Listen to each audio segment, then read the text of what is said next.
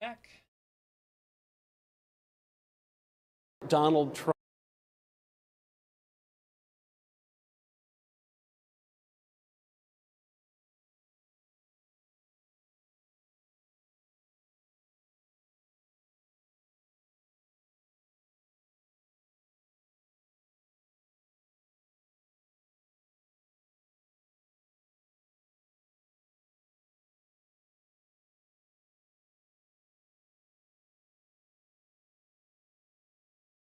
All right, guys, let's talk a little bit here about Graham Plattner. Graham Plattner is absolutely driving the right crazy, and I am here for it. I am here for it. So you have this reporter, Jessica Kostescu, and she is a reporter with the Free Beacon, which is a right-wing outlet. And she thinks she's doing these gotchas, but it's only backfiring. So here we go. Here she says, Senate candidate Graham Plattner says Google and Palantir wouldn't exist if he had his way. Let's listen. So, if I had my way, we would break all these companies up. Palantir wouldn't exist. Google wouldn't exist.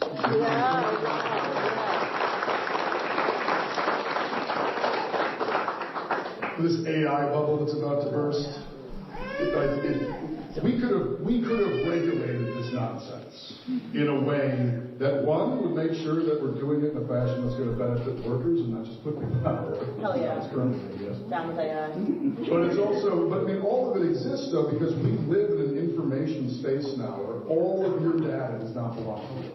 So what's hilarious is she posts this as some sort of gotcha, as if it's insane. Like, can you believe he said Google and Palantir wouldn't exist? And all the replies are just like, based.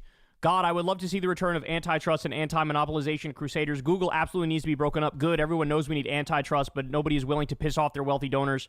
Blackwater mercenary with a question mark. Based. Antitrust policy return. Teddy Roosevelt would be thrilled. So this goes on. It's just like, yes, break them up. Based as hell. Amen. Yeah. So her own followers who are right-wingers are going, what's the problem? This is fucking awesome. I fucking swim in this shit. All right, I got more for you, though. Another attempted hit.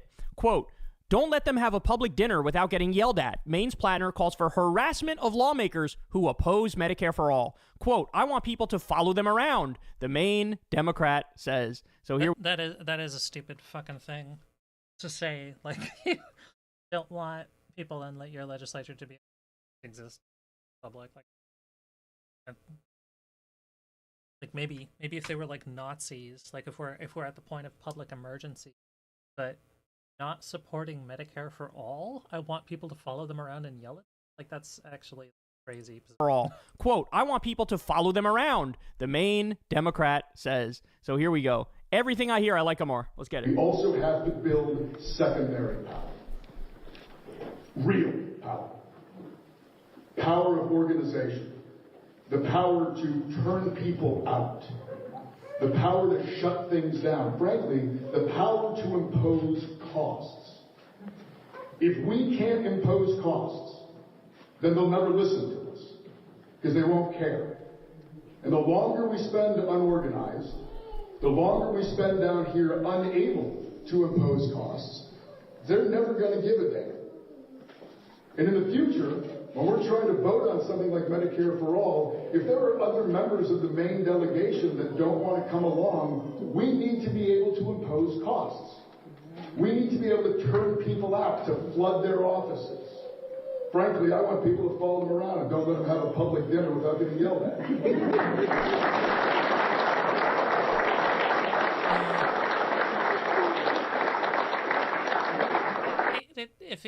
If it's just something he said once as like an offhanded thing at an event that he didn't mean to be recorded and broadcast, that's more understandable, I guess, but still, I don't know, whatever. Because that's power. That's real power. And frankly, it's a power that many of us have been told for a long time is unavailable. But it isn't unavailable. And we know it's not unavailable because American history tells us that that's exactly the power that we have. God, I love it. God, I love it. So what I would say to Jessica Kostescu is, Jessica, that's a little thing called politics. That's a little thing called the power of the people. That's a little thing called don't be passive observers in the policy making that's happening while you're on this earth, be an active participant in that policy making. That's what this is. This is what every politician who's worth a shit should be saying. Hey, you want a higher minimum wage, which like 70 to 80% of the country wants? Say on this stuff. Is he gay? Is he leg bit or something?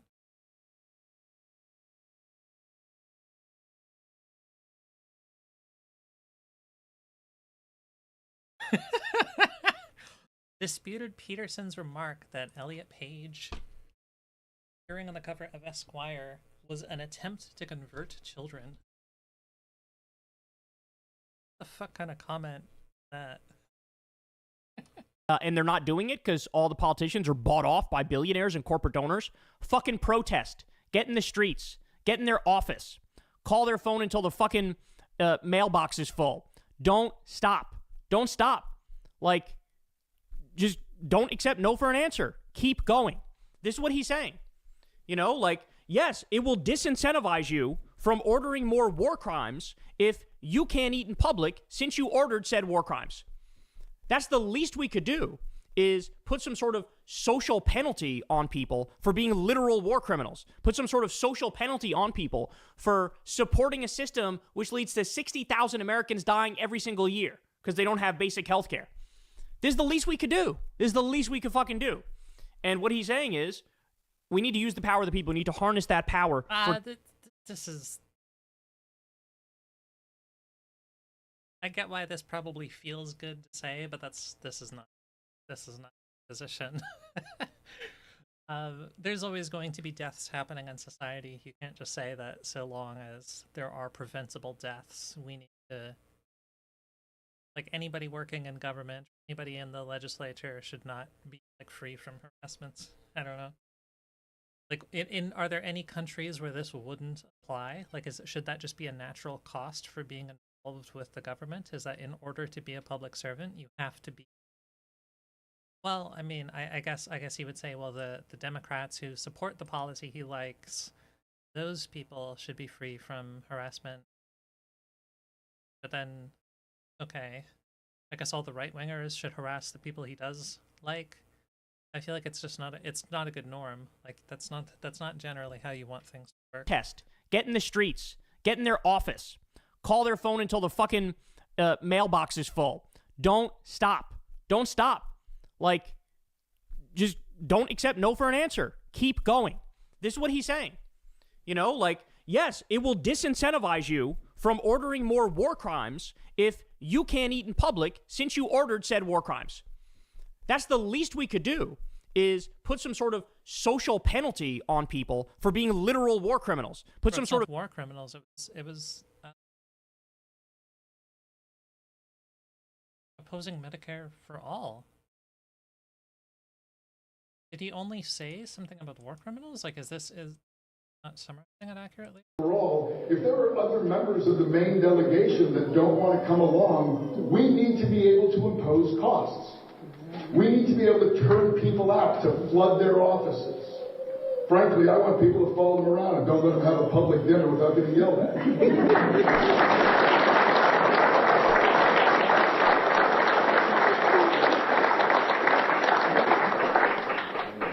Because that's power. That's real power. And frankly, it's a power that many of us have been told for a long time is unavailable. But it isn't unavailable. And we know it's not unavailable because American history tells us that that's exactly the power that we have. God, I love it. God, I love it. So what I would say to costs. Don't let them have a public Medicare for all. Quote, I want people to follow them around, the main Democrat says. So here we go. Everything I hear, I like them more. Let's get it. We also have to build secondary power. Real power. Power of organization. The power to turn people out. The power to shut things down. Frankly, the power to impose costs. If we can't impose costs, then they'll never listen to us. Because they won't care. And the longer we spend unorganized, the longer we spend down here unable to impose costs, they're never going to give a damn.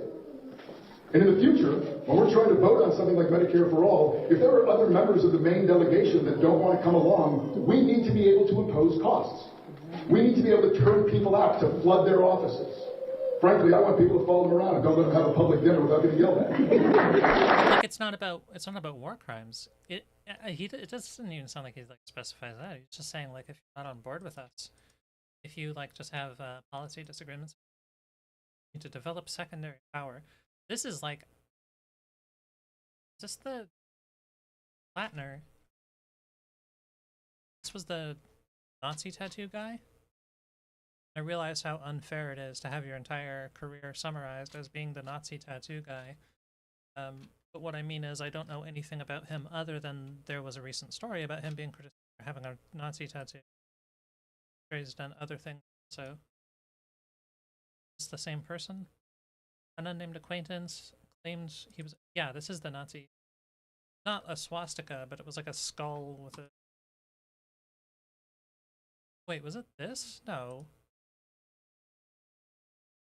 No. Okay, so this paramilitary organization whose icon or whatever, two things, the totem, this, yeah, this shit. So it's pretty fucked up that a skull and crossbones is like a Nazism now, but I guess it's like a specific style of skull and crossbones, and that part of the report was that he himself understood that the specific style of bones he was getting was the Nazi one, not like a pirate skull and bones or whatever. I don't like this guy for other well though. Like it's not just that tattoo. It's pretty funny that he had that tattoo, but like this is like some fucked shit. I don't like what he's saying in the policy making that's happening while you're on this earth. Be an active participant in that policy making. That's what this is. This is what every politician who's worth a shit should be saying. Hey, you want a higher minimum wage, which like 70 to 80% of the country wants, and they're not doing it because all the politicians are bought off by billionaires and corporate donors? Fucking protest. This is like, dude, so if you want something, you should just follow around and harass any lawmakers who don't agree with the thing that you want. Because is it the kind of society we want to live in, where that's how everybody behaves? Like, if I'm against banning abortion, should all the pro-life people follow me around, and I shouldn't even be allowed to like eat at a restaurant publicly? Is that how things should work? Come on. And also, yeah, he drums this up to like, well, war criminals. Good, because it encourages war criminals. But that's not where we were initially. It was about fucking healthcare. In the streets, get in their office, call their phone until the fucking mailbox is full. Don't stop. Don't stop. Like, just don't accept no for an answer. Keep going. This is what he's saying. You know, like, yes, it will disincentivize you from ordering more war crimes if you can't eat in public since you ordered said war crimes. That's the least we could do, is put some sort of social penalty on people for being literal war criminals. Put some sort of social penalty on people for supporting a system which leads to 60,000 Americans dying every single year because they don't have basic health care. This is the least we could do. This is the least we could fucking do. And what he's saying is, we need to use the power of the people. We need to harness that power for good. And I mean, think back in history, right? Million Man March. That was helpful. That was helpful. Only when there's a real groundswell of support, a grassroots uprising, only when that happens can we deliver on all these things that we need to deliver on. And so I love this moment. So I love how this is always the best thing. And this is why left-wing candidates are always phenomenal. Is like, well, that has never happened before.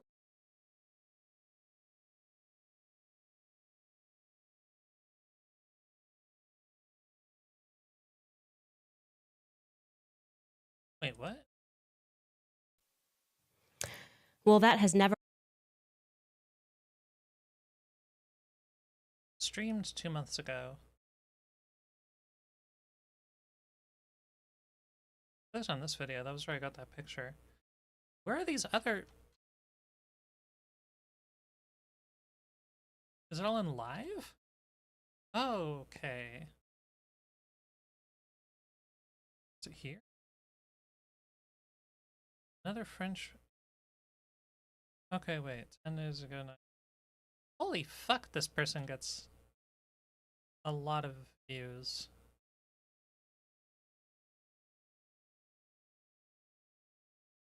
It's troubling. Very troubling how many pay attention. All right, you guys, happy Monday. There's not very good pictures of trying to get like just something candid.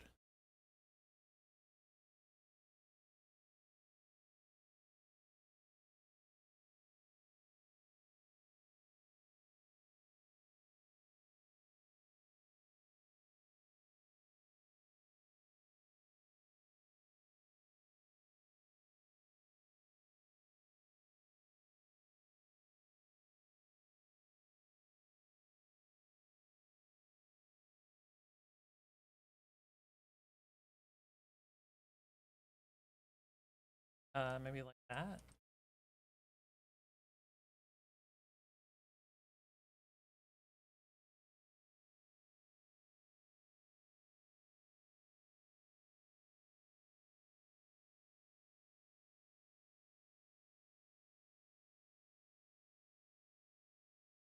Oh, what the fuck? The video still low. It's a blurry at the bottom. Shit.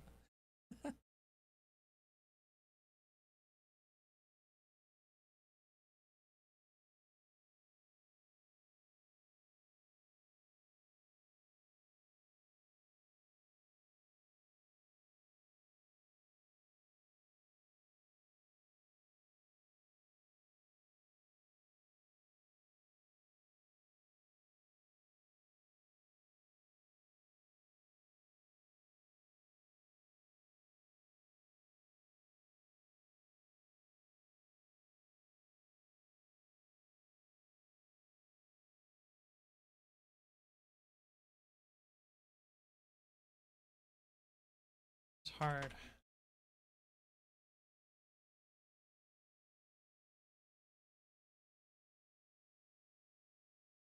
That should do. That should. The right ends up amplifying all the things about the lefties that makes them great in the first place, right? Like, can you believe he said he actually believes in Medicare for all and other politicians should be bullied into supporting it too? My goodness. That's the most base shit I've ever heard in my fucking life. What are you talking about? Can you believe he said Palantir and Google shouldn't exist? Yeah, that's amazing. That's great. You're basically cutting fuking Graham Plattner campaign ads for him, you dumbass. It shows you, man, that right-wing bubble is really something. I don't know if they're campaign ads. I don't know that the average person is going to find that appealing. Establishment bubble is something and that right-wing bubble is something. They just can't see straight. They don't get it. They really don't get it. So anyway, he absolutely nailed it. He absolutely freaked it. Thank you to Jessica Cotescu for accidentally, making Graham sound even more based. This is why I think this guy's ultimately gonna win running away. I'd be shocked if Janet Mills could beat him. I mean, he's got to run through the tape. He's still got to bust ass and work hard. But like, I would be astonished if 77-year-old Janet Mills could beat him. There's a reason why he's got all the momentum. This stuff is fucking inspiring. This stuff gets people involved. This stuff is a sign that, like, no, we're actually going to take on powerful interests. We're going to take on the elites. We're going to take on the corporations. We're going to take on the billionaires, the corruption, the fascists, the warmongers. And he looks like he's ready to lead. Like, he's running for the Senate, too. That's so, like... Oh, God. Oh. He's running against Collins. She's the fucking main one.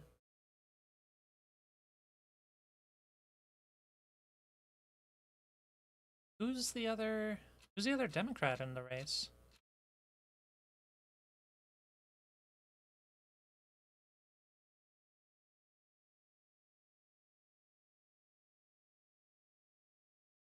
Plattner's campaign reported more than 800 people attended his first town hall meeting, blah, blah, blah, blah, blah. Senator Sanders endorsed him. Okay. Several high-level staffers left his campaign. His director resigned. He offered her a bunch of money if she would sign an NDA, but she refused. Campaign manager resigned. Finance director resigned. Oh god, everybody left him. Filed paperwork with the commission indicating that Victoria Perone was no longer his treasurer. Hired Ben Chin. Was this all like in anticipation of the stuff about the... I mean, he called himself a communist. Wait, how long ago did he call himself a communist? If it was in like 2021, come on.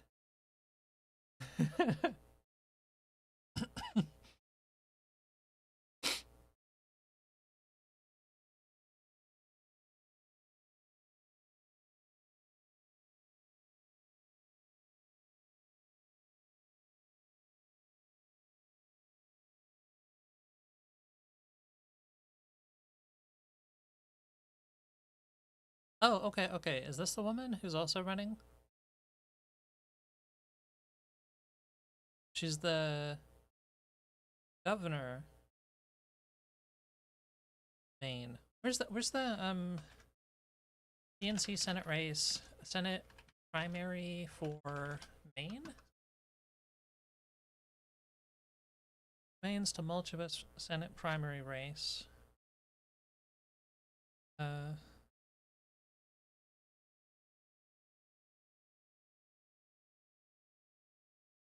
Who are the actual candidates? Like, is there a thing that just kind of shows everybody who's running? Is there a good resource for that for a Senate race?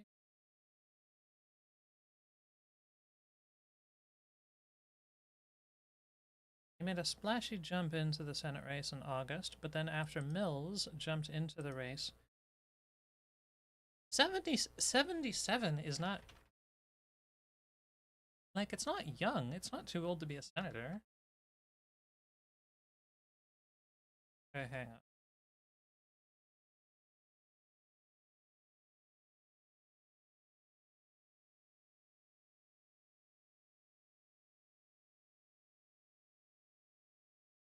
In Senate race candidate. Oh, is this the thing?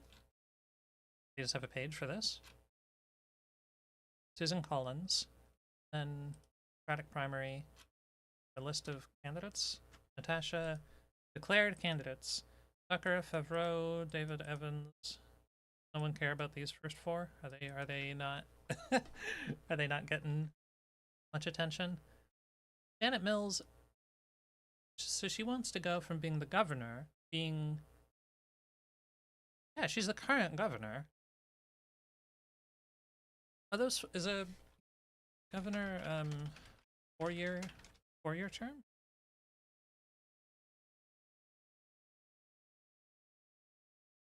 Why do these two random states have 2-year term governors? Okay, so it would. Oh, so it's like her time as governor is ending, and now she's running for the Senate now. Like, and then she was also the. Wasn't she some other position? Oh, this isn't the page for her. That's the page for the position. Governor of Maine. She was the Maine AG. Maine AG from 2009 twice. Then governor, and the. What's wrong with her? What's wrong? What's the matter with her? What makes this guy so much better? Graham Plattner.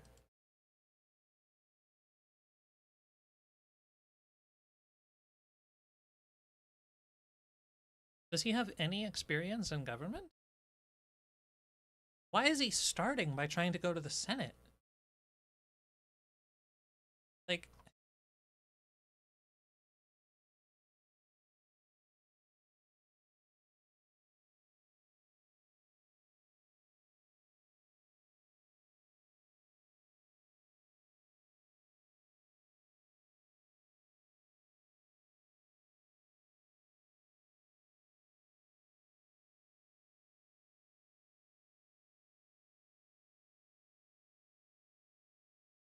I want to know how often that happens in American politics.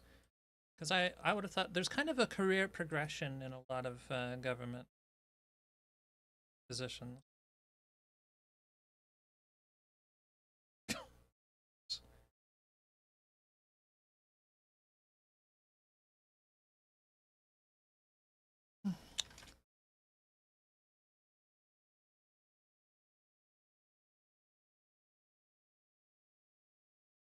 Is she criticized for being like, is she not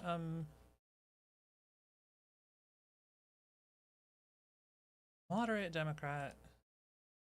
broken party line with the Democrat control. Is she like too right wing or some shit? What's wrong with her? Signed a bill banning conversion therapy, supports Ligbit rights, firearm policy coalition criticized her for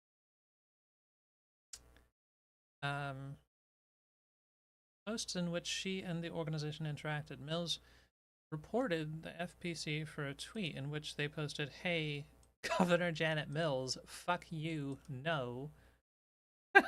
What the fuck would they tweet that?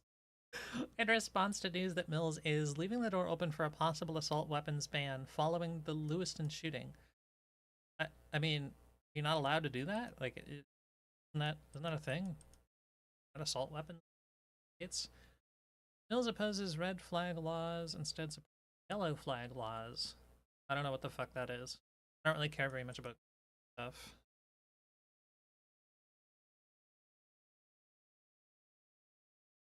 Her position, like an apparent majority of the support. I don't know. Like, sounds like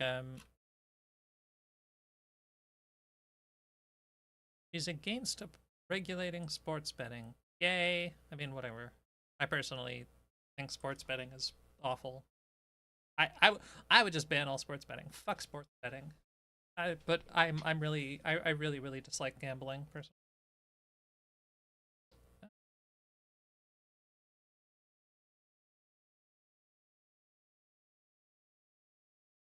Oh, was she the one in that meeting of all the governors, where Trump said some shit, and then she replied like, I think he said like, "I hope you do what I say," and she said, "Oh, we'll follow the law," and somehow that came off as like a threatened to cut federal funding if Mills did not comply with his executive order to prevent trans athletes from participating in sports aligning with their identity. Mills told Trump, "See you in court." What I don't know what the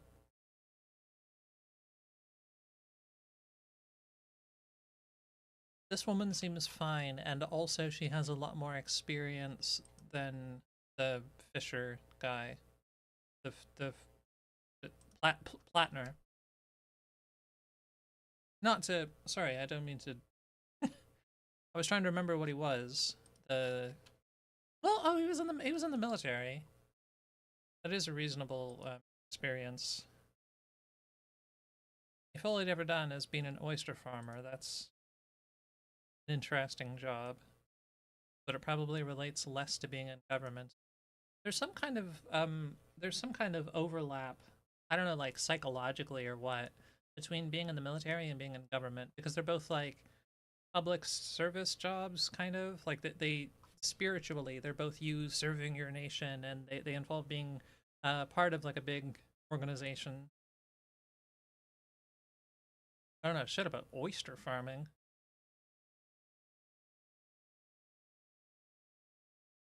Harbor master. There's nothing wrong. There's nothing wrong with these. There's nothing like disqualifying, or I shouldn't say anything that sounds like it could be negative about the jobs he's worked. I don't. Senator. That fight. Hey, y'all, do me a favor and like and subscribe. And then, yeah, these like positions he's taking here just sound. Jeez. I don't know whether whatever what Schumer did actually was unusual. Like inappropriate, intervened into the race to an degree.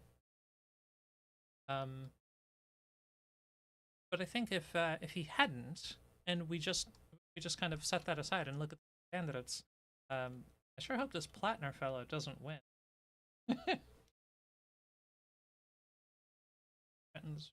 So there's an amazing article in Axios that I wanted to share with you. Apparently, Republicans in the House of Representatives are absolutely, positively miserable.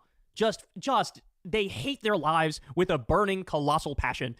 Ouch. Miserable. Republicans in the House of Representatives are absolutely, positively miserable. just they hate their lives with a burning, colossal passion. And I love it. I love to hear this. So let me walk you through. So the title of the piece is The Worst Good-Paying Job in America.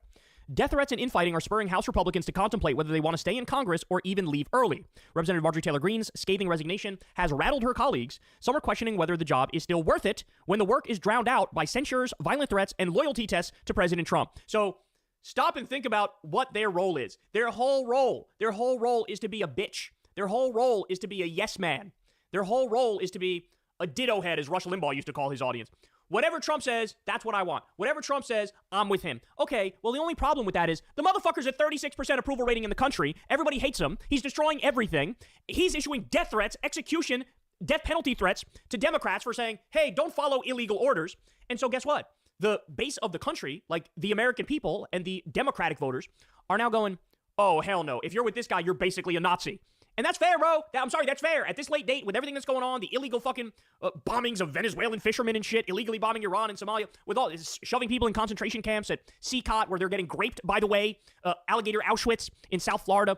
Bro, this like, guy it's legit, it's fair. Raped. And so that's why they're in a situation where they're getting like death threats on the one hand, but then also Trump is like viciously whipping them to keep them in line on the other hand. So what is their role? Their role is to be public bitch, hated by everybody. Like that's literally it. That's what they do. 41 members have already announced they plan to call it quits at the end of their term, with more expected to follow. Most House lawmakers make $174,000 a year. So 41 members are going to call it quits? Jesus Christ. Is that a record? I'm curious if that's a record. Representative Don Bacon, the hilariously named Representative Don Bacon, not to be confused with Dan Pancakes, who is retiring in 2027, told Axios he was so angry at the Trump administration's proposed 28-point Russia-Ukraine peace plan last week that he thought about resigning early. See, that's interesting because what Trump did is he basically took this document that was given to him by the Russians and went to the Ukrainians and said, you got to do all these things. You got to do all these things. And some of the provisions were like non-starters. Some of the provisions were like, yeah, you know all the land Russia has now? They're going to keep that, but then also more land that you're currently holding, Ukraine. So, of course, they're like, no. And here you have House Republicans going, are you fucking kidding me? Because a lot of these people are like 80 years old, right? And they're from the Cold War days. And so they still think of Russia as like just a mortal enemy of the United States. And look, to be fair, in this case with Putin illegally and offensively invading Ukraine, like he is the fucking asshole in this scenario. And to have Trump just be enamored with Putin as the strong man and fucking Kim Jong-un and all these people that Trump sort of looks up to, it's enough. They don't like it. The White House did not reply to a request for comment on Bacon's comments. Another House Republican speaking on condition of anonymity told Axios that while they are not likely to resign, the thought has crossed my mind, and I know I'm not the only one. Since July, House members have spent only a handful of days in Washington. They returned from a 7-week recess to a schedule dominated by punitive resolutions targeting their own colleagues. Rank and file members of both parties are relying on procedural workarounds like discharge petitions to force votes on broadly popular bills. Speaker Mike Johnson would like to limit those workarounds, as Axios first reported. With a razor-thin majority, currently at 219 to 213, a few defections can derail everything, making legislating more difficult. Which, by the way, low-key, I sort of think that was one of the reasons why Marjorie Taylor Greene resigned, is Marjorie Taylor Greene is saying, oh, really? I'm going to be your fucking whipping boy over here, Trump? Well, how about I make your life harder? Because now, boom, one pro-MAGA vote now down. Be careful who you call traitor, bitch. Like, that's sort of what she's doing here. Now, don't get it twisted. I'm sure she hated the fucking death threats. She felt like she had no political home anymore there. But, like, this is a little bit of payback. Because, oh, well, you need me for your agenda, at least in Congress, to make things actually matter. And so, I'm gonzo. How about that? You made this bed, now you're going to sleep in it, big boy. Threats against lawmakers have surged. What are the three, It's Ducey, the Brian and Kilmer. That other guy. Oh, Ducey, but there's a woman, and there's a woman sat in the middle of them.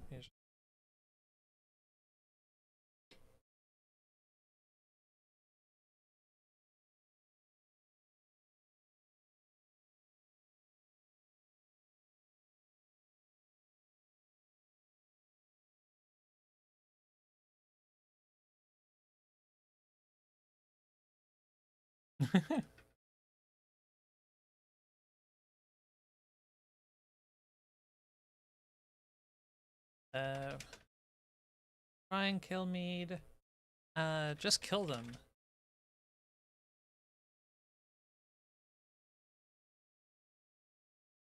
Oh my god, why are all the results shorts? Please no. They have given Who's billions this? of dollars Who's this to woman in mental the health middle? and the homeless population. A lot of them don't want to take the programs. A lot of them don't want to get the help that is necessary. You can't give them a choice. Either you take the resources that we're going to give you or you decide that you got to be locked up in jail. That's the way it has to be now. Or involuntary lethal injection or something. Just kill them. Yeah, Brian, why? They have given.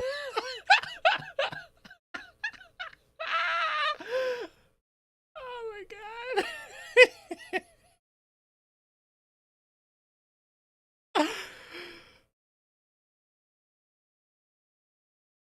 The way he says this. The way he says that is so crazy. It's like, fuck. I don't know if they're actually that interesting though. Stupid morning host fuckers.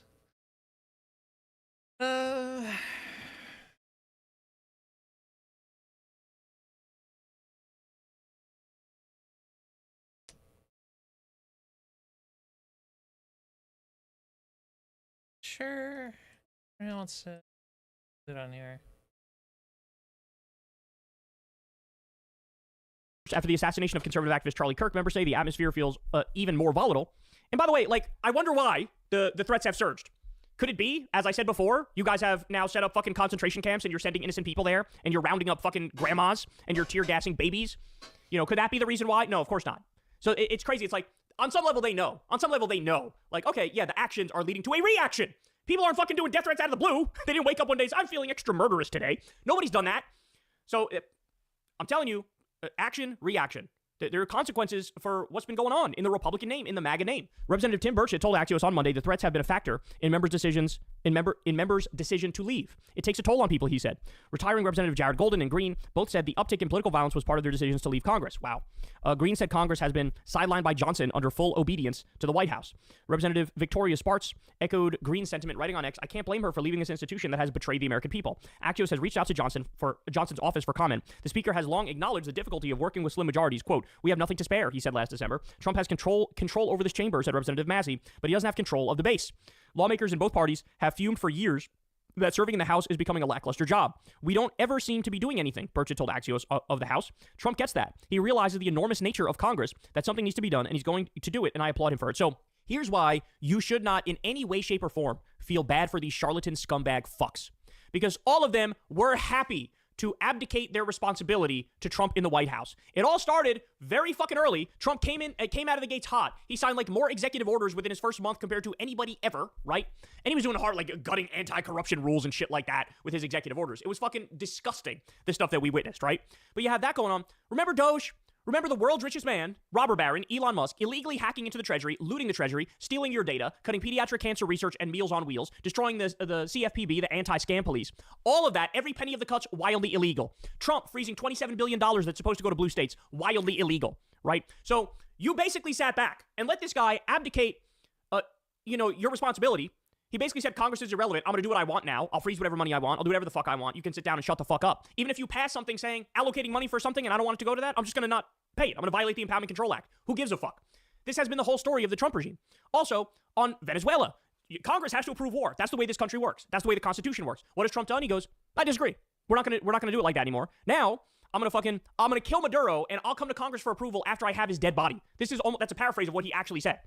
So like, openly admitting I'm going to do an illegal regime change war. I'm going to bomb fishermen in the Caribbean. I'm going to attack Iran. No congressional input whatsoever. So everything, the power of the purse that Congress has and the power to declare war, Trump has usurped that from them. And they sat back and took it like little fucking cucks sitting in the cuck chair in the corner, watching Trump fuck America as they jack off, right? And now all of a sudden, I don't like my job. People are being really mean to me because I'm a Nazi and I'm allowing the Nazi president to do Nazi things. Shut the fuck up. Fuck you. Fuck all of you. You're all pathetic disgraces. You're all pathetic disgraces, losers that should have never had this power in the first place. You signed up to be a little cuck bitch. Now you're whining that you're little cuck bitches. Okay, well then assert your power.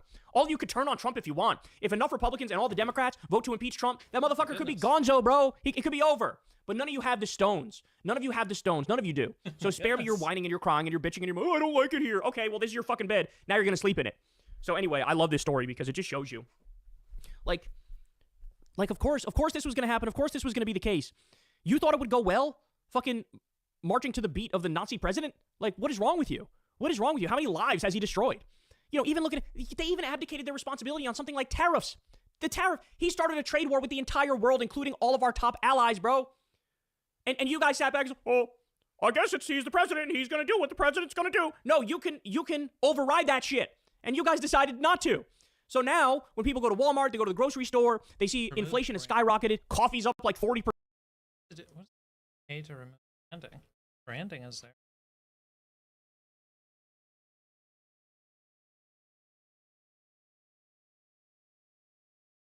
Does it put like a little... Is that a thing somewhere that I'm just not seeing? Or... I don't know what's happening.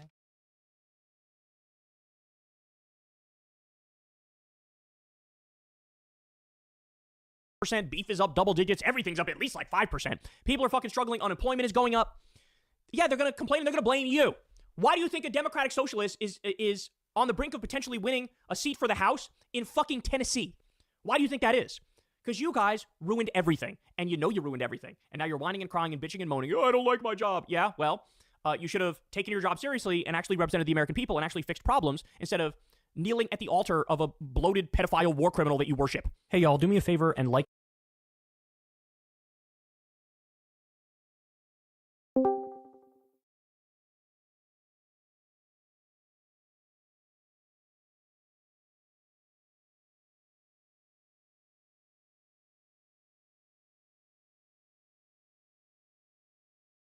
This is like a hot commentary.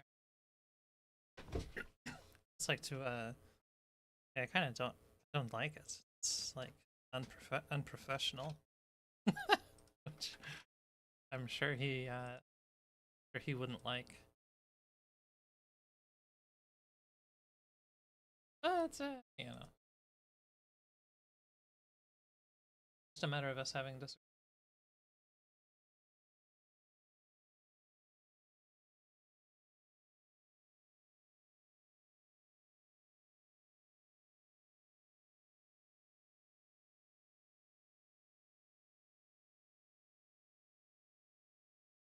Bill Crystal.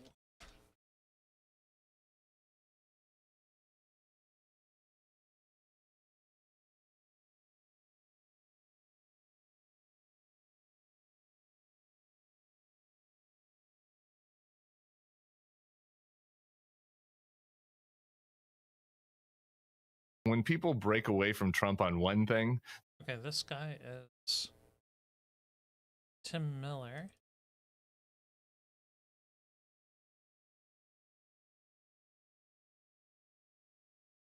This is the two of them. They start to see a lot of other things much more clearly. And then once you stop rationalizing one thing, it becomes a little harder to rationalize all the other stuff.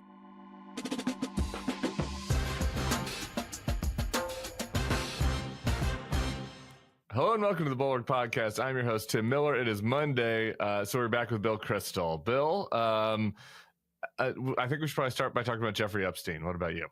I think it's kind of the lead story of the day, wouldn't you say? I was getting ready to write my morning shots, the newsletter, late yesterday afternoon, and I thought I would go on a limb and predict that Trump would actually have to fold, which has been contrary, I guess, to conventional wisdom in a way, and even I wasn't sure he would at all, but then Trump folded at 9:15 p.m., so I had to recast my newsletter a little bit, you know. The burdens of newsletter writing. Exactly. The burdens of newsletter writing. Happy it's your problem, not mine. Well, let's talk about that fold. Here's what Trump wrote. It's an extremely long bleat, but I'll just read the key parts here. He starts this way. As I said on Friday night aboard Air Force One to the fake news media, House Republicans should vote to release the Epstein files. I don't remember that exactly. I don't have that on tape. I'd like to see the tape on that. Maybe that was... maybe the fake news media had not decided to report on that very big breaking news item that he says that he did on Friday. Anyway, he goes on, we have nothing to hide, and it's time to move on from this Democrat hoax. The House Oversight Committee can have whatever they are legally entitled to. Maybe a little bit of an interesting carve out there. Then all caps, I don't care. All I do care about is that Republicans get back on point. So there you go. The Trump fold. He's ready to for the Democrats to release the files, and there's going to be a lot of particulars about what that actually looks like. But to me, I think the most important element of the fold is the implications for the Senate. right? And that this thing might actually happen. I was like, as recently as a month ago, I was kind of the view that it was important and good what Ro Khanna and Thomas Massie were doing, draw attention to this, that you can get the discharge petition signed. But even so, even if you get it out of the House, then it would die in the Senate. But now if you have Trump basically saying we got nothing to hide, that to me feels like it gives a release to the senators to do this as well. Oh, totally. I think in the original draft of the aforementioned newsletter, I think I wrote the House will pass this overwhelmingly tonight or tomorrow, I think. In the Senate, I think we'll do what I said as early as later this week. Our prudent editor, Sam Stein's changed will to is likely. What? All right, what did I fuck up here? Full page with... Is it not fixing the...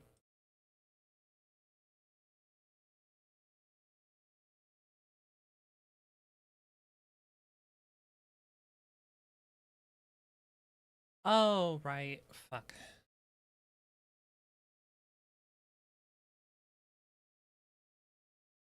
Because when you change it to full page, now it's a...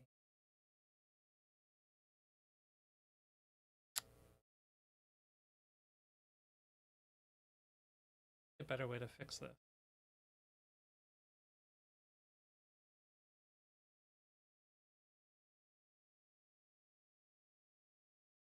First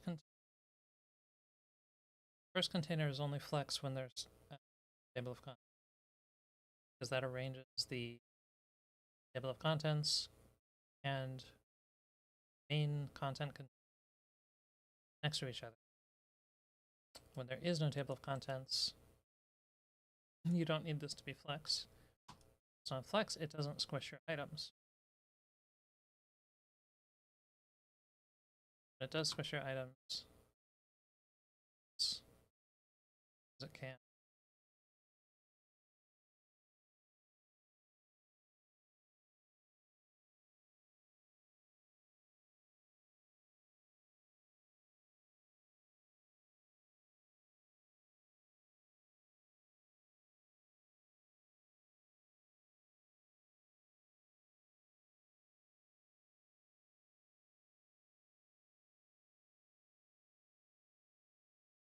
It only makes it as wide as C2.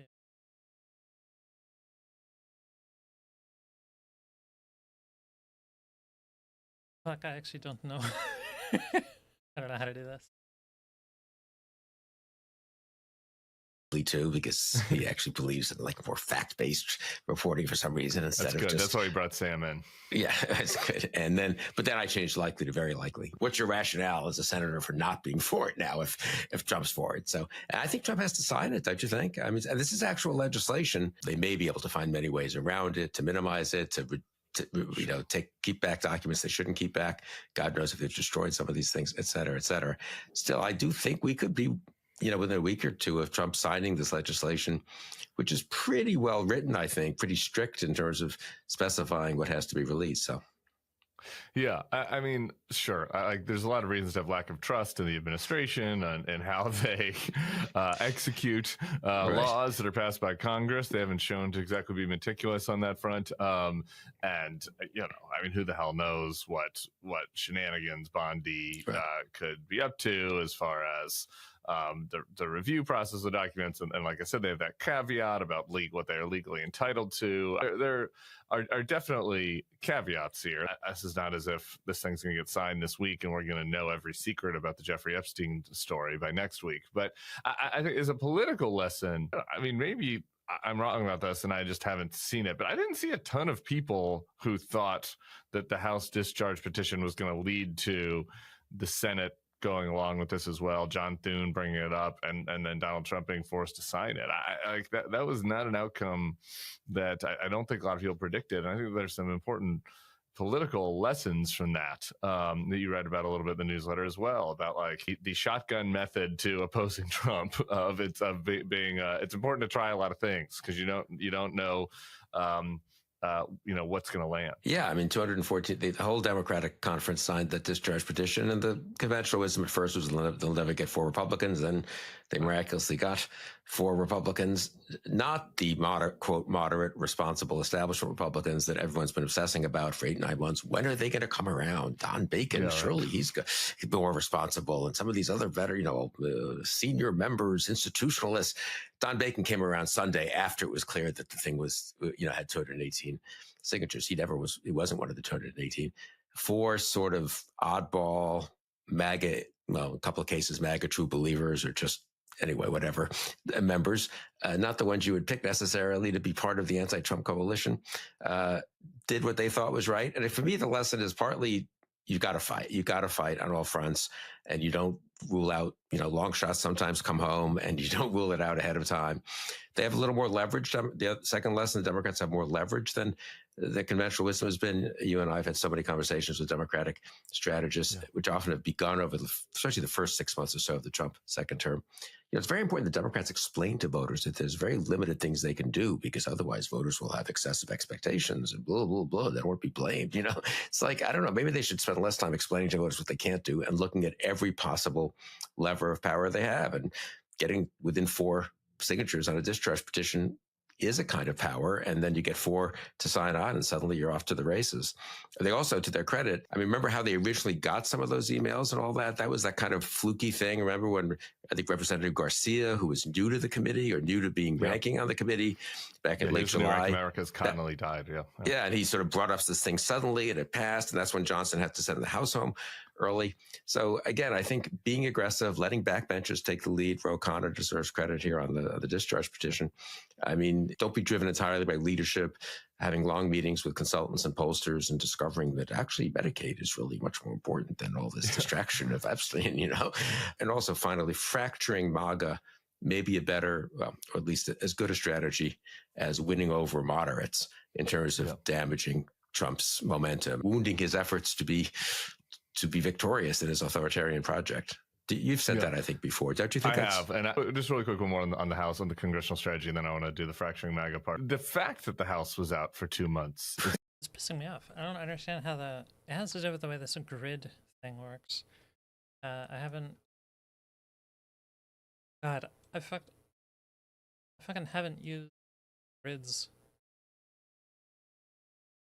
The thing about this way this works is like when I give it a max width, because it's making the columns auto fit, it's filling up to the most that it can given the max width property. So if I give it a max width, it always fills that up, and then it makes the fucking page overflow. Like, well, shouldn't it not do that? Shouldn't it come to less than the max? But no, I guess it really just wants to be as wide as it possibly can, and it doesn't even care about its container. Fuck.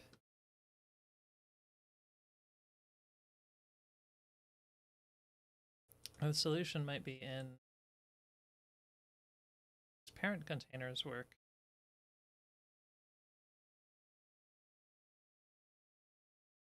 Need C2 to have like a max width of like 100 view width minus block width minus some arbitrary amount. Let's say 60.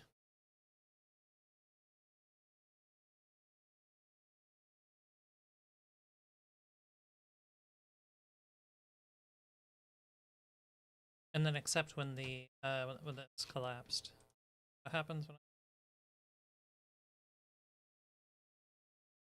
I'm just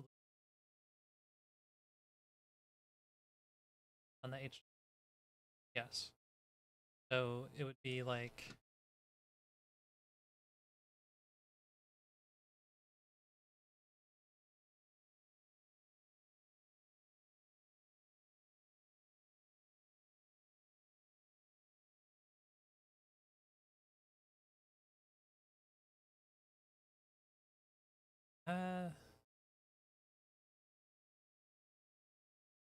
so what am I see, it would be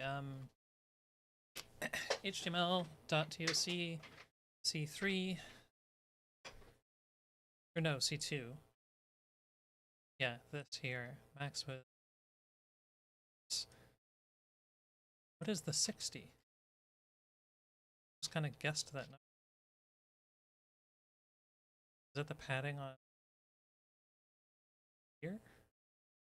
80.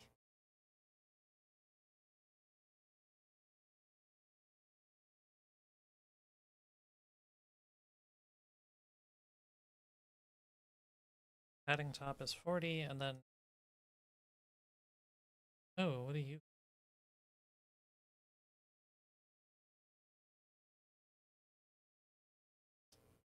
That pad is 22 plus 2 REM. What's my REM? That's 14?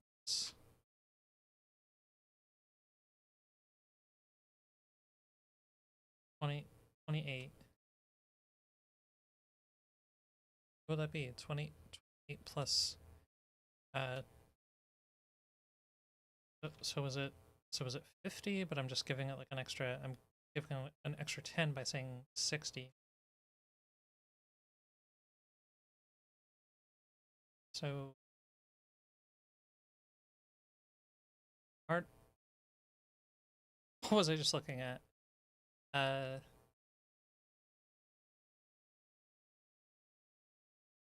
Adding in the table of contents.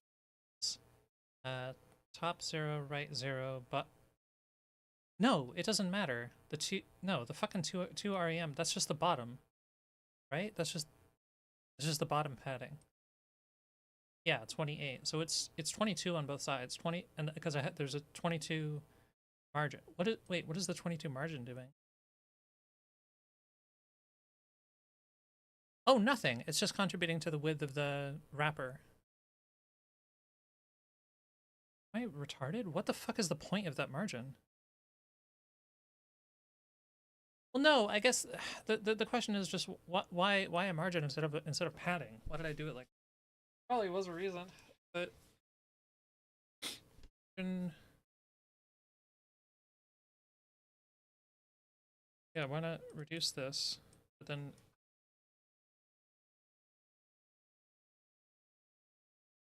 see side pad that. What's the point? Why have it why have it be a margin instead?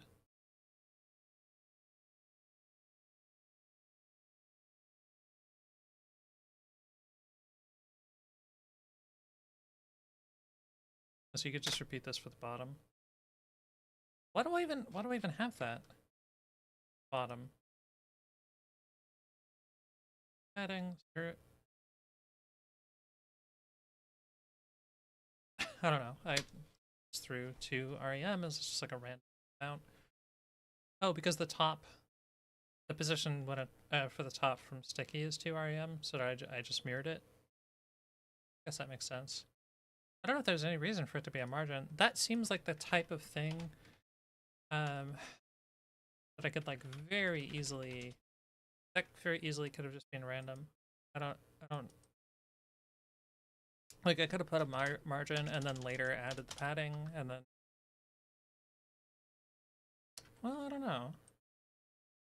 Try replacing that. I hope I'm not fucking breaking anything.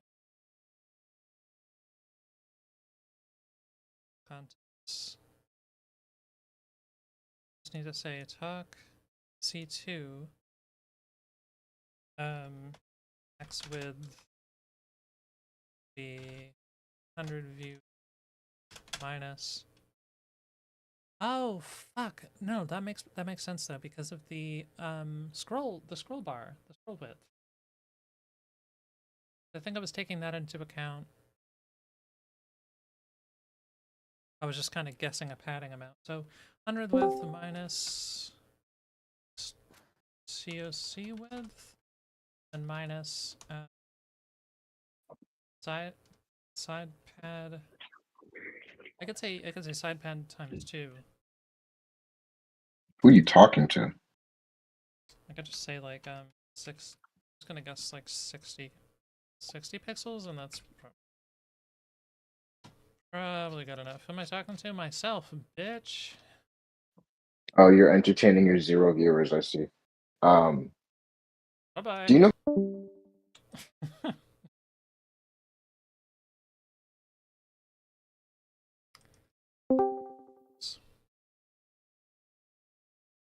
Like you're just mean. Oh, Why are you really? doing? Want to try that again? What did I do? Do one more chance. Okay. Do you know who Alina Haba is? Okay. Me neither. I'm trying to figure out. Like, apparently the an appeals court um just like upheld her disqualification as a U.S. attorney for New Jersey. And like, there's probably some meme or something that's trying to prosecute some like retard, and just like stopped it, which is probably good. I'm trying to find any amount of copium I can right now. That's what I'm doing. Uh, Hmm. Trump's picked to be interim U.S. attorney for New Jersey. You know what? Wherever Trump gets stopped, it's good.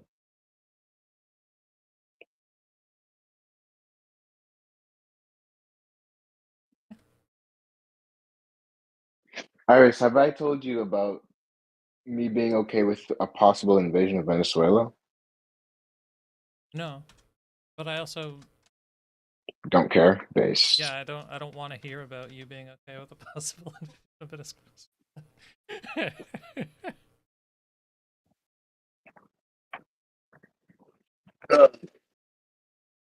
I'm just saying, they got a lot of oil.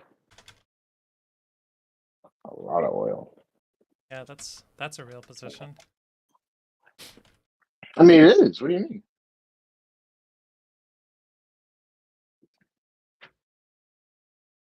Uh, it just is. Like, I don't know. Uh-huh. Like having more access to natural resources is just good. It is true. Like no matter what. Yeah, I guess that sounds like a true sentence. Having more money is good. So this is why I support robbing my neighbors. Like I don't know, like I guess you could just put sentences together like that and come up with I things to mean, say. well, obviously there's more nuance to it than just go in, take the oil, get out, right? Like, yeah, but like the steel man of imperialism. You know what I mean? What? We do that. The steel man of imperialism. The steel amounts? The steel man of imperialism. Oh, steel man. Okay. Yeah, exactly. We'd make their lives better. They're uneducated socialist savages, and they need enlightenment. Did I just get disconnected? Oh, No, no, I didn't. they need enlightenment in Venezuela? I don't think Venezuela's problem is a lack of enlightenment. You're right. It's a lack of money, and we have a shit ton of that, and we can give them that to make their lives better, so that we can use their oil. All right, so you're describing buying stuff. No, I'm describing taking over their ineffective, corrupt oil industries in exchange Woohoo! for the sake of and to get popular support to do so by meaningfully improving the lives of the Venezuelans. Hell yeah! Yeah, it'll work out for everybody. Yeah, it would.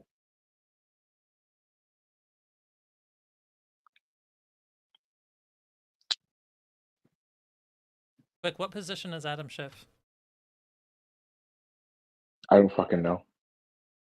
He's a I've heard the senator? name before. Oh, do you know what he looks like? No, probably an old white guy, probably with like a salt and pepper beard. No beard. Close.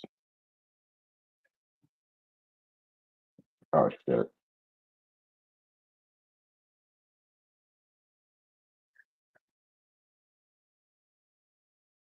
I just accidentally joined another group chat, another voice channel on this. That's so funny. Adam. Yeah.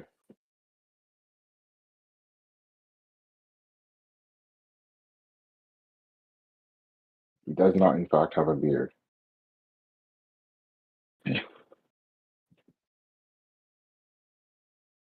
I love Tammy Duckworth. I don't actually know anything about her, but she's a funny name. Also, she has a peg leg. Okay. I feel like there's no way this works again, right? No shot, it worked again.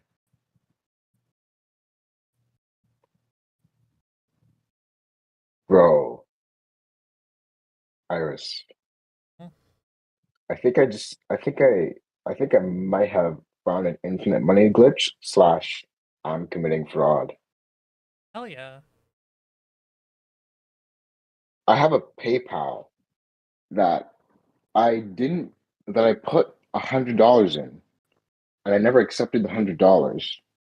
Um, Nah, it just and I hasn't forgot updated about yet. it. Well, yeah, I forgot about it for a while.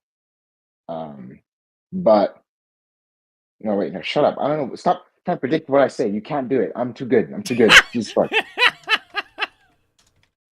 Um, I forgot about it for a while, and I still haven't accepted the $100 in it. There's nothing in the PayPal, but for some reason, I can order things online from my phone with Grubhub from that PayPal, and they come through.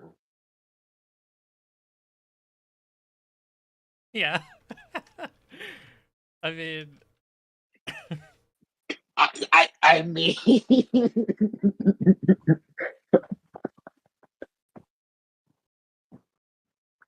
listen, I'm not claiming to understand it, and I'm not claiming to be.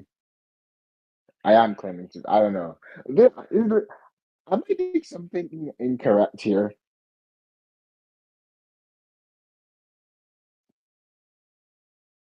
like, no, it probably if you're just saying the money, you didn't accept the money, but it's acting as though you have it and letting you spend it. Is that kind of what's happening? Um, I'm not sure if that's the case because I'm pretty sure I've spent more than I accepted.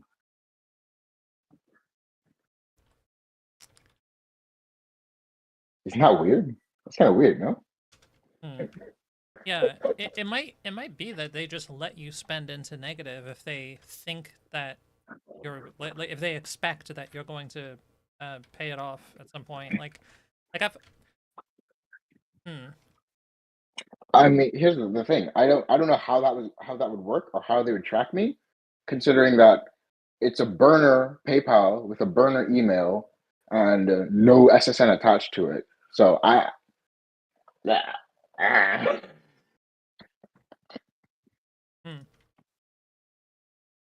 Not quite the same, but there's a card you have to get to use the transit here, and if you put $5 on it, you can spend more than $5. And the point is just that if you then want to if you want to put money on the card, it'll start from negative from what you were, so you can just go below zero. I'm like, well, I could just take the card at zero and then get a trip, but it's just such a hassle that it's not worth it. I don't know how. I wonder how negative they'll let you get with the PayPal account. That's an interesting question. Or maybe Grubhub is just retarded and hasn't integrated their PayPal hook all that well and lets people like me just do this ad infinitum. I don't know. We'll see. I mean, it's got to stop somewhere. So Hmm. we'll see.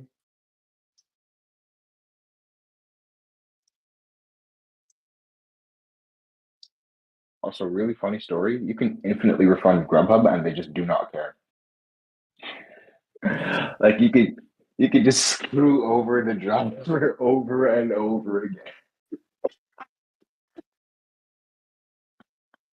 It again. sucks that the Yeah, driver gets fucked over because otherwise I really would say I don't give a fuck about that type of company. Kind of shit. How did they shit it? They break a lot of laws. Very Like what? disruptive. I thought that was the A point. lot of like regulations, and there's been so much disruption with them about not following labor laws and not following tax laws, stuff like that. Like the companies just act in a really they're really disrespectful of the law. Listen, bro, listen. If you form an LLC and earn $1 in Canada, you've broken some law somewhere, bro. It's like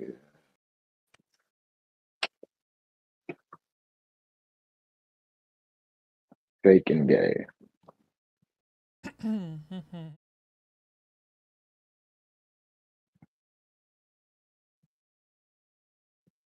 All right, I need to stop having you steal my solitude. Okay?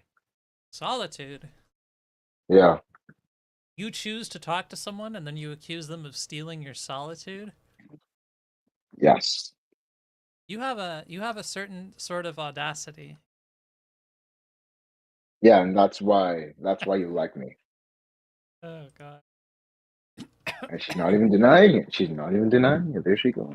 Like so, No, you're that's so just you predictable. playing into it. You're a predictable person. What do you want me to do? Like take that away from you? Like no winning.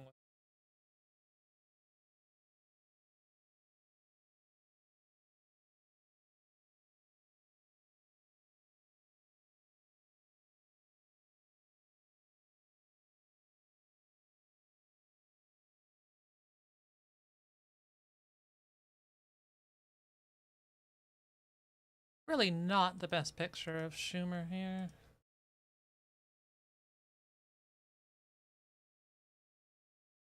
But I feel like there's like I feel like there's only like one or two good photos of Schumer, but they're the ones that are always these ones. Oh, it's actually the same fucking picture. Oh, this one's just way bigger. Wow, this one's way better quality. It's not bad. It's just so tiny. I want it bigger. Higher quality.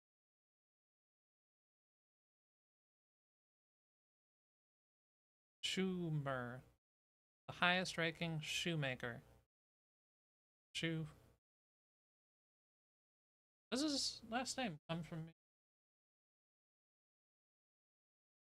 Not hard to believe. Oh my god, it took all that time just to paste this.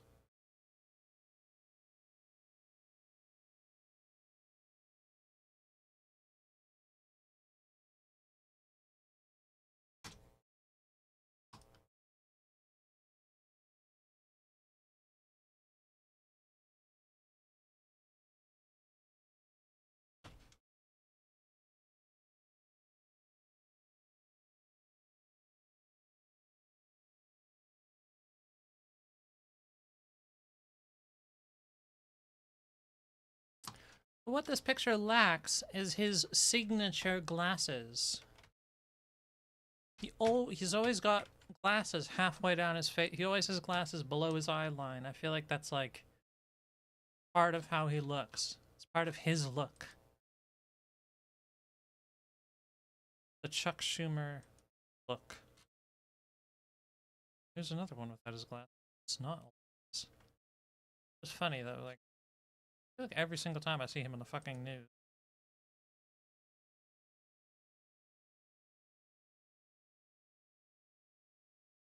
Democrats are starting to turn against him. Which, I mean, I guess is the cost of being the person in charge is that you have to assume a lot of the responsibility when things don't work well. Oh.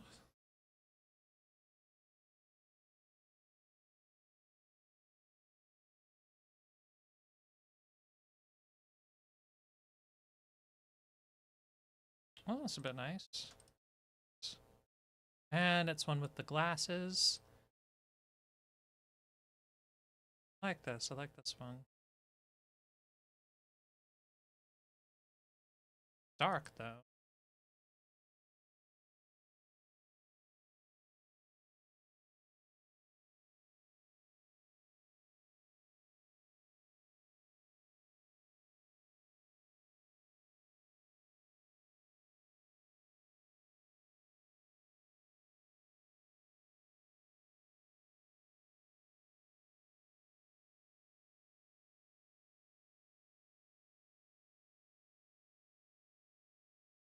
Does that look bad?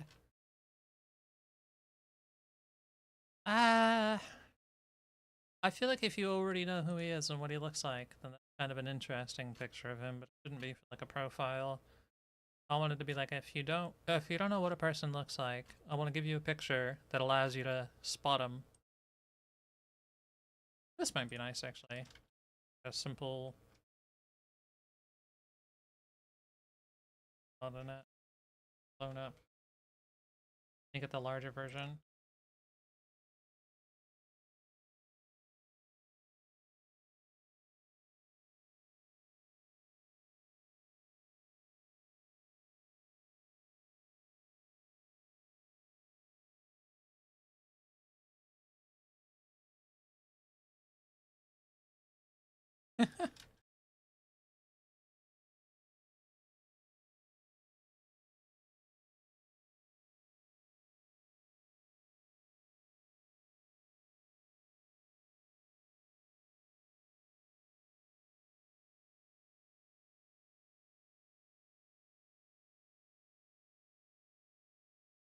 That's fine. That's fine. I'm gonna call that fine. Da-da-da-da. Also kind of a win, right? Like, if there's one thing you can learn from Trump strategically, that stalling and kicking the can and, like, you know, gumming up the works and buying yourself time can pay off, by the way. And like the less that these guys are doing, the more time they're spent fighting about Epstein, right, the better. The more time they're spent delaying doing stuff, the better.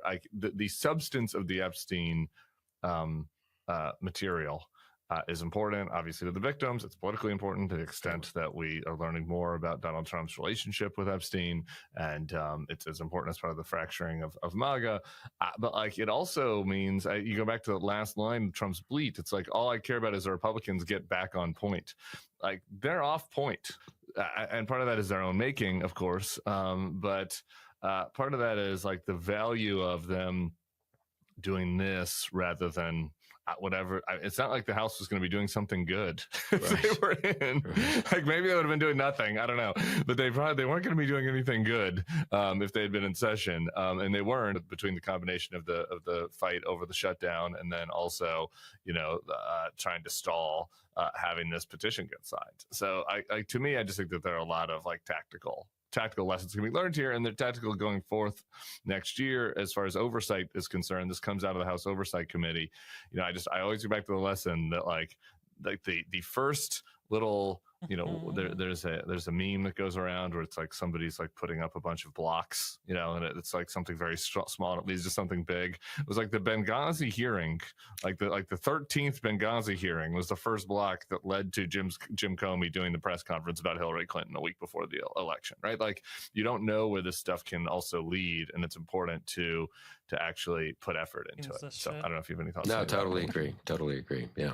I mean, also just one last thing, just on this footnote, really what you're saying is, I mean, the Democrats have been pretty suddenly, maybe got kind of aggressive the last 2 months, right? The shutdown, that was not 100% certain that they were going to think that was wise to do.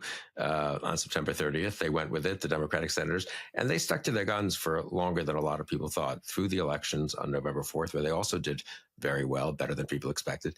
In the middle of that was No Kings, which also went very well, 7 million people, no violence, et cetera, patriotic demonstrations. So they've had a pretty good run for a couple of months, but I'd say that run is partly by willing to take a few risks and not say, oh my God, if we have these No Kings demonstrations, you know, something somewhere will look left wing and we can't do that, right? Or we can't fight ICE too hard because immigration was a very bad issue for Joe Biden. I mean, the degree to which I believe they have sort of internally, maybe without even thinking it through, stepped up a little bit more on a kind of variety of fronts.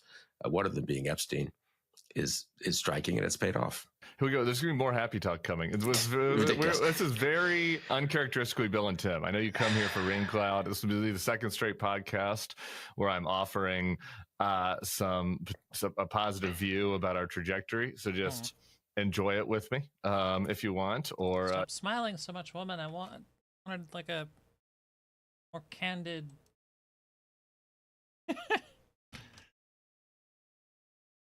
Oh my God, no. No. Yeah. Images are too small.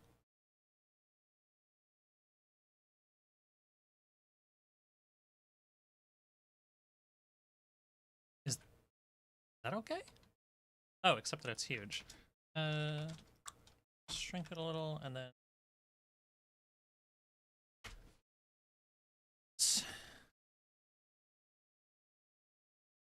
I don't even have a thing.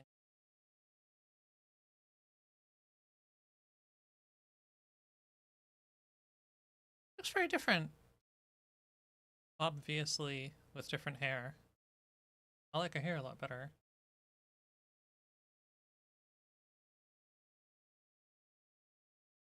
Take this one. Complain in the comments, whatever you prefer. I mean, God knows what will happen tonight or tomorrow if we're having this conversation between now and when the podcast actually comes out. On the fracturing of MAGA, I've come back several times to this kind of comedian podcaster named Tim Dillon, who's like MAGA adjacent. Like he's not like going in the front row at Trump rallies. I don't think he's ever spoken at a Trump rally, but he was supportive of Trump. He had dinner with JD Vance. He is kind of as a populist right affect. He's the one that had Marjorie Taylor Greene, who we're going to get to in a second, on his podcast to discuss her 2028 ambitions at the beginning of her independent shift away from Donald Trump. And so I want to play what Tim Dillon said on his podcast over the weekend. And I do think, unfortunately, this kind of is the end of... when they appear on news shows, those are often good thoughts of them. What the fuck is happening with his ears? Is his one ear way bigger than the other?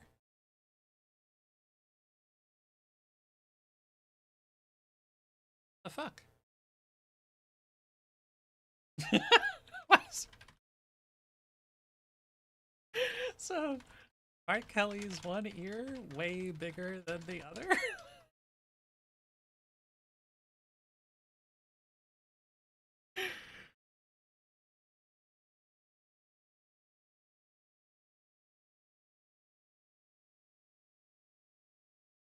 Because ears are...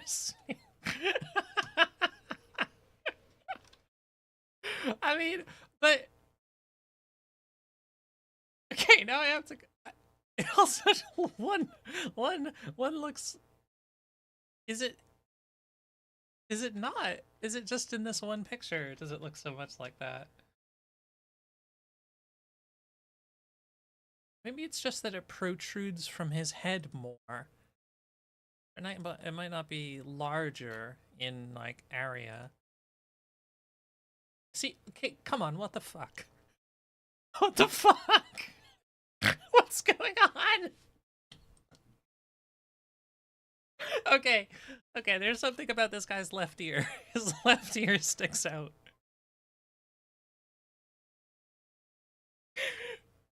Okay. Good God. Whatever. I say unfortunately, not because I care, truly, but I say unfortunately because it seems to not be doing anything good for anyone.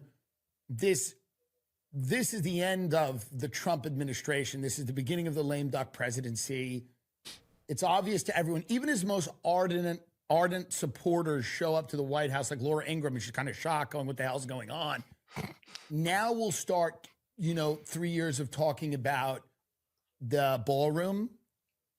He will trail off. He will get older. He's adorned the White House in gold. Epstein's going to suck the oxygen out of a lot of this.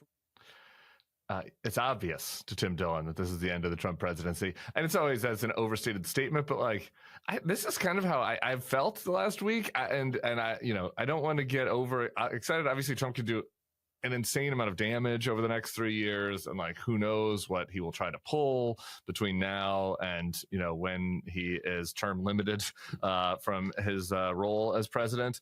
But in a way that is different from anything since really January 6th. It does feel as if you can see how this thing crashes and burns, and how it crashes and burns because in large part people within the MAGA coalition look at it and decide that this is not serving them anymore, and that that's, as Tim Dillon said, that this is not doing anything good for anybody. No, I kind of agree that it feels like, I don't know about crashes and burns, but at least fizzles and sputters. Yeah, and sure. Now, I mean, the degree to which they could intensify the authoritarian project at home and abroad as both out of a certain sense of desperation, a sense that they can't afford to lose the White House in 2028. I mean, I think no one should relax for a second about what Trump's trying to do. But I do feel, that there's some chunk of the Trump coalition, both the sort of normie Republicans out there who just look around. What is all this with the ballroom and the gold at the White House? And he's old and he's falling asleep, and it's all about him. He's not watching out for us. Some of this is tariffs, et cetera.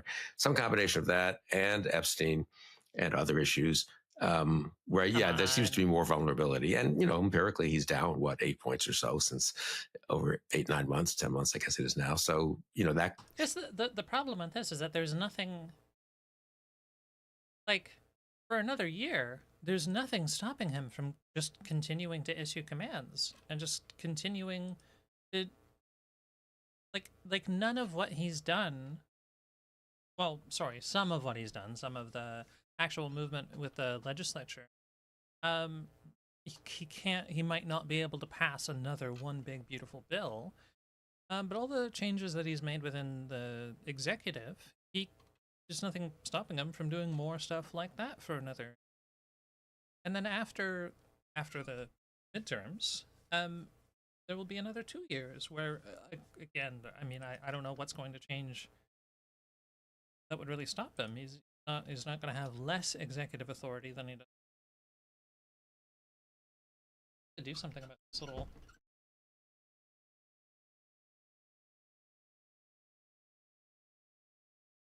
Like there's one gear out of place and it's squeaky.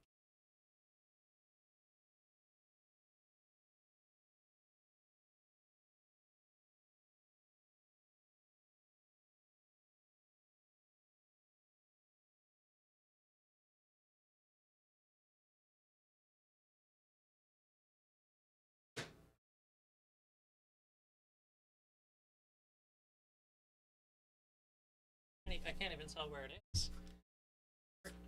Squeaking. It's when I have. It's the desk that I have at the moment has a keyboard that I don't actually kind of under. When I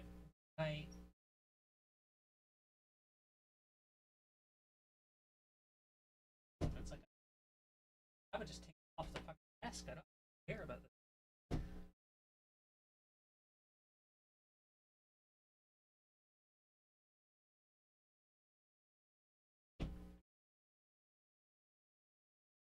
Spray at it. Hope that it art is making. Fuck's sake. I remember saying somewhere a couple of weeks ago that could continue, and someone said no. I mean, look, maybe it'll level off and maybe it won't go back up. That'll be good, but you can't seriously expect him to go down from 42 to 38 or 37. I don't know, maybe he could, right? The midterms look bad for the Republicans if Trump's at 38%, Now, the midterms themselves don't solve everything or anything much. They create some oversight possibilities, but the administration will not obey subpoenas and et cetera. But I feel like there's a real moment. I mean, Democrats cannot decide suddenly however, to say, oh, let's just play it safe because we have a little wind at our back, No. So. No, press the advantage. I don't know about you. You ever wake up feeling sweaty? The temperature in the bedroom can make or break a good night's sleep. And that's why we're turning to Miracle Made sheets. They're inspired by NASA technology and use silver-infused temperature-regulating fabric to help you sleep perfectly all night long. Thanks to their antibacterial silver technology, Miracle Made sheets stay cleaner and fresher up to 3 times longer than regular sheets. That would have been very useful for me in college, since I think I washed my sheets twice over the course of 4 years. That means fewer odors, fewer wash cycles, and way less laundry. It's also great for your skin. This is critical. All that hidden bacteria in regular sheets that can clog your pores and cause breakouts. Miracle Made's antibacterial design helps you sleep cleaner and clearer night after night. Upgrade your sleep or give the gift of better rest. Go to trymiracle.com/thebulwark. to try Miracle Made sheets today. You'll save over 40%. And when you use promo code TheBulwark, you'll get an extra 20% off plus a free 3-piece towel set. They make an amazing gift. And with a 30-day money-back guarantee, there's no risk. That's trymiracle.com/thebulwark, code TheBulwark at checkout. Thanks to Miracle Made for sponsoring this episode. To your point about why I think it was rational, by the way, to think, to look at history and look at our last decade and think, okay, sure, Trump's had a bad run, but he's not going to get down below 38. He's got a cult. We're so divided as a country, the right-wing media ecosystem. But how did Bush get down below that number? It was because of a mutiny from within his coalition, right? It was Republicans that got very mad at him over a combination of things, whether it be Harry Myers or the Iraq War, and that has not happened with Trump, right? And so there's been I think logical to think. I mean, he orchestrated and encouraged a riot at the Capitol, where police were assaulted, and he did not lose any meaningful percentage of his base. And so, why would you think that he would do so now? I don't think that was a rational thing to think. But here, as you mentioned, this kind of combination of things of people now feeling like he's betraying America First principles, plus Epstein, plus the economy just being shittier than it was back then, and people struggling in their lives, has led to a part where I do think it's feasible to think that he gets down below. I just want to read one other person while we're getting high on our own supply of Trump demise. Here's Andrew Sullivan. Now, Sullivan has always been anti-Trump, but has been, has kind of looked askance at the Bulwark and been like, I'm not anti-Trump like those guys. Those guys have Trump derangement syndrome. And, he was pro-DeSantis during the primary and is very anti-left. It's just a different wing of the type of folks that have been, to varying degrees, assessing this thing differently than we have. And he writes this, sounds just like Tim Dillon. Trump's overall disapproval rating took a sharp tick upward as he wantonly demolished the East Wing of the White House in favor of a massive ballroom in the style of a Gilded Age brothel. America is opposed at 2-1. Last night, after calling Republicans demanding the Epstein files stupid, he invited the heads of Morgan Stanley, JP Morgan, Goldman Sachs, and BlackRock to a private dinner. The visuals are more and more Marie Antoinette, not William Jennings Bryan. Political gravity may be returning, and a future beyond this authoritarian madness foreseeable. Once again, I haven't written this a lot lately, but I feel myself slightly emboldened this week. I just think that's kind of hard to argue with at this point. Yeah, I mean, you mentioned January 6th, and that for me is always the moment of oh my God, but he recovered from that and Sure. got himself elected president again almost 4 years later. So that's a caution. But that he turned into, of course, a liberal versus MAGA issue and managed to amazingly do so with some success. Myers or the Iraq War. And that has not happened with Trump, right? And so there's been the first principles, plus Epstein, plus while we're getting high on our own supply of Trump demise. Here's Andrew Sullivan. Now, Sullivan is always... Andrew Sullivan, the... who I'm thinking of? Yeah, British, conservative, gay. Now he just does Substack, I think.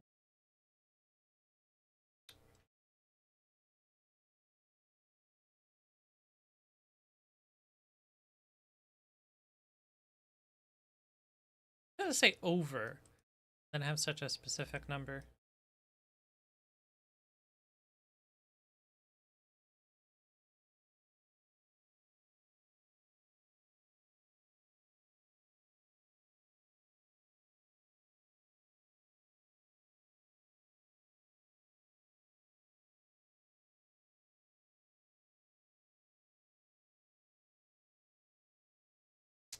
I can't believe that people get away with this as a career, where it's like you have to pay money and it's just for this one dude. It's not a subscription to a paper, it's this one man's blog. I have to pay to see your blog. I would never have thought in 100 years that if I had a blog, I could charge people money just to see my personal but apparently it works. Apparently people get money doing that. Holy, this is a high resolution image right here.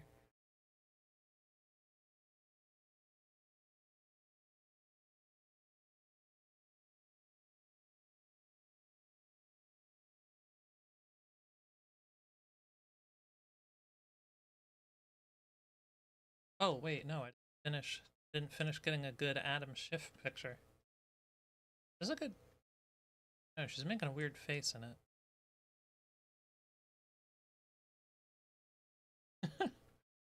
Yeah, that can't be what I use.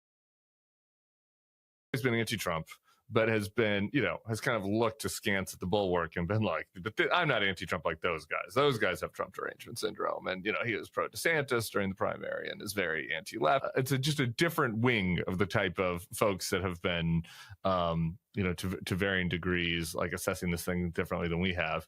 And he writes this, sounds just like Tim Dillon. Trump's overall disapproval rating took a sharp tick upward as he wantonly demolished the east wing of the White House in favor of a massive ballroom in the style of a Gilded Age brothel. America is opposed at 2-1. Last night, after calling... Are they reading from his paywalled... Republicans demanding the Epstein files stupid, he invited the heads of Morgan Stanley, JP Morgan, Goldman Sachs, and BlackRock to a private dinner. There's not even a free version of the fucking Substack. They don't even give you a preview. Visuals are more and more Marie Antoinette, not William Jennings Bryan. Political gravity may be returning in a future beyond this authoritarian madness foreseeable. Once again, I haven't written this a lot lately, but I feel myself slightly emboldened this week. I just think that's kind of hard to argue with at this point. Yeah, I mean, you mentioned January 6th, and that for me is always the moment of like, oh my God, but he recovered from that and got himself elected president again almost 4 years later. So that's a caution. But that he turned into, of course, a liberal versus MAGA issue and managed to amazingly do so with some success. Remember the coverage of the Epstein thing 6 months ago was all, this is causing trouble for Trump because some of his base doesn't like it. Now, I think that was both correct and too simple because, of course, it turns out the whole country is repulsed and revolted by what Epstein did, as they are right to be. And Trump's cover-up just looked increasingly like a cover-up. This microphone looks so weird.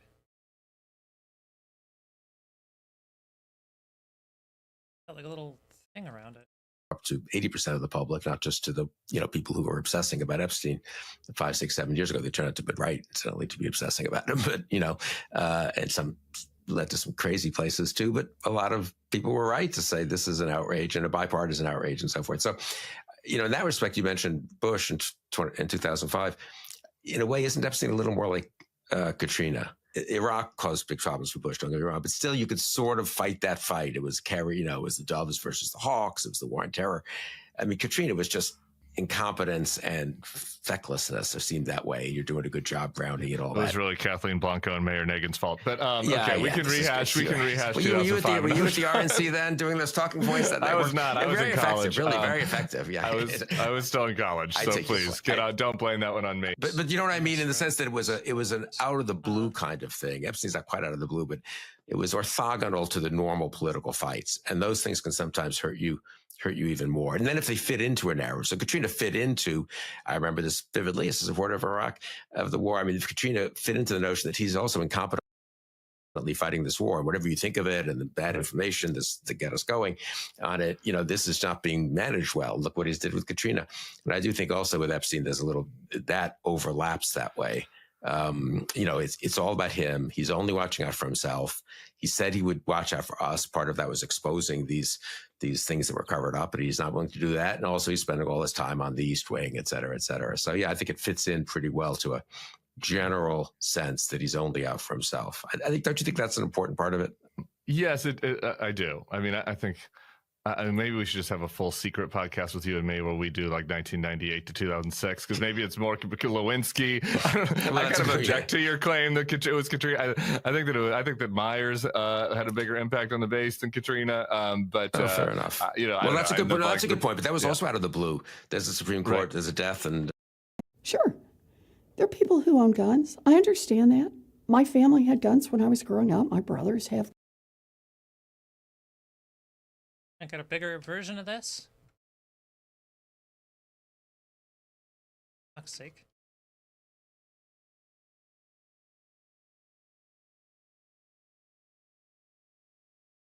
I feel like these are good recent shots, but they're just so fucking tiny.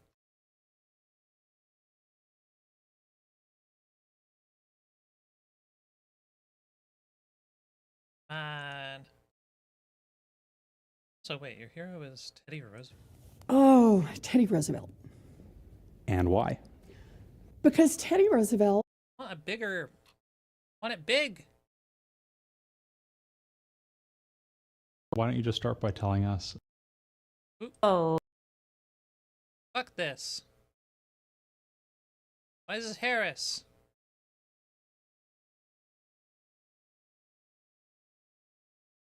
It's here for Warren. Oh, Teddy Roosevelt. I want. Why are there no controls? Why are there no video controls? I want it bigger. Please. I just want the item big. Where's the fucking file? This? Oh.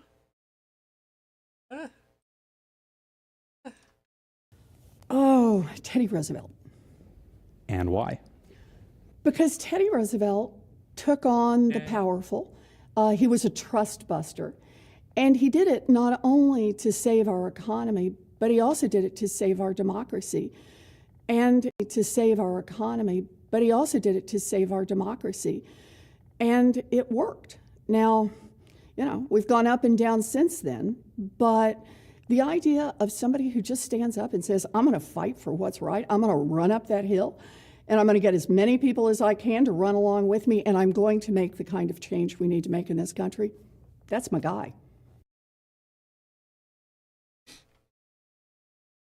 Oh.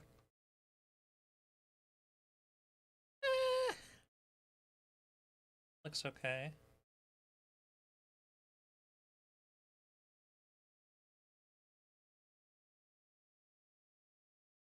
It's a bit bigger. I could do a bit more work looking for actual fucking photographs, though. Have to be stupid.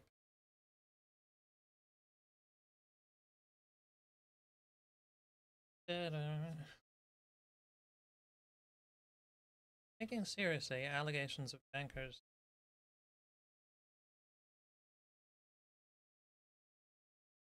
Is this gonna have to letter from the actual reason that I'm looking for the actual reason that I'm looking for news involving Warren. I want the news that has a picture of her. Okay, wait. Warren news.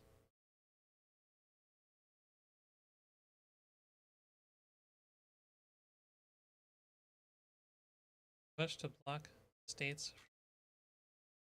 And yeah, that sounds crazy. Okay, here we got a picture of her, though she's being made to share space with Steve Bannon.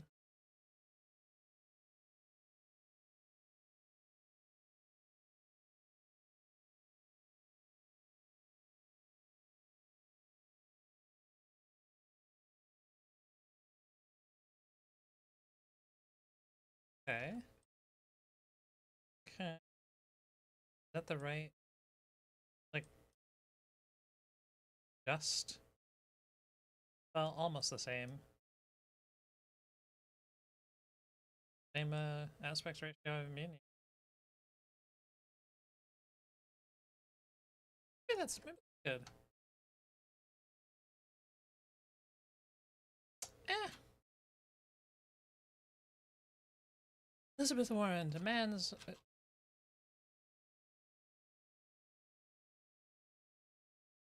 is Elizabeth Warren doing now? And she's that's like people who remember her from the presidential race, and they're like, "Wait, whatever happened to her?" They don't.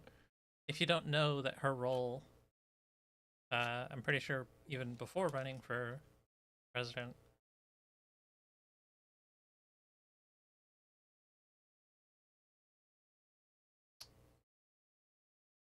I feel like she doesn't strike me as a presidential candidate.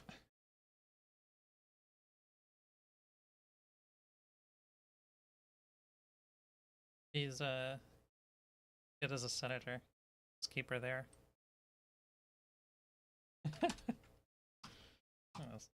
Suddenly there's another Supreme Court vacancy and he nominates his White House counsel who no one's ever heard of, basically. I mean, so that's also, you're right. I think that's a good instance. And it did fracture. I mean, I was involved in that. It did fracture the base. So, yeah, no, that's a good comparison. Self-correction. Too. I was in my first job after college during Katrina, but it was not for the Bush administration. So I did not have any, and I was not in comms yet. I was begging my way into the comms department. Withdraw. So I hold no culpability. I retract my unfair implication. I haven't studied your CV in detail recently. I really apologize. Yeah. All right. Well, bonus content for people, which is me and Bill relive 2005 together and try to determine what the real downfall of Bush was. Let's just do this. I was going to save this for the end for dessert, but while we're feeling our oats, let's just keep on rolling. Let's talk about Marjorie Taylor Greene for a second.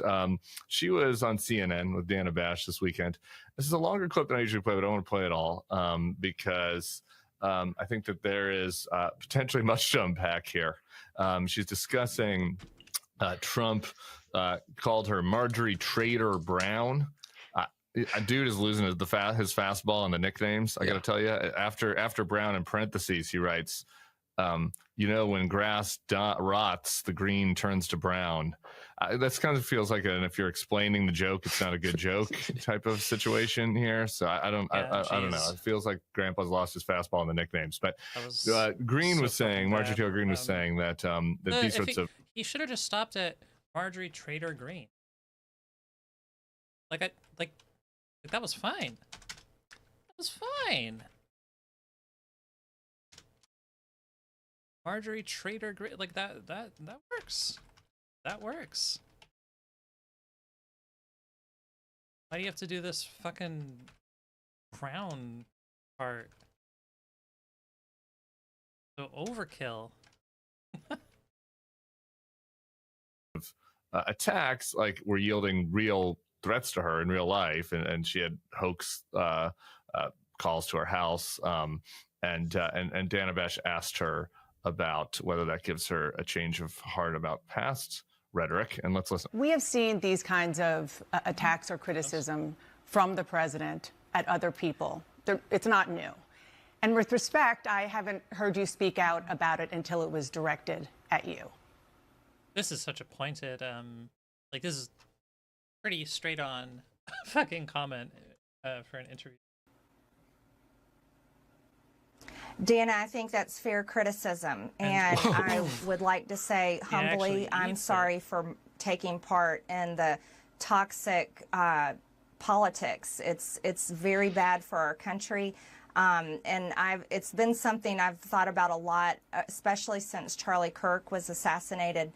Is that I'm only responsible for myself and my own words and actions, and I am committed, and I've been working on this a lot lately, to put down the knives in politics. I really just want to see people be kind to one another, and we need to figure out a new path forward that is focused on the American people, because as Americans, no matter what side of the aisle we're on, we have far more in common than we have differences. Yeah. Boy, that's it's a Saul to Damascus moment for Marjorie Taylor Greene, maybe, or maybe it's fake. I don't know. Does that matter? I wonder. What do you make of it? It's even more sort of kind of amazing to actually hear it in her voice and everything. Well, so you talk. Yeah. You talk first. You've thought more about it. I see more on the internet. Crazy. People saying things like, let's not whitewash her, let's not platform her, let's not be fooled by her, and I see more of that than I see people actually whitewashing her, and to me, I look at this and it's like, isn't this what we want? I mean, maybe she's faking it, right? And I think that there's plenty of maybe she will turn back in 3 weeks and be the crazy lady chasing down the high school kids at a school that got shot up and calling them crisis actors, or doing whatever the most noxious thing you ever think she's ever did. Maybe she'll start doing that again in 3 weeks. And I don't think anyone would be surprised by that. We'd rightly criticize it. But you know, I don't know. There's something to be said for the fact that, like, when people break away from Trump on one thing, they start to see a lot of other things much more clearly, because, you know, to kind of be inside the cult, you know, you can't break on anything, right? Or anything of import, right? And so you rationalize everything. And then once you stop rationalizing one thing, it becomes a little harder to rationalize all the other stuff. And that de-radicalization process is good and important, and we're going to need that from people. And like, I fundamentally think people are redeemable, and we want to try to encourage that and create a positive incentive structure for that. Like right now, anti-India lawmaker? This is like India reporting on American politics because they think that Ilhan is like against them. Ilhan Omar never married her brother. There's never been evidence of her marrying her brother. That is like a lie with no foundation. Trump repeats it knowing that it's not true. He doesn't care. Not gonna lead to her getting deported. That's completely fucking crazy. It shouldn't even be a question unless we're immediately answering no, obviously not. Or the people who don't know anything, who might see Trump saying that and ask themselves, oh, is that a thing? Is that something that is like should I take that seriously? And then we as like the media should just kind of say, yeah, no, this is not a real thing. That's not happening. She shouldn't marry your brother. Like, Jesus Christ. I want like recent pictures of her. I feel like we just search her. All the pictures I see of her are so old. I know these are from a while ago. Oh, it's a recent.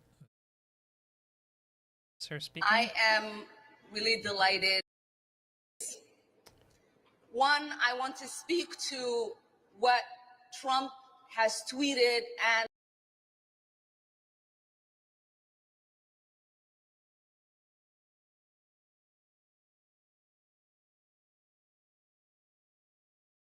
What's all this?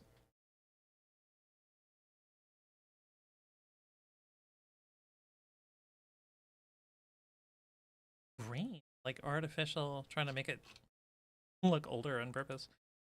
So a lot of the reporting didn't even fucking. Rabbi and Congresswoman Ilhan Omar's district compares Trump rally to Nazi Germany. I would compare. I'll make that comparison. Sorry. Oh my god. But it's bad. It's different when a Muslim says it.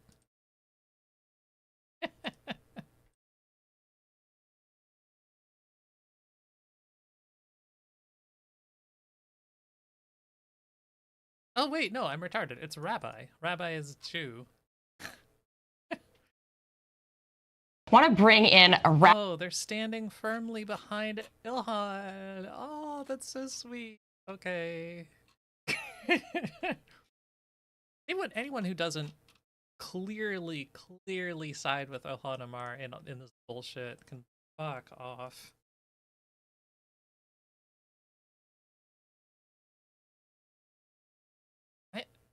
I'm not crazy about this picture of her either. Does she have like a homepage or whatever? Ilhan house.gov? Like, they have Omar.house? Oh yeah, I guess it would be the surname. A good picture of her?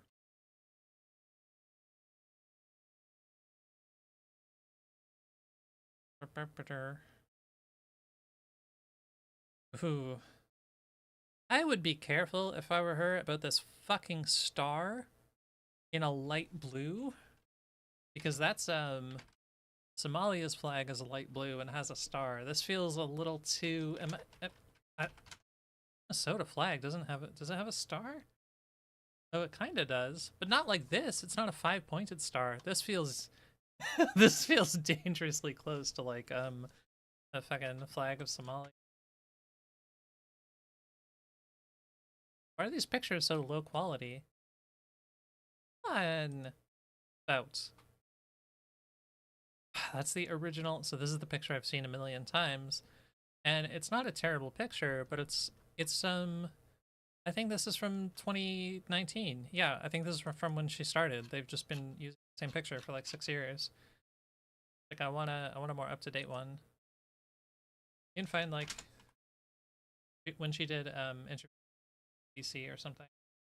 There's a few like this. Or again, like they just like get reused over and over. It's like they're not. Blah, blah, blah, blah, blah. They're not terrible. I just feel like I just want more recent pictures. I don't know. I feel like there's very few taken of her.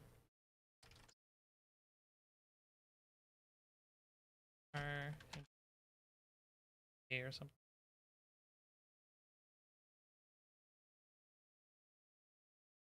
All this shit in front of her. Fucking yellow lens flare.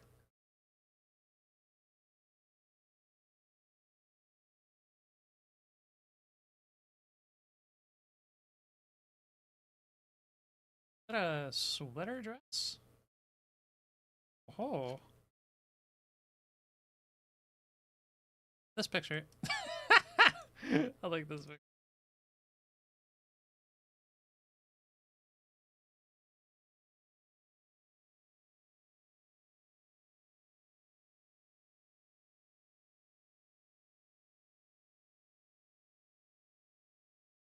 No.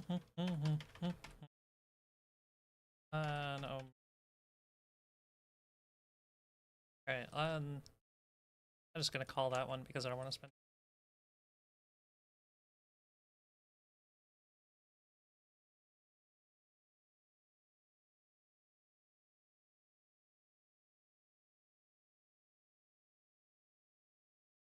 What? What does this message mean? I have no idea. I don't know what the fuck that.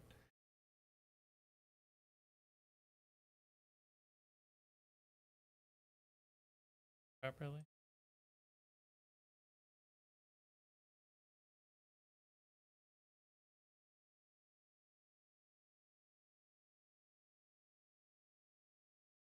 Oh, is it just erroring?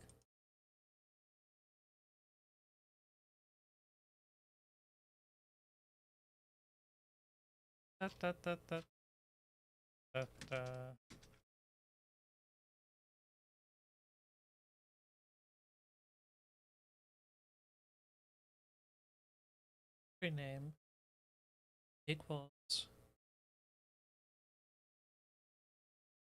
Well, then that should like.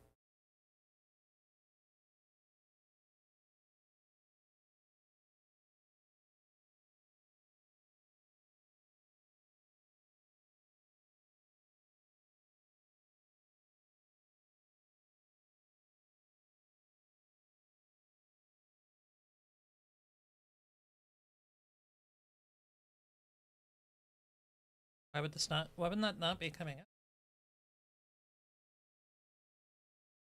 Oh, it is. Okay. What the fuck? I wonder what just like refused to load properly for a sec. Gotta gather this. In our world, there's just so much positive incentive structure for people to be as insane and nasty and conspiratorial as possible. Just look at the top podcast rankings. And so like creating an incentive structure for people going the other direction would be nice. And so I'm for it. I'm great on MTG. And it was the area maybe of my biggest disagreement with From on Friday's show. We were talking about Zoran, not to compare MTG and Zoran, but like comparing the trajectory where he was really dug in on like what Zoran was rapping about Jews in 2019, which seems not great to me. But I was trying to say, well, like, isn't it a good thing that he, like, that when there was an anti-Semitic attack recently, felt like he had this to do a tweet condemning it, and that he's like changed his rhetoric around? Like, isn't that good? Isn't that what we want? Like, we want people so we can have a watchful eye that they backslide, right? But we want people to do this. Oh, I think that Marjorie Taylor Greene is a much better messenger for our desired outcome than like me or Nikki Haley or some center left or center right, rather, excuse me, Republican. I think that it would be much better for Marjorie to say these things, and maybe it won't land, but I think she has a better chance of getting it heard than other folks. So I'm for it. I'll give you a little behind the scenes here. Give me these prompts about how to start these ads. And this one is about whether you're going to have a few drinks to celebrate your team winning. And obviously that's not a problem here in Louisiana at the moment since all of our teams are losing. But I'm bringing back my original home, Denver, because we're hot. The Broncos are hot. Big win over the Chiefs. Nuggets are doing great. So, instead of drinking on Saturdays now, maybe I'm just going to have to start drinking on Sundays. And before I do that, I'm going to turn to this game-changing product called Z-Biotic. Z-Biotic's pre-alcohol probiotic drink is the world's first genetically engineered probiotic. It was invented by PhD scientists to tackle rough mornings after drinking. Here's how it works. When you drink, alcohol gets converted into a toxic byproduct in the gut. It's a buildup of this byproduct, not dehydration, that's to blame for rough days after drinking. Pre-alcohol produces an enzyme to break this byproduct down. Just remember to make pre-alcohol your first drink of the night. Drink responsibly, and you'll feel your best tomorrow. I'm getting a little, we love Z-Biotics. It's great. Appreciate their sponsorship. I'm getting a little bit concerned, though, as a pundit in the commentary space, sometimes people look at you and they only know a thing or two about you. And so, if Derek Thompson or Ezra Klein are walking down the street, people might be like, oh, abundance bros, and it's a little bit concerning to me that people are now saying to me, have you had your Z-Biotics when they see me at the bar? I appreciate a little inside joke, and that it's nice to show that you're listening. We love all the listeners out there. I'm doing my best. Maybe you can think about something else as well. Just tie in something else too. Make the most of every toast, tailgate, and touchdown this holiday season. Just don't forget to bring pre-alcohol along for the ride. Go to zbiotics/thebulwark to learn more and get 15% off your first order when you use the Bulwark at checkout. Z-Biotics is backed with a 100% money-back guarantee. So if you're unsatisfied for any reason, they'll refund your money, no questions asked. Remember to head to zbiotics.com/thebulwark and use code thebulwark at checkout for 15% off. Richie Torres is also New York. Yes, I think once you break once, you break a little more, and one can hold her to her promise now to be more responsible, and then maybe she emboldens some others. It doesn't take that many she doesn't have to have 20% of the MAGA coalition follow her, right? 5%, 8%. But I do think people need to start thinking that way. I very much agree with what you're saying. I was at some meeting recently and someone was talking about raising some money among kind of moderate donors, he was trying to do this to help Bill Cassidy in his primary challenge down there in Louisiana. I guess he's got some MAGA person running against him. And Cassidy did vote. A bunch of MAGA people. Okay. So Cassidy did vote for impeachment, and so he deserves help. But someone else pointed out, he also voted to confirm every single one of Trump's horrible nominees and has not voted I don't believe in a single instance against Trump since he voted for impeachment, basically. And so why exactly are we going out of our way to save Bill Cassidy as opposed to being replaced by a more MAGA-ish Republican who would vote exactly the same way? It's nice that he voted for impeachment and he deserves, some praise for that. But, and I kind of agree. In a way, bolstering what Marjorie Taylor Greene is doing is probably more important. Just actually more important. Yeah, Maybe it's not almost the morality of it or what's right, though I think there's some case to be made that's also the right thing to do, but I just think it's practically an important thing to do. So you should have her on. It'd be great. We've invited her. Good. I've invited her on the pod. I'd love to have her on. Didn't someone say, oh, she sounds like she'll be a Bulwark person soon or something like that? Yeah. And I was like, great. Great. Wouldn't that be great? I don't understand if the reputation of the Bulwark is that anybody that has decided to see Donald Trump clearly would want to be in league with us, then I wear that reputation with pride. Again, I would not do some hagiography of Marjorie Taylor Greene, or I have her on and talk about how great she is. But it's interesting to see what was the breaking point from her. Is there something we can learn? And to your point, from the vote on impeachment through now, Marjorie Taylor Greene has been much more constructive than Bill Cassidy. It doesn't mean that she's a good person or that she's without flaws. I bet Bill Cassidy's done nothing constructive. So just because they have a more moderate manner, and sound a little bit more rational, that doesn't do any good. You're not serving any purpose by being a MAGA stooge, but just sounding nicer about it. So that actually is harmful. That actually is more harmful. I read this over the weekend. I can't remember who it was. Some student of authoritarianism, historian type. Was actually very interesting on this. It was not quite in the context of Cassidy and Marjorie Taylor Greene. It was a more general comment about the fact that these 4 Republicans were the ones who were causing all this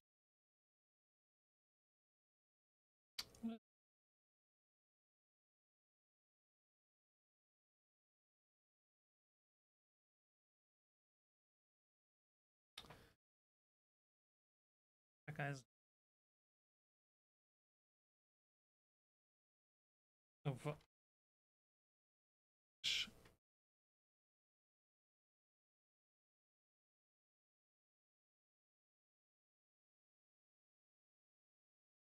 politics is dumb, but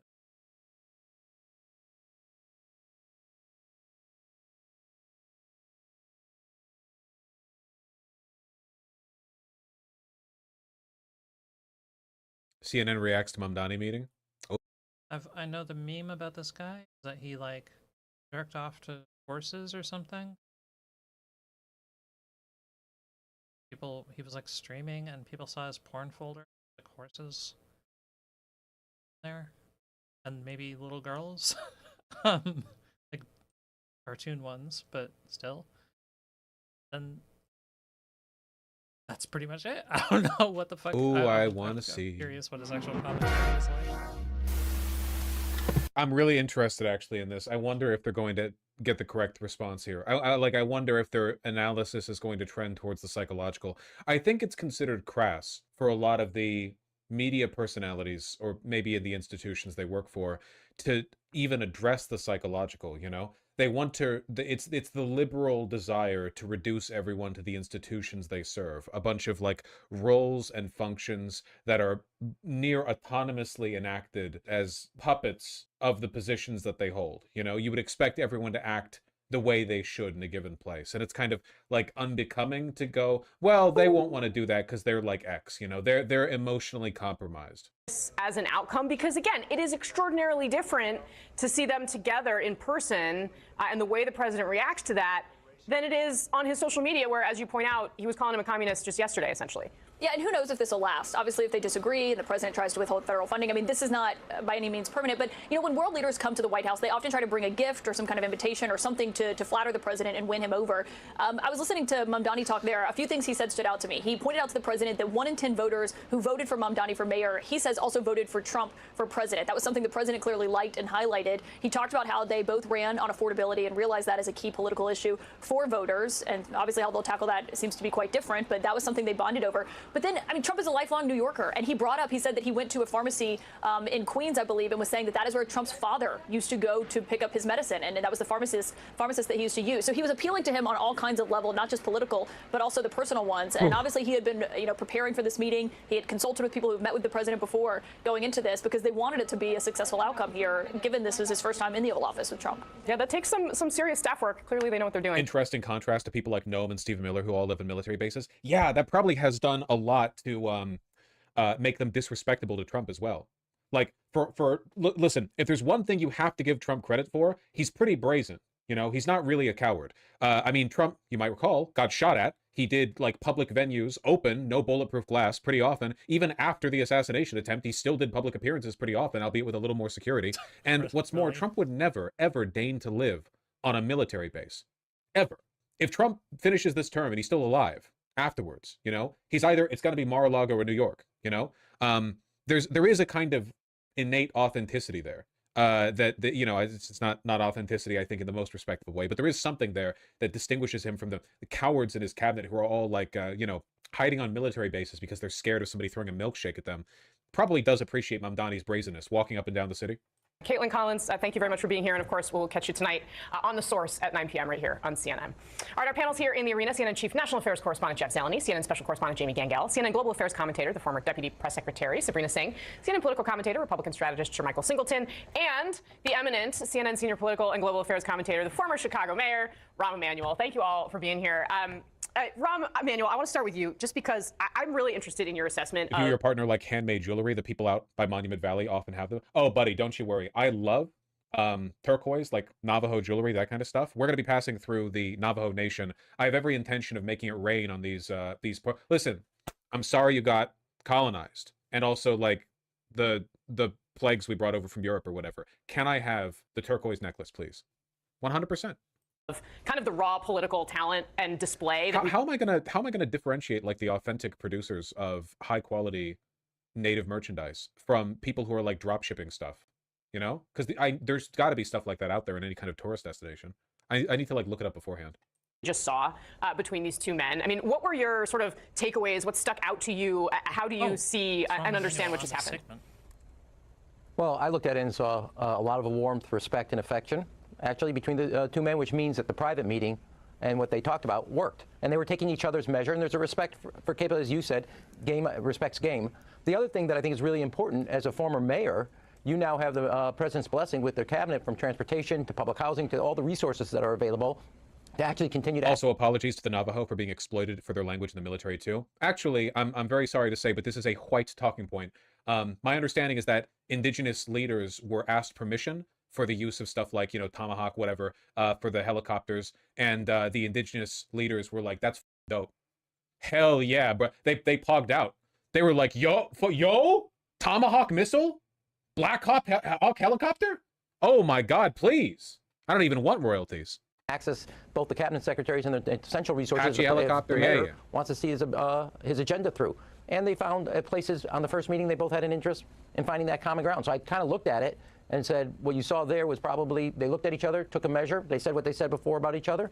That was then, this is now, and the road is ahead. So the past is the past, and the future is the opportunity for both of them. And they showed respect. And I think that's essential for this president, the way he operates.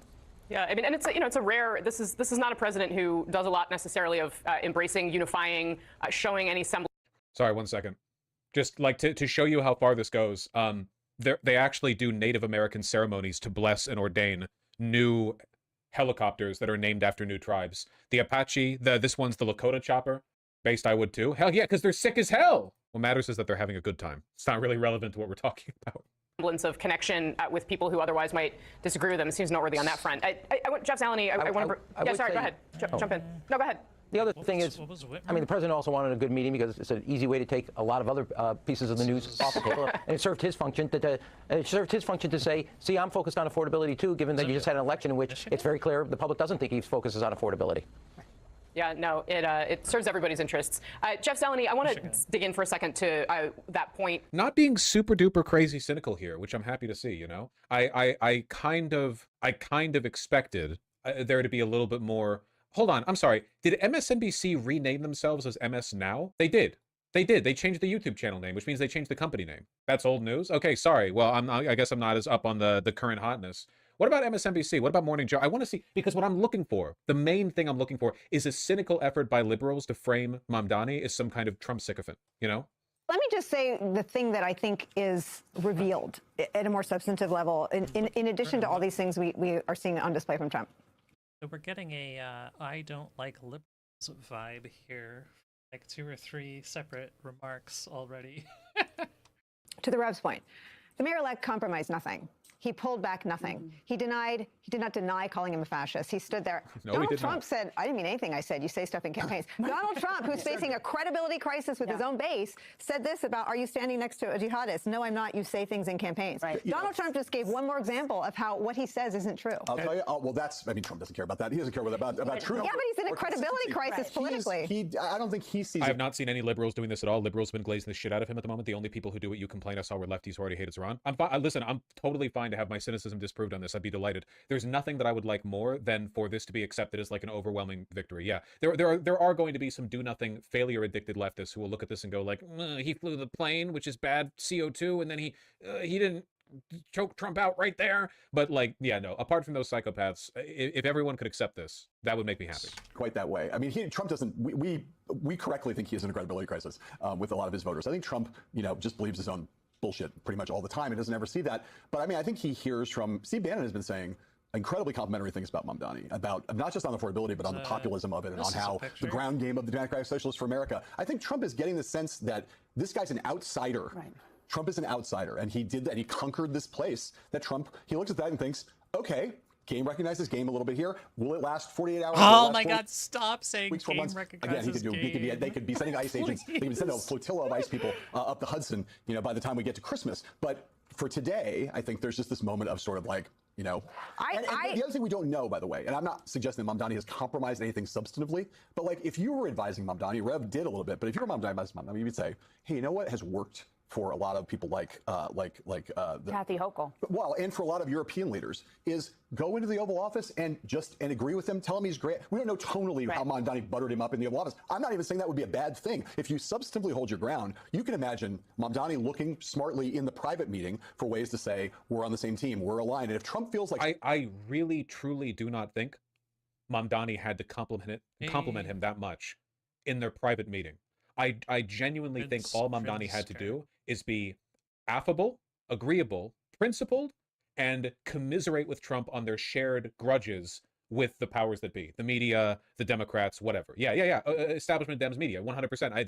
That had to have come up. You know, Really? I don't think Mamdani would have had to compromise on anything. God, do you have any idea how difficult it must have been for Mamdani to not fold on the fascist thing? He was asked about it twice. Twice. He didn't fold even slightly. I don't want to focus on the things in which we disagree. I want to focus on the affordability agenda that we're both committed to. No, he didn't even say that because that implies that Trump cares about affordability. Rather, on working together to deliver an affordability agenda for New Yorkers. That doesn't compliment Trump, but instead ropes him in on a collective project. He's so good at it. I feel like there's no way I could ever do. I consider myself good with the on-point rhetoric, but there's no way. Not in 1,000 years could I redirect those bad faith questions that well. He really is a generational talent. Someone's been flattering him in private, he walks out with that warm glow of he's a winner.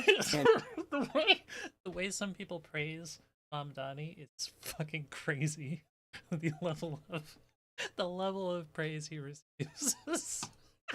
he was flattering me in private, and so why not just give him a lot of love? But I think the tectonic piece that Trump moved today is that Fox News and the Republican Party have very few party tricks right now, right? They cannot brag on the raids because they're wildly unpopular. Even Joe Rogan hates them. Right. They cannot point to prices because they have all gone up. They cannot point to ending wars because every day it seems Trump has dropped a bomb on another fisherman boat they allege is carrying drugs.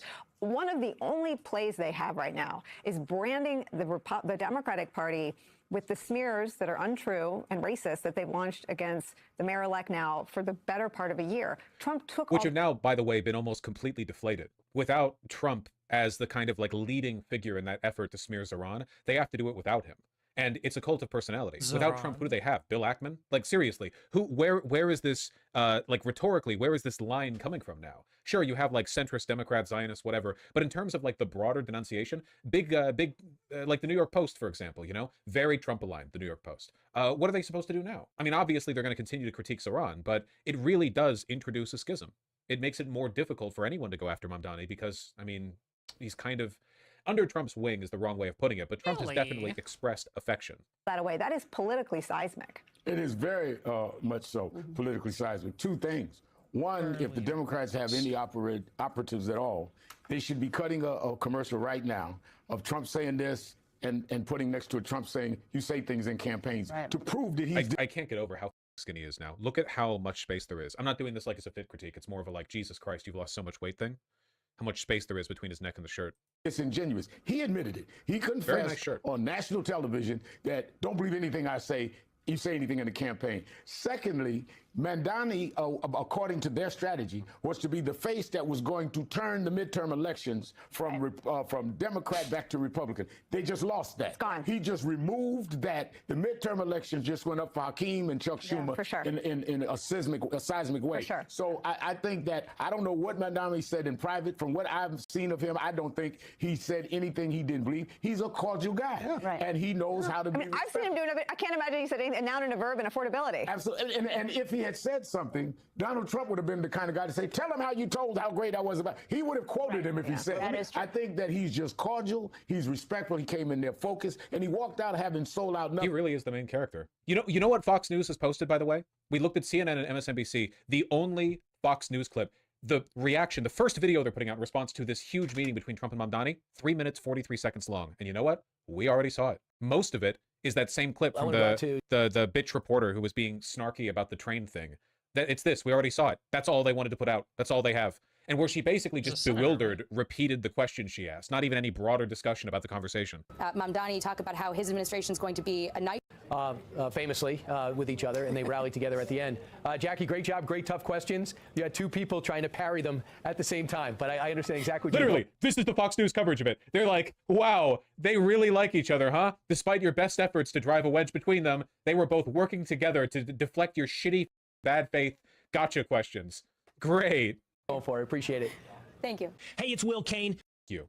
The Fuentes Populist Party inbound, by the way. Listen, and I'm being sincere with this one, okay? Right now, in America, we have a crisis of sincerity. It's not just in America, but it is especially in America. Nobody believes any politicians can do anything. Right now, the Republicans are facing their own disillusionment over the fact that Trump has gotten everything that he wanted. He has all the power in the world, and what is he using it to do? I mean, he's getting like nothing done, right? Like nothing's getting, like everything's getting worse, like really quickly. Job numbers, unemployment, tariffs, inflation, nothing's changing with the immigration situation. ICE sucks, everything sucks, the Epstein files, And the Democrats have known for a while now that their leadership can't do shit. Schumer's unpopular, Jeffries unpopular.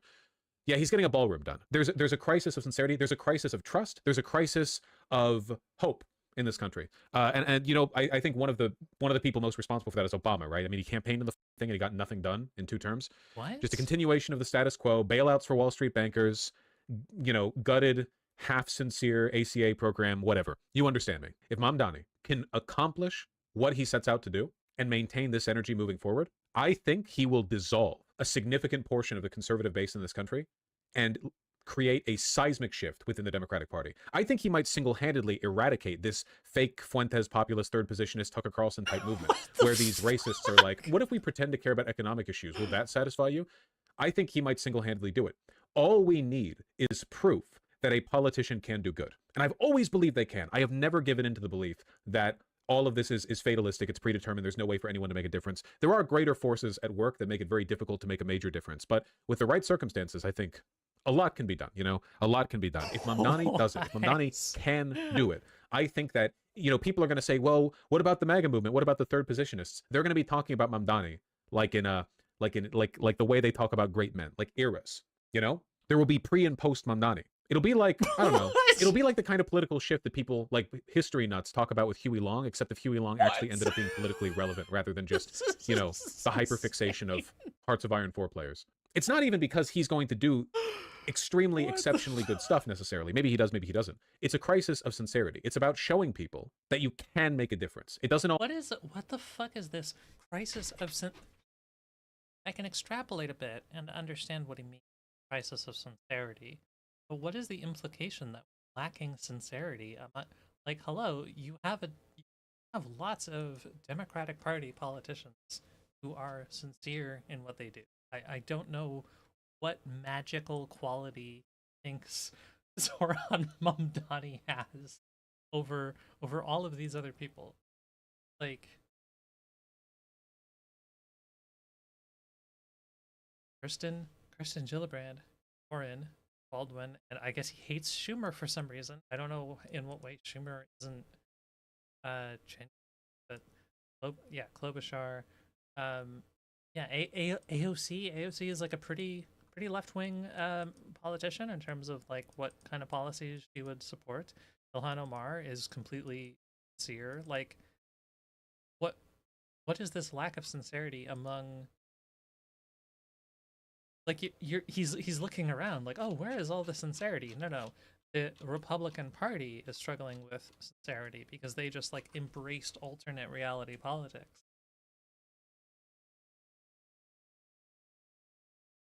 Implication that you don't have sincerity among the Democratic Party. all have to be cynical. It doesn't all have to be fake. It doesn't all have to be performative. I don't know. I'm really hoping for it, man. He's got the guts. He's got the stuff. I want to see it happen. Vosh, why do you always assume people don't care about borders or immigration? It's not just a racist meme. Most people in the world care about borders. I don't know what you mean by care about borders. Countries definitionally have borders. There's no way to have a country without borders. But if you mean, don't people sincerely care about racism? My answer to that would be, yeah, that's like the main thing that conservatives care about, more than anything else they pretend to care about. The difference, though, is that fixating on those issues never actually make their lives better. You can fixate on economic issues, procedural stuff, and actually make the world a better place for people, including yourself. No one's life has ever been enriched because they focused on achieving racist ends. It just never works out that way. So usually trying to pursue these ends is fruitless. Look at what ICE has been doing. Is anyone happier? ICE's approval rating is plummeted, and not just with Democrats. Why are the Republicans unhappy? Well, maybe it turns out like actually seeing what they want. What they wanted was abstract. Get rid of all the illegals. But they thought every illegal immigrant was like a teeth missing, scars running down the face, MS-13 sex trafficker. Oh, it turns out that in real life, they're just like the regular people day to day in your city, in your country. And that the logistics of removing them means effectively a police state, except all the police officers are stupider and more violent than they normally are. Nobody likes it. Dog caught the ice cream truck, you know? My point is that caring about illegal immigration is not the same as racism. I mean, in the USA, it's different. In the United States of America, fixation on illegal immigration is racist. It is always rooted in racism. The only sensible procedural way of addressing the number of illegal immigrants we have in this country is by giving them a path to citizenship. But obviously, that's not what people talk about. It would be another thing entirely if we were a country that was actually being overwhelmed infrastructurally by illegal immigrants. That would be a different situation, right? Like, if we were a country of 20 million and we had like a civil war in the country that bordered us and we were getting like 3 million people a year and it's like, they literally cannot manage the number of people coming in. Turkey, for example. I think Turkey would be a good example of a country that can legitimately express grievance over the refugee crisis. Like the Syrian refugee crisis, Turkey took in the vast majority of those refugees, you know? Only a percentage of them made it further north. But in America, that's not the problem we have, of course. I want to be in the room where it happened, but you weren't, and you never will be.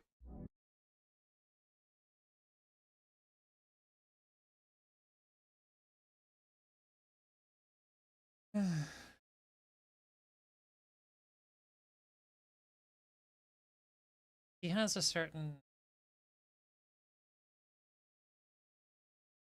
I understand, like, the way he talks is...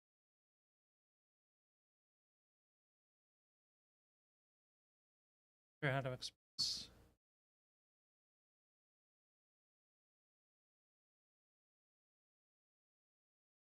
negatively.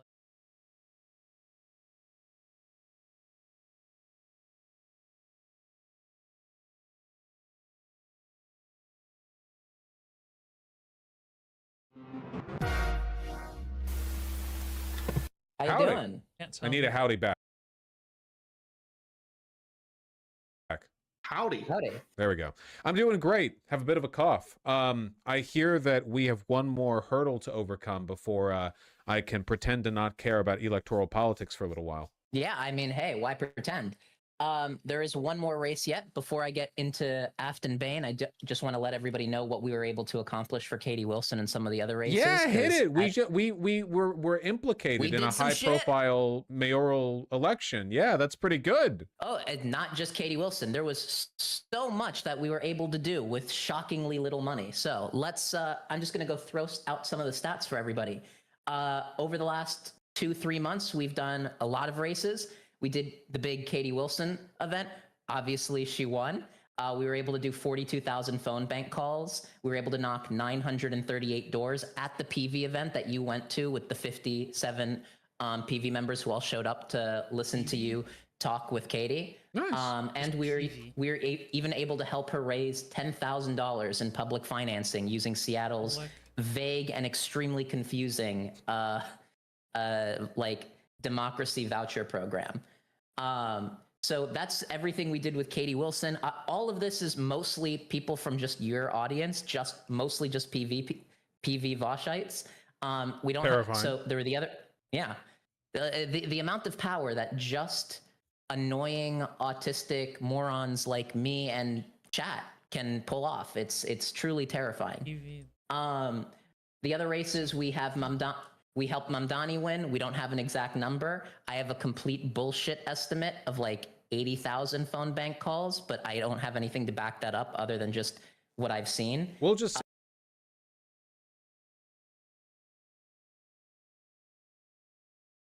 stall.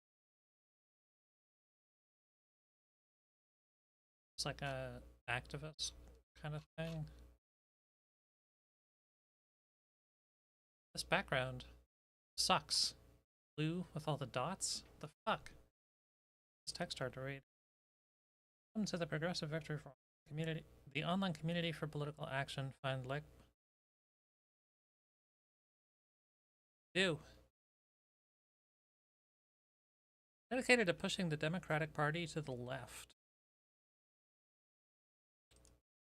Alright. You're the reason he won. We are single-handedly, no fault of his own, only us, are the reason he won. For California's gerrymandering amendment, we did 26,000 phone bank calls. For Omar Fateh, we were able to knock 1,000 doors. for Jonas Eppert in Virginia, a state House rep. We did 10,000 phone bank calls and 1,500 doors knocked. And he was running in a R+50 district that had never seen a Democrat run before, and he only lost by 5 points. And we were the only org supporting him. So. All right. So as a counter to your position that people should get involved in their community to make this country a better place, what do you say to the argument that people in my community would be happier if they were miserable do-nothings who talked about politics but accomplished nothing and just watched as the country rotted slowly? Oh, I have a very easy counter to that. So a couple weeks ago. It's just promoting. Running for office, and let's kick them she's. What's this about? If enough people. PV runs incredibly lean, and it has done quite a lot with the volunteer work that it has thus far had an abundance of. But at a certain point, if you want your organization to flourish, you actually do just need like an accountant. You need an accountant, or just you need like the guy. Like volunteers are great, but you also need like a guy named Josh. And his job is just to sit there and file paperwork and make sure everything runs properly. You know? Can foreigners donate to PV? Absolutely. Foreigners cannot donate. Absolutely not. And f you for asking. Goddamn foreigner. I'm Jewish, so I'm doing a lot of the accounting. I am pushing my heritage to the absolute.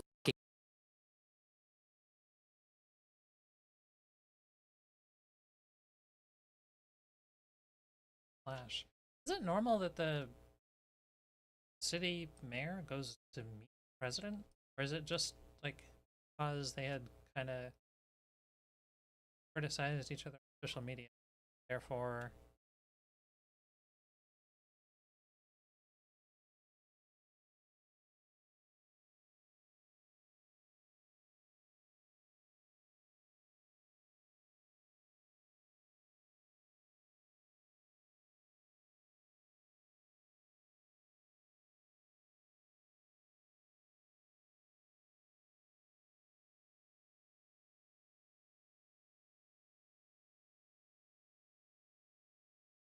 Is that happening yet?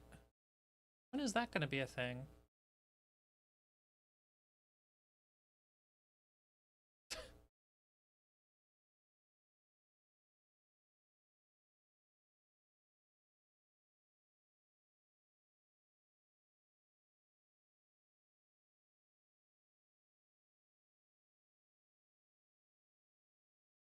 They had Ben Shapiro on CNN. I don't think it's the first time that he's been on, but it has been a while, hasn't it? Dark woke, going after Trump, too. They're very pointed questions, but we can just start with Chief Justice Roberts. Why not? He's the Chief Justice. As he mentioned, generally, the Congress has the power to tax, and that's a power that's reserved only for them. Trump's lawyers, or the administration lawyers, are saying that this isn't a tax. What they're doing is essentially regulating imports. This is more about foreign policy, and what they're doing is trying to bring manufacturing jobs back to the United States. So they're regulating import to allow that to happen, and that any taxes that comes from that is incidental.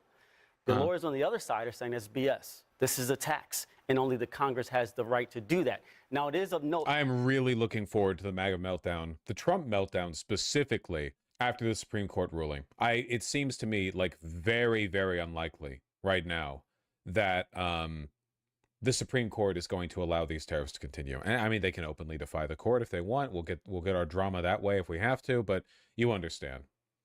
That Justice Alito did bring up that in emergency situations, the president does have more power. And we're going to hear this question answered of, Trump has this notion now that he can decide when it's an emergency. And he's tried to use that with immigration. He's tried to use that with tariffs. I think we're going to get an answer as to whether or not a president can unilaterally decide when it's an emergency. Holy shit, it's a YouTuber panel. He should get more power.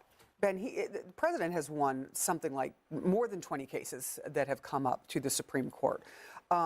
Do you see this as a time, after sort of hearing some of the questions that are being asked, where the idea of more presidential power for this president in this case won't fly? Well, I mean, I think that one of the characterizations of the court that I always find suspect is when people say even the conservatives on the court are saying this. Okay, the conservatives on the court tend to be textualists, which means that they're actually looking at the text of the Constitution as opposed to sort of a vague peripheral understanding of what the Constitution means. Yeah, man, that's true. That's, yep, yep. Only the originalists, the textualists, they're the only ones that actually read the Constitution. Everyone from every other legal doctrine just, like, does vibes, man. So when you're looking at the textualists, and they are saying the president does not actually have emergency authority to simply impose tariffs on the basis of trade deficits, which is essentially what he's been doing, that is a very conservative position. I've been critical of the president, very critical of the president on his tariff policies themselves, which I think are actually economically wrong and I think are actually damaging to the country in a lot of ways on foreign policy, actually. But that's not what's at issue. The issue here is whether the president has the emergency authority to do this sort of stuff. And I thought that the best question that was asked came from Justice Gorsuch, in which he actually said to the lawyers for the president, if, let's say, the next president decides that on the basis of emergency authority, that climate change is an emergency, and therefore he's going to slap, or she is going to slap a 50% tariff on all automobiles coming into the country, would that president have the authority to do this? And the attorney for the president, President Trump, said yes, they would have the authority to do this. I do not believe that the court, I've said this since literally day one when President Trump announced Liberation Day. I said that day, this is illegal. The Supreme Court is going to strike this down. He does not actually have the constitutional authority to do this. I think it's also is Shapiro actually going to shift towards the center? Shapiro is one of the less economically populist right-wing fascists, but this is also inevitable to a large extent because again he's Jewish and we're calling Ben Shapiro a fascist. and like, man, have you seen the comments underneath any of his tweets or YouTube videos any time in the past 2 years? There's no place for him left here, man. It's like it's really bad, like really bad. It's not all like targeted brigading. It's just on the right. You kind of, especially if you're trying to appeal to young people, you kind of have to be a freak neo-Nazi or you're going to get like pushed out. You're either going to be pushed to the right, but I mean, in his case, he can't really shift to the right. He's Jewish and a Zionist. I mean, there's a limit to how far right he can go. Going to be very disruptive to the economy as we get through this. I mean, let's. It already say, has I mean, been. but it has been. But I'm just. Let's It'll be the best thing for the economy. Well, let's. It'll be great. That's what he says. No. If tariffs are struck down. Oh, well, no, but I'm saying functionally, we have a question that we have to ask ourselves, which is how do we, what do we do with the tariffs that have been collected? Right. What do we do with the funds that have been collected? By the way, some of them have been spent already. They're already. So those are illegitimate, illegal funds that we have now collected. I mean, I'm not sure how that works. And but I don't think the Supreme Court should be concerned about that. That's a political issue. I think that's legally the court has to decide if there's legislation that gives the authority to the president. If it is, he can do it. If not, they can't look at the consequences of it or what the outcome is. They have to decide, is that power baked in? Yes or no? But the consequences will still be there. And I'm just saying that if we have a government right now that is highly inefficient, that is not working, that is going to be a political question that somebody is going to have to be a grown up in the room and have to answer to figure that out. One of the things that will be fascinating is if the court does strike it down, watch the stock market absolutely explode. Seriously, you'll watch the S&P 500 jump like nobody's business, and the president is then going to be in the awkward position of having to explain why the markets are boosted by the rejection of his key policies. The best example of that is going to be our American automakers. I mean, you're going to see their stock just explode. You're going to see those people who are doing that type of work, for example, who are building cars from Canada, the United States, and Mexico working together. Their stock, to your point, their stock's going to go through the roof. Well, let me let everybody hear what we heard from Justice Amy Coney Barrett on this issue of if they decide that this is. Why Shapiro here? Credit where credit's due. Having seen a lot of these CNN roundtables, like usually the job of the pocket conservative on a CNN roundtable is to like he's like a fat guy stuffed into a too tight suit, and every once in a while they'll scoff and say, "Yeah, the snowflakes are mad at it, but Trump's done it again." And then he'll argue with like the black women present for 3 minutes. That's what that's like 95% of the time. That is what you get. You know, not legal for the president to impose these tariffs. What happens next? Here's what she said. If you win, tell me how the reimbursement process would work. Would it be a complete mess? It's a very complicated thing. There's got to be an administrative protest. There was a harbor management case earlier that this court was involved with in the United States Shoe, in which, you know, the refund process took a long time. There were any number of claims and equitable relief. So a mess. So it's difficult, absolutely. We don't deny that it's difficult. Is there a possibility, this is to you or anyone at this table, is there a possibility that the court looks at this and says, we don't want this mess, so we're just going to rule a certain way? No. Or will they I really can't go? imagine that happens, and I really hope it doesn't happen, because I think setting a precedent like this is actually dangerous. We're supposed to have co-equal branches of government. Obviously, Congress throughout the years has ceded a lot of power to the executive branch, but using emergency powers to essentially make policy in the executive branch is wrong. And on top of that, you know, I understand that it is going to be a mess. I mean, think about the farmers. The farmers have been hurt quite a bit as a result of these tariffs. And it's going to cause long-term damage to these farmers. But in the meantime, the Trump administration has decided to use some of the revenue from these tariffs to help make these farmers whole. So to your point, yes, a lot of that money has already been spent already. I don't know how the refunds are going to work. I don't really care. But what I care more about one is of the points that was made by a justice is, if this power is given, how do we get it back? Right. You can't get it back. So they're not going to give this power because it's difficult to figure out. Because once it's out there, there's no president that's going to relinquish that power. It's almost as if bad and intrusive government policy that affects huge numbers of people turns into a mess, actually, as just a general rule.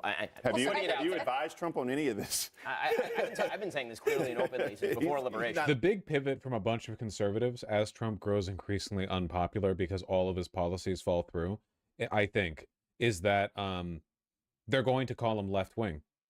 They're going to call him a communist. Like because he is, I mean, he is the stereotype of what they accuse people on the left of being of. He's a big government lunatic who sees direct control over the economy and via executive power alone, without Congress, started engaging in a bunch of protectionist policymaking. You know, I think that's going to be their pivot out of this. After Trump is gone and he's not around to flame them on Twitter or whatever I think that's the direction they're going to go. Of course, I mean, like, Trump isn't ideologically a capitalist or I mean, really much of anything, to be honest, besides being self-serving. Capitalists don't like, certainly corporatists don't like what he's done to the economy. Capitalism is just like a consequence of the, like, he could exist in any system, essentially. I don't see how they're going to make that stick. I think it'll be like a little grift they carve out. I don't think they're going to shift it like to in the mainstream perception. It will lead to some funny infighting.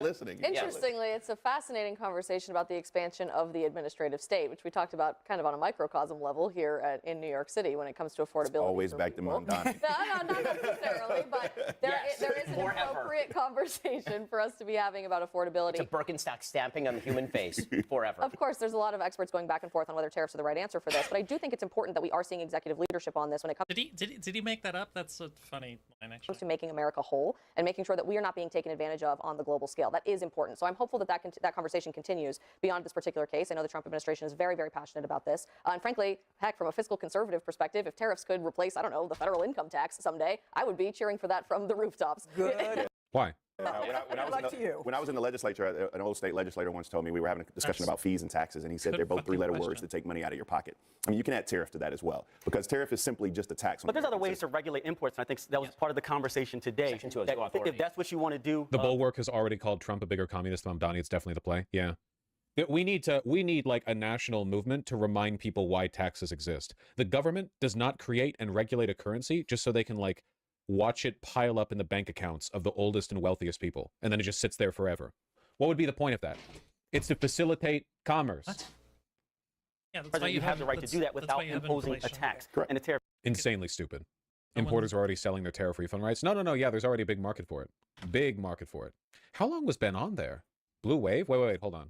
Pardon my curiosity. Tonight, the day after a blue wave. Also, remember Newsom did the same thing. Yes, that's true. Newsom didn't call Trump a fascist. Newsom called Trump a communist. If Trump weighs in. Remember, I've said we will Guys, it's like ironic. A blue wave swept across the country in key races last night. Voters sent a direct. America just see how. Or not in. This wasn't elected. We just. Democrats were very. Every did not do well last night. And it's also true, obviously, that Democrats were very likely to win Virginia or New Jersey or New York. But obviously, Republicans don't take into account the fact that this is now a Republican-owned economy and that this is a Republican-run country. I mean, the Republicans do run both House of Congress and the presidency. And so if there's a backlash, it's going to obviously happen to the Republicans. And that is always the most likely scenario. I mean, I think that the question is going to be margins. Right now, there aren't that many vulnerable seats, actually.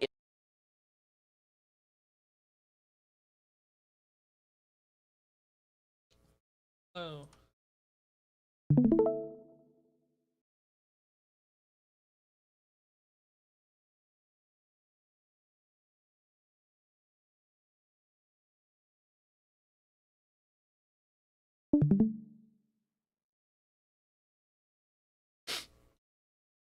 It's a little too red in this picture.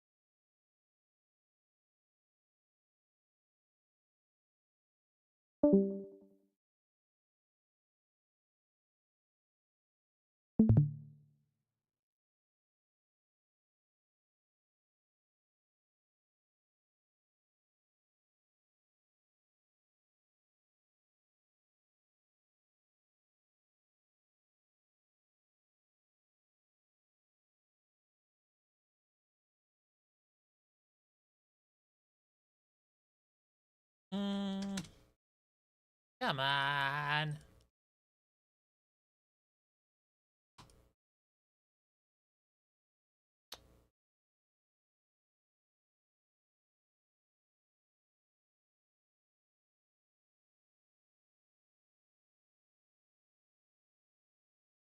See, the Bulwark. The Bulwark already called... Bulwark and Gavin Newsom called Trump a communist for his policies. It's like, obviously, they're pointing out the kinds of irony that the Republican Party would have generally been against the kind of policy that he's doing.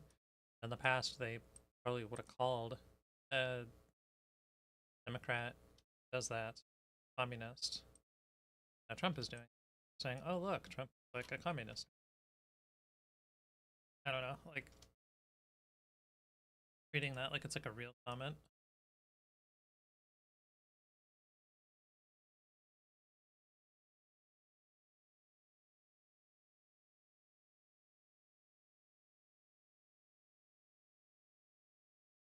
I fuck with these colors, but not with the colors of his suit.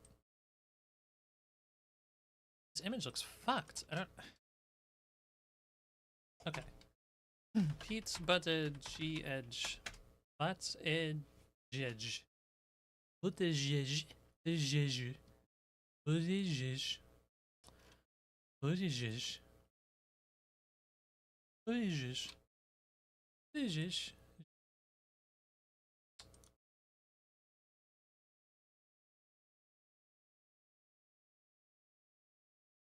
Yeah, sort of that. What's with it? He has like a weird expression in that. Like parting his eyes. Like angry. Right to use.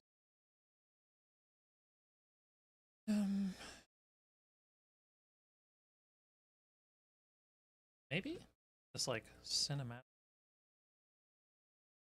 In the House, the number of challengeable seats is extremely limited. So I don't think you're going to get a wave that's 40, 50 seats, because I'm not sure that's possible anymore, given redistricting and given the big sort that's been happening. But for Republicans not to take some alarm at the fact that obviously these exit polls, which are showing economy still as the number one concern and inflation still as the number one concern, if they don't take that seriously, obviously there are going to be some serious effects in the middle. There are 2 points I want to make along the same lines that Ben was making. This probably will be the only time we agree. Like, y'all are agreeing on something? Start off with a bang here. But yes, we have to think about the fact that, take Virginia, for example.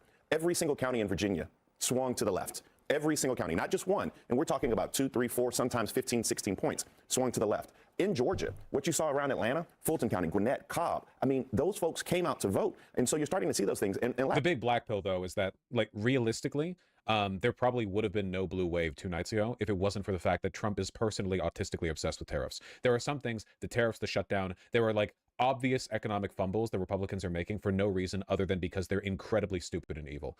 All of the other stuff, his immigration crackdown and also eroding American democracy, those things are marginal compared to the economic stuff. Not the ICE stuff? No. No, I think the ICE stuff, the ICE behavior might have been a 3 or 4 point swing to the left, but this broader collection of economic problems, I think, is what led to 10, 11, 12. Last but not least, the issues that were at the forefront, and Democrats have to realize this. That feels largely true. Like, apparently, if the economy is doing good, you can get away with so much shit. Wait, what? Speaking Ottawa. Is he coming? Oh, I already missed it. Yes.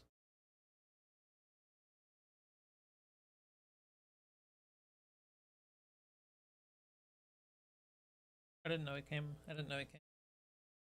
Issues that were at the forefront, like you said, were the economy, affordability, 1. Number 2, health. So it is just money at the end of the day for some people? Yeah, because people are self-interested and evil, and we don't believe in society, especially here in America. You know, there are countries with better and more robust civil societies than America. We just, yeah, no, I mean, at the end of the day, we are also kind of working at a debuff here because the Democrats have no national figure. The Democrats have no national messaging. So in light of that, obviously we're not getting any kind of consistent pushback. Here, a distant third was immigration. You know what was not in those top 5 or 6 issues? These culture wars, Yes. which Donald Trump pulls us down in, and we can never win them. And usually, I think the Democratic Party takes the bait, and this time around they didn't. So I think the Virginia governor's race is a good example of that. You know, you have Winsome Earl Sears kind of focusing part of her campaigning on the transgender issues. Spanberger didn't focus on that, and she did focus on affordability, and I think it helped her win that gubernatorial race. But I will say this: yeah, was it or was it not focusing on identity politics when Anna Kasparian had a 6-month crash out and changed her entire political ideology over seeing birthing person listed in like a medical form in California one time? I'm glad that Ben is pointing out to the fact that, yes, economy is top of mind for most Americans. And what I heard from House Speaker Mike Johnson and from Vice President J.D. Vance is a lot of what I heard from Democrats in the lead up to the 2024 presidential election, when immigration was definitely something that Americans were concerned about. And by the way, the big lesson to take from this is not don't focus on it. Or I suppose maybe it depends on what you mean by focus on. You know, Mamdani was unapologetically progressive, and it didn't hurt him at all. You don't want to get dragged down by the other side, but at the same time, you know, you have to be principled. What you don't want to do is be Kamala Harris, who pretended to be progressive back in 2020, but then 2024 comes around and she's like, trans people, I'll let the states deal with them. You don't want that. It makes you look weak to both sides. What? No one on the right is going to be convinced that you've de-radicalized, and nobody on the left is going to believe you will fight for their rights when you're so willing to pivot off of them. And they pretended like, nope, doesn't exist. It's all made up. It's What the fuck did Kamala Harris pivot on trans rights?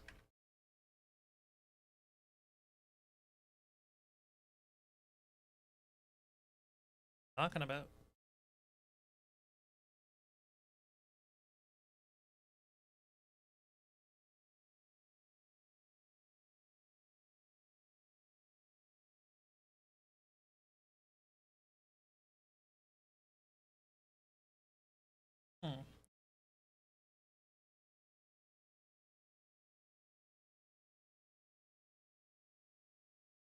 So, Zoran.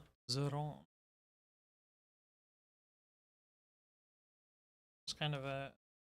This is the Democrats in the States. Like, these are the people who. I might be missing some. I'm not sure who are like the most influential Democratic House of Representatives members. No, I mean currently. 5 Democrats. Oh yeah, Josh Shapiro. President. This guy.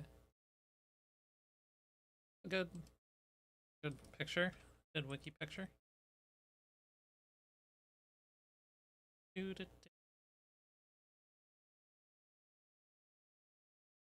Josh Shapiro. I hate his name.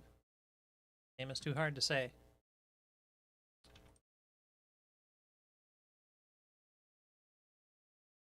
Josh Shapiro.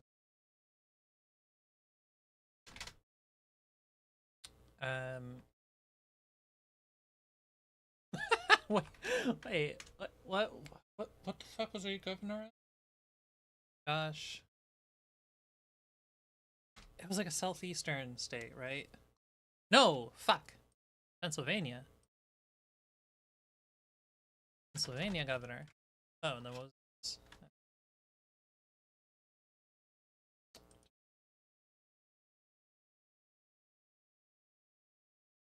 The most common birthday month age is like June and July.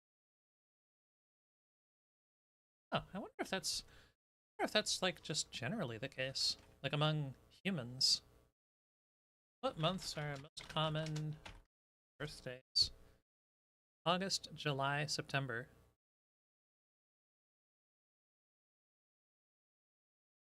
Typically August. Oh. Okay. The other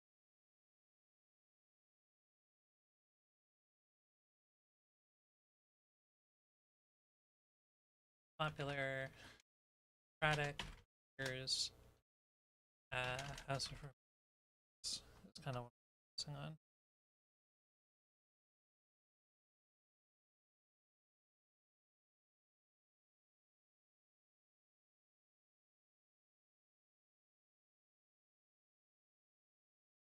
Who are all these fuckers?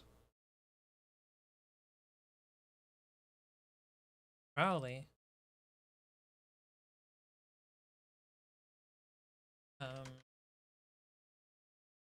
Joe Crowley. He was he was defeated by AOC. Wait, when was this shit written? Oh.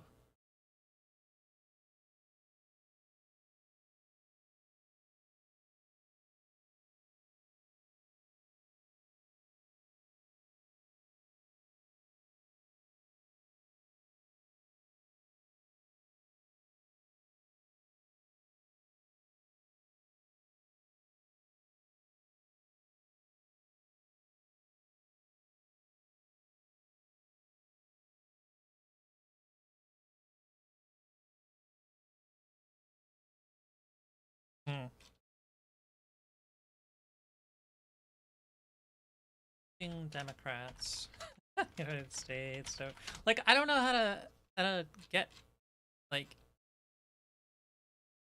Dems.gov, who we are, our members. Is it going to be sorted by like importance? Because I guess in theory, none of them are more important than others.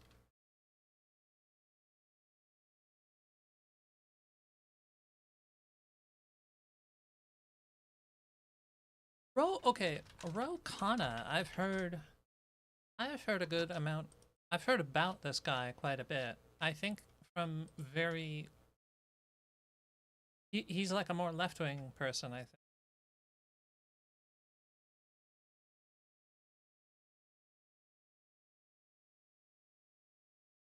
One of only 6 members of the House who state they did take campaign contributions for political act. I guess I will include on here just because though I've heard so much about him.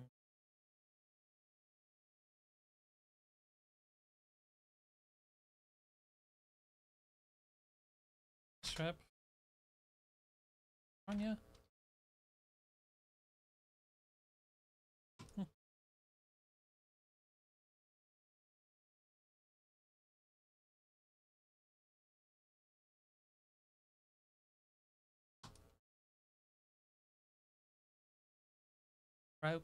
Rokna.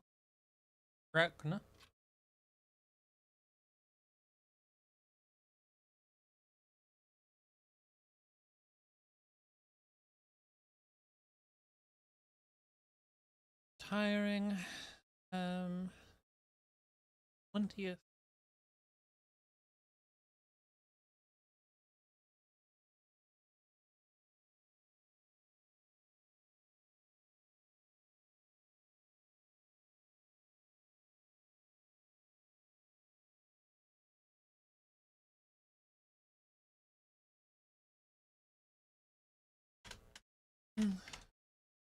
Is not seeking re.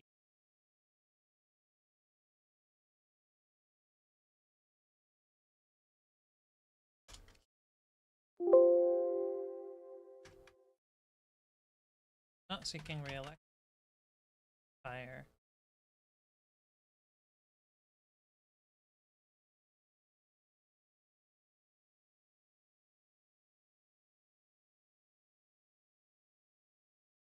Not sure what to say about the others.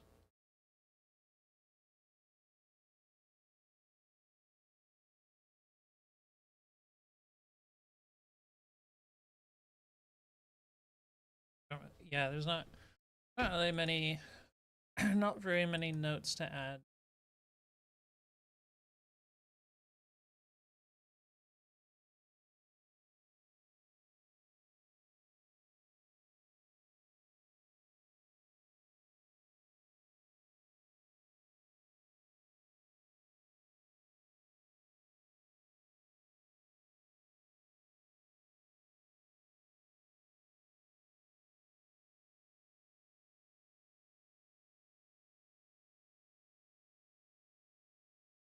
just right-wing fear-mongering. No, you need to listen to your constituents because your constituents are the ones who are concerned about Well, in fairness, I don't think the vice president or the speaker of the House were saying these issues don't matter or they don't exist. That certainly isn't what they were saying. They're explaining that it's an off-year election. Actually, the Speaker of the House literally today said that the rising cost of groceries is no big deal because the cost of groceries are innately inflationary and they're meant to rise. And that Republicans didn't necessarily feel the same impetus to go vote as we likely are going to see in the next presidential election and certainly in the midterms coming up next year. So I think that's a bit of a mischaracterization. Well, Trump is underwater when it comes to pretty much everything, including immigration, by the way. But Larry Kudlow today was shocked at how underwater he is when it comes to the economy. 61% of Americans disapprove of Trump's handling of the economy.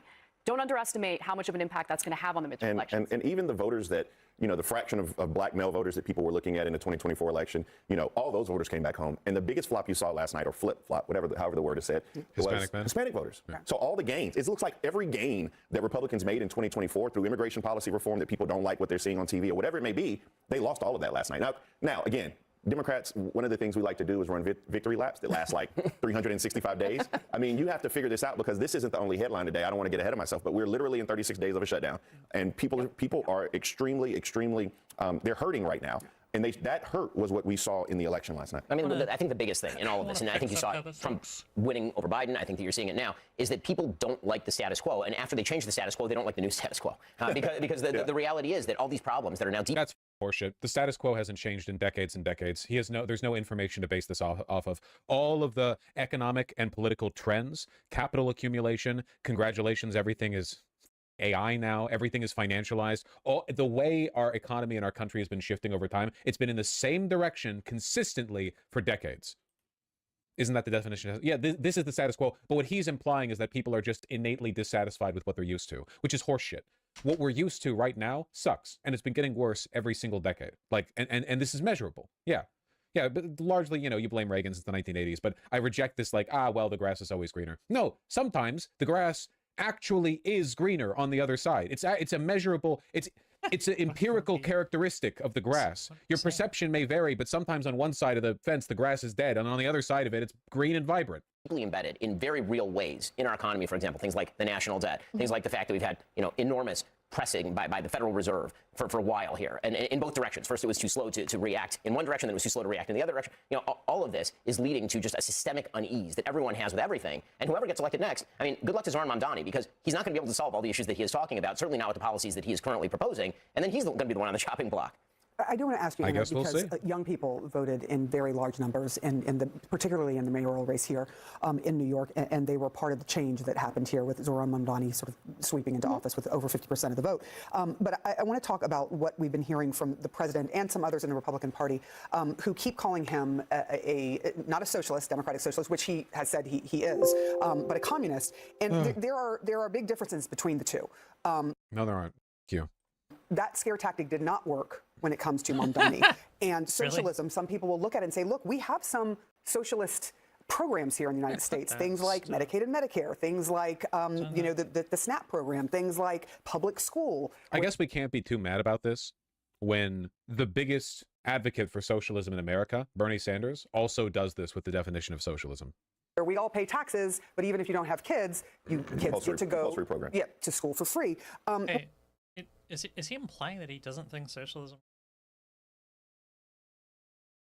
What sort of is the idea that Republicans have that this is a communist and that they can keep pushing this idea when people certainly rejecting it? Look, there is a fundamental difference between outright socialism, where the government seizes the means of production and tries to artificially control the market, which we've seen many, many times play out throughout human history. There would be no market, and the government doesn't seize the means of production, the proletariat does. History and social welfare programs. Having social welfare programs available in a country does not inherently make your society a socialist society. Just last night, we talked about the thriving economies over the last several years of Scandinavian countries like Norway, Sweden, Denmark, that on the economic index freedom scale are actually more capitalist than the United States of America, have far more free market opportunities for people who live there than even we do here in the United States. Where I think there is a valid criticism, and what's going to be interesting to see if this can even play out here in New York City, are these very radical ideas with extreme expansion in government, stuff like state-run grocery stores or taking over housing here in the New York City specifically with the. But that's also a social welfare program like what you just described, and the Scandinavian countries also have strong social welfare programs. decommodification, as we saw specifically campaigned for by Zohran Mamdani on the campaign trail, where the government will plan to go in and purchase private housing in the quest to make housing more affordable here in the United States. Oh my God, government-owned housing. That's crazy. That's only been a feature of civilized society for as long as humans have been building housing and had governments. That's crazy.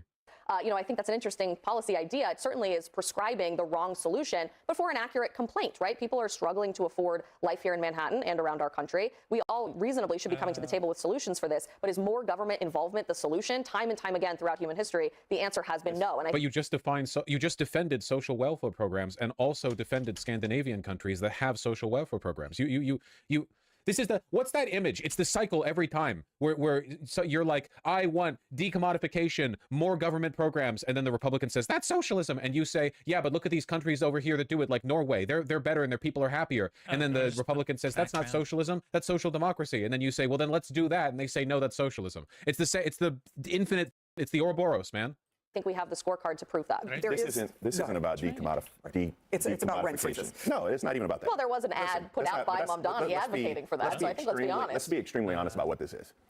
Republicans had Barack Obama, who was now a little long enough. Also, the reason why Scandinavian countries are considered more capitalist is just because they do less corporate subsidies than the USA. Yeah, America is actually pretty bad when it comes to economic freedom, but not because we're not capitalist. It's because capitalism, like the interests of the capitalists, eventually devolve into an oligarchical system. Like capitalists, when they're powerful enough within a political system, when they lobby and they engage in regulatory capture and so on, right? They're not going to like want the playing field to stay fair forever. They want to skew it and use the power of the government to benefit themselves.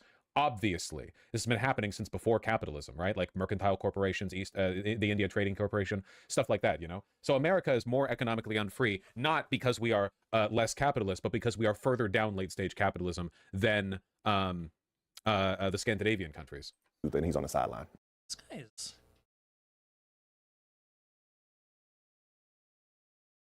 He is very self-assured.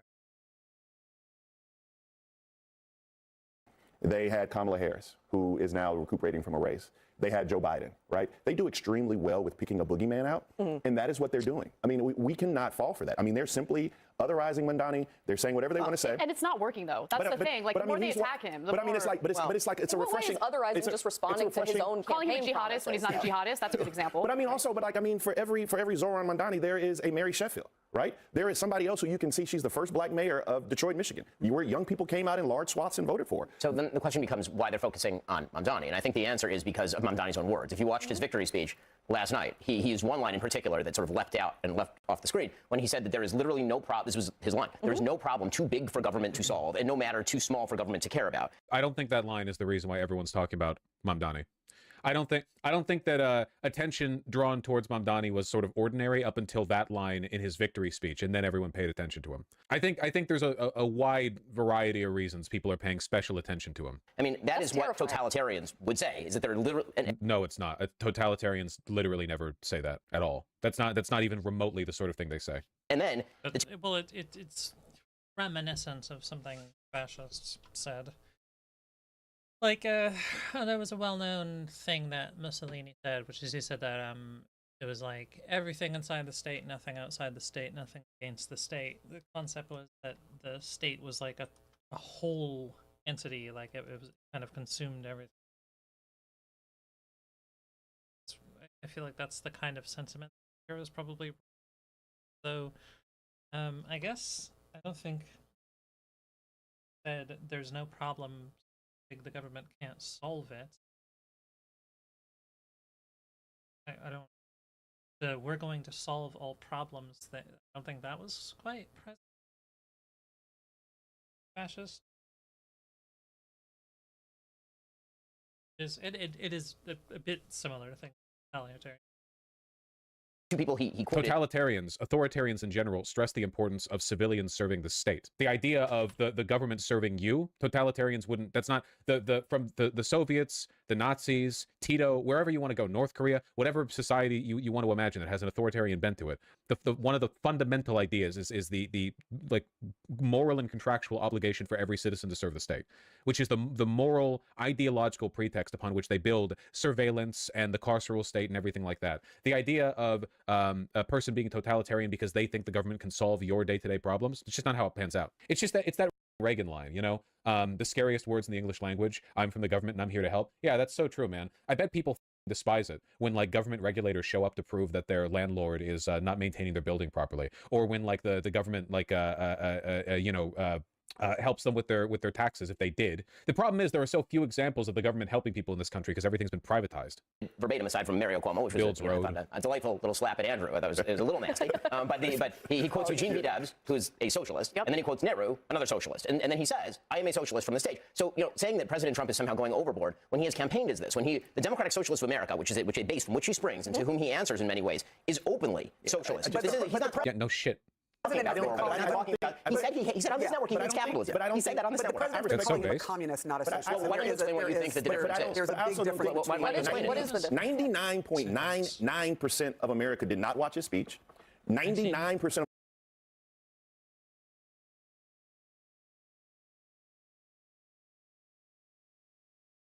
What the fuck? Okay. Oh. This is 1/4. So can I... Okay, so instead of saying height, can I say, like, aspect ratio?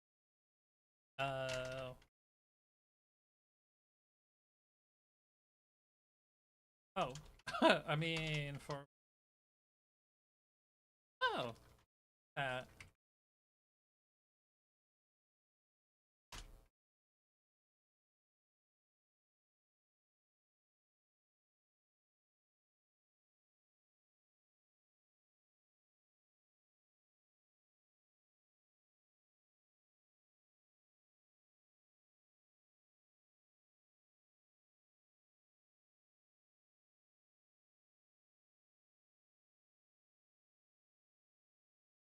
Can I get, like, overflow hidden? Does that shave it off?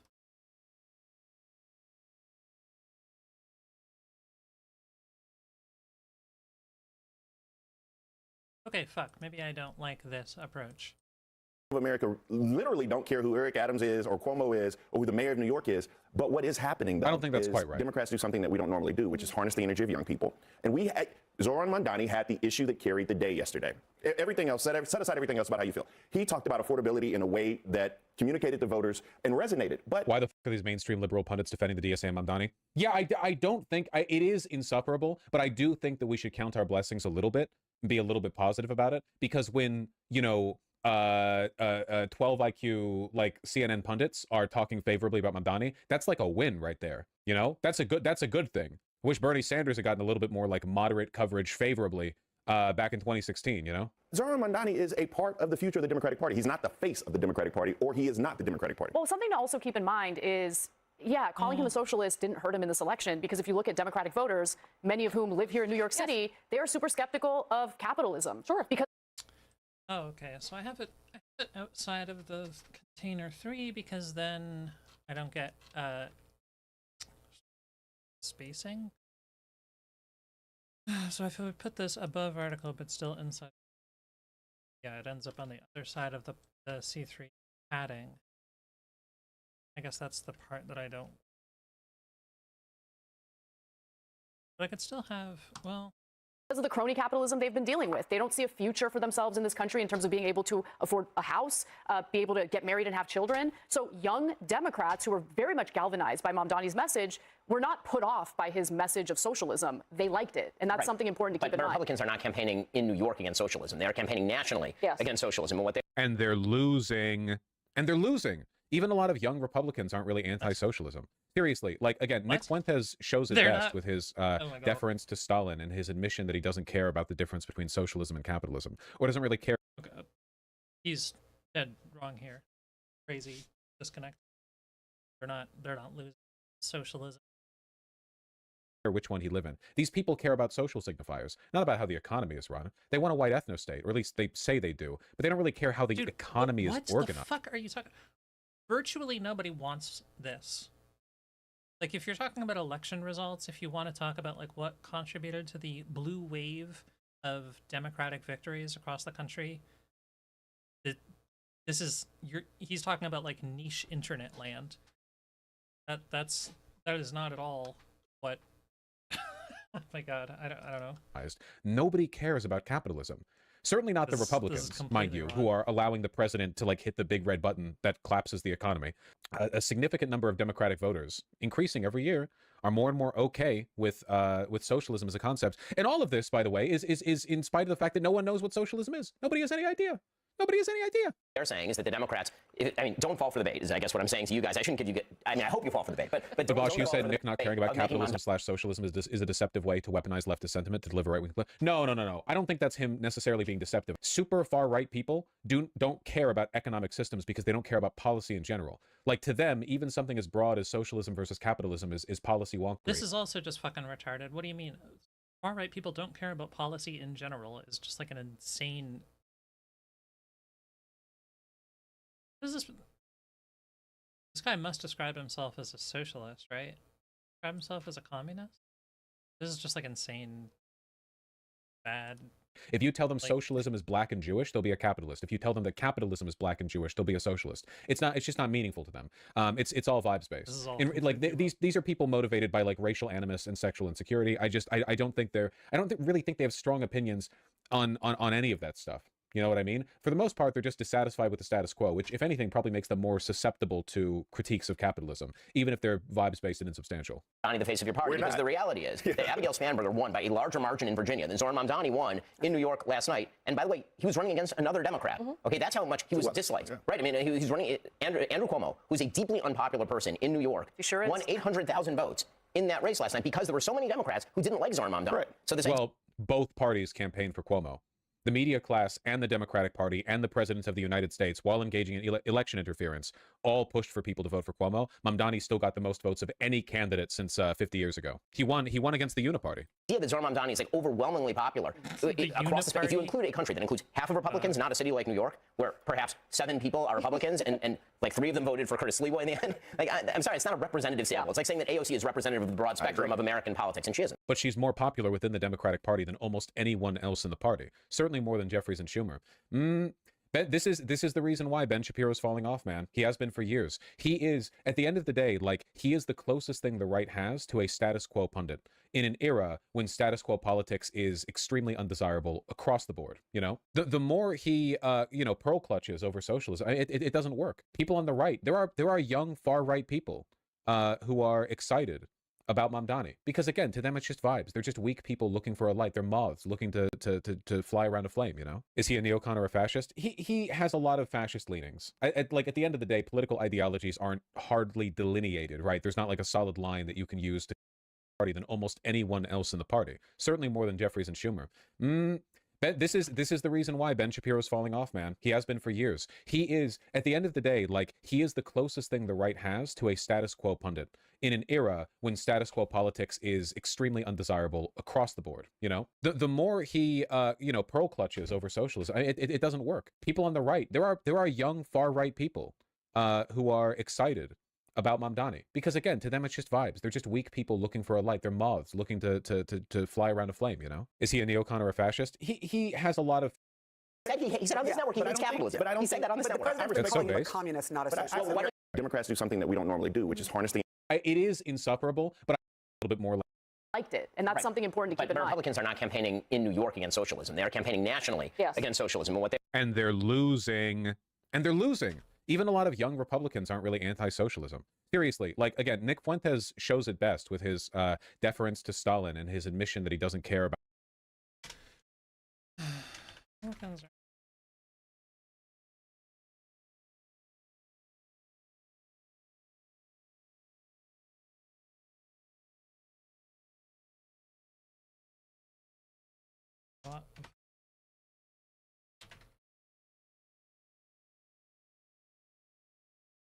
Again, Nick Fuentes shows it best. Even a lot of young Republicans aren't really anti-socialism.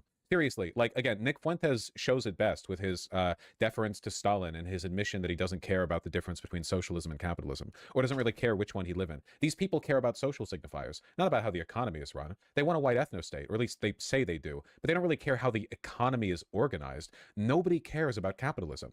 Certainly not the Republicans, mind you, who are allowing the president to, like, hit with his deference to Stalin and his admission that he doesn't care about the difference between socialism and capitalism, or doesn't really care which one he live in. These people care about social signifiers, not about how the economy is run. They want a white ethno-state, or at least they say they do, but they don't really care how the economy is organized. Nobody cares about capitalism.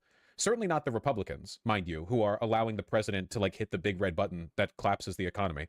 A significant number of Democratic voters, increasing every year, are more and more okay with socialism as a concept. And all of this, by the way, is in spite of the fact that no one knows what socialism is. Nobody has any idea. Nobody has any idea. They're saying is that the Democrats, I mean, don't fall for the bait. Be able to get married and have children. Pundits defending the DSA Mamdani. Yeah, and then he never say that at all. That's not even remotely the sort of thing they say. And then the two people he quoted. Totalitarians, authoritarians in general, stress the importance of civilian victory speech to care about. I don't think that line is the reason why. Black mayor of Detroit, Michigan, where young people came out in large swaths and voted for. They had Kamala Harris. Because we are less capitalist, but because we are further down late-stage capitalism. Had Barack Obama. It does not inherently make your society a socialist society. Just last night, we talked about the thriving economies over the last several years of Scandinavian countries like Norway, Sweden, Denmark, that on the economic index freedom scale are actually more capitalist than the United States of America, have far more free market opportunities for people who live there than even we do here in the United States. Where I think there is a valid criticism, and what's going to be interesting to see if this can even play out here in New York City, are these very radical ideas with extreme expansion in government, stuff like state-run grocery stores or taking over housing here in the New York City specifically with the. But that's also a social welfare program like what you just described.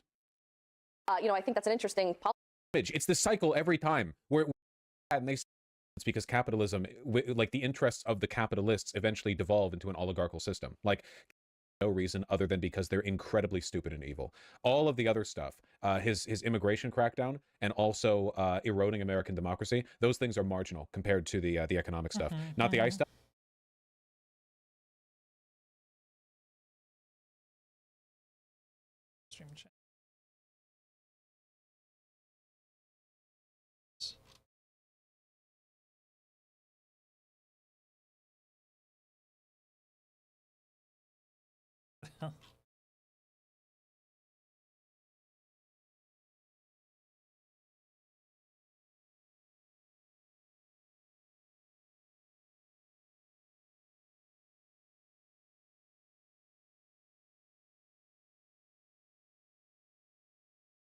Okay.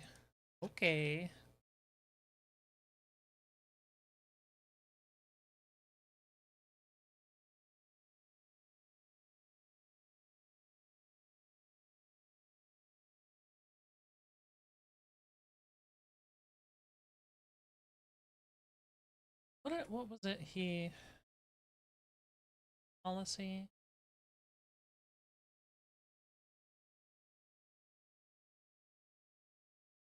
Oh, the word policy.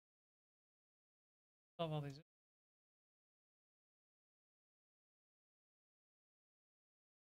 That's him necessarily being deceptive. Super far right people don't care about economic systems because they don't care about policy in general. Like to them, even something as broad as socialism versus capitalism is policy wonkery. If you tell them socialism is black and Jewish, they'll be a capitalist. If you tell them that capitalism is black and Jewish, they'll be a socialist. It's just not meaningful to them.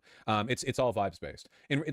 No. I don't think that's him necessarily being deceptive. Super far right people don't care about economic systems because they don't care about policy in general. Like to them, even something as broad as socialism versus capitalism is policy wonkery. If you tell them socialism is black and Jewish, they'll be a capitalist. If you tell them that capitalism economic systems because they don't care about policy in general. Like to them, even something as broad as socialism versus capitalism is policy wonkery. If you tell them socialism is black and Jewish, they'll be a capitalist. If you tell them that capitalism is black and Jewish, they'll be a socialist. It's just not.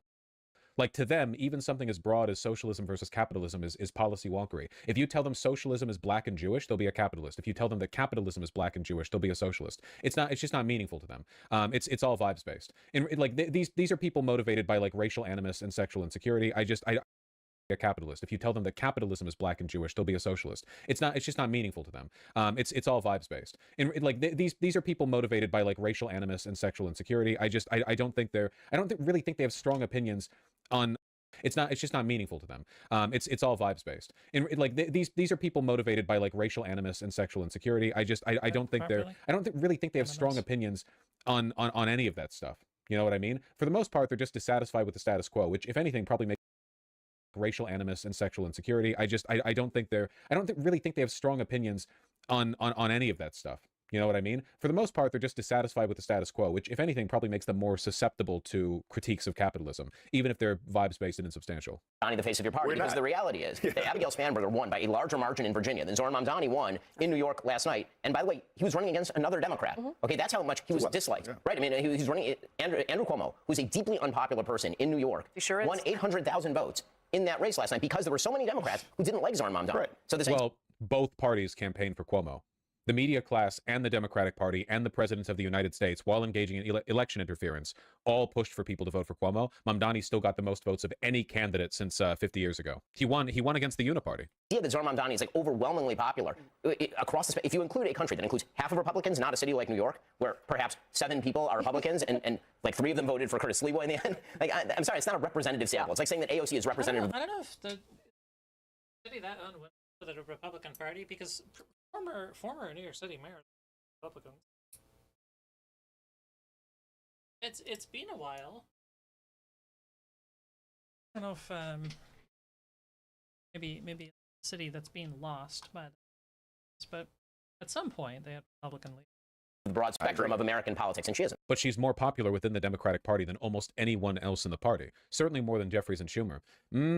This is the reason why Ben Shapiro's falling off, man. He has been for years. He is, at the end of the day, like, he is the closest thing the right has to a status quo pundit in an era when status quo politics is extremely undesirable across the board. You know, the more he pearl clutches over socialism, it doesn't work. People on the right, there are young far right people who are excited about Mamdani, because again, to them it's just vibes. They're just weak people looking for a light. They're moths looking to fly around a flame. You know, is he a neocon or a fascist? He has a lot of fascist leanings.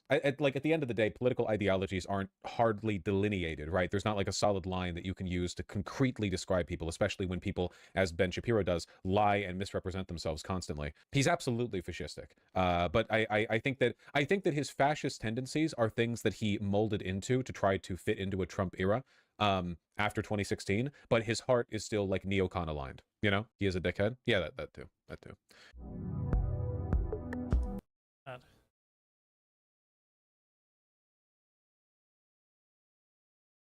I guess I'm not shocked. I kind of looked this person up anticipating bad analysis. From what I understand, he's a far-left person. I don't just care about all this. Just hear him praise Mamdani more. Actually, I wouldn't mind. CNN reacts to Mamdani meeting. Oh, I want to see. I'm really interested actually in this. I wonder if they're going to get the correct response here. I wonder if their analysis is going to trend towards the psychological. I think it's considered crass for a lot of the media personalities, or maybe in the institutions they work for, to even address the psychological, you know? They want to, it's the liberal desire to reduce everyone to the institutions they serve. A bunch of like roles and functions that are near autonomously. To me, staff work, clearly they know what they're doing. Interesting contrast to people like Noam and Stephen Miller, who all live in military bases. Yeah, that probably has done a lot to make them disrespectable to Trump as well. Like, listen, if there's one.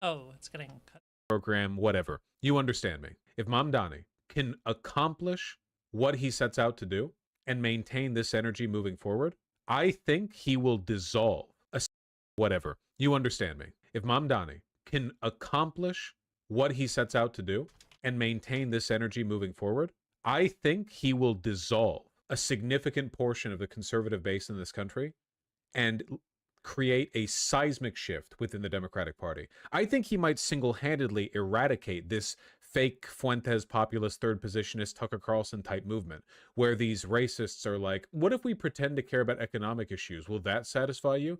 Eradicate this fake Fuentes populist third positionist Tucker Carlson type movement where these racists are like, what if we pretend to care about economic?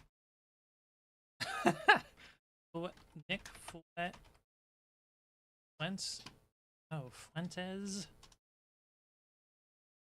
Economic issues. Will that satisfy you? I think he might single-handedly do it. All we need, Carlson type movement, where this fake Fuentes populist third positionist Tucker Carlson type movement, where these racist seismic shift within the Democratic Party. I think he might single-handedly eradicate this fake Fuentes populist third positionist Tucker Carlson type movement, where these racists are like, what if we pretend to care about economic issues? Will that satisfy you? I think he might single-handedly do it. All we need is proof that a politician can do good. And I've always believed they can. I have never given into the belief that all of this is fatalistic, it's predetermined, there's no way for anyone to make a difference. There are greater forces at work that make it very difficult to make a major difference. But with the right circumstances, I think a lot can be done, you know? A lot can be done. If Mamdani does it, if Mamdani can do it, I think that, you know, people are going to say, well, what about the MAGA movement? What about the third positionists? They're going to be talking about Mamdani like the way they talk about great men, like eras, you know? There will be pre and post Mamdani. It'll be like, I don't know, it'll be like the kind of political shift that people like history nuts talk about with Huey Long, except if Huey Long actually ended up being politically. MAGA movement, what about the third positionists? They're going to be talking about Mamdani like the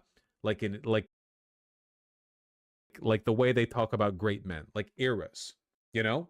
There will be pre and post Mamdani. It'll be like, I don't know, it'll be like the kind of political shift that people like history nuts talk about with Huey Long, except if Huey Long actually ended up being politically relevant rather than just, you know, the hyperfixation. It'll be like the kind of political shift that people like history nuts talk about with Huey Long, except if Huey Long actually ended up being politically relevant rather than just, you know, the hyperfixation of Hearts of Iron 4 players. It's not even because he's going to do extremely ended up being politically relevant. Is there a major political shift that happened around Huey Long?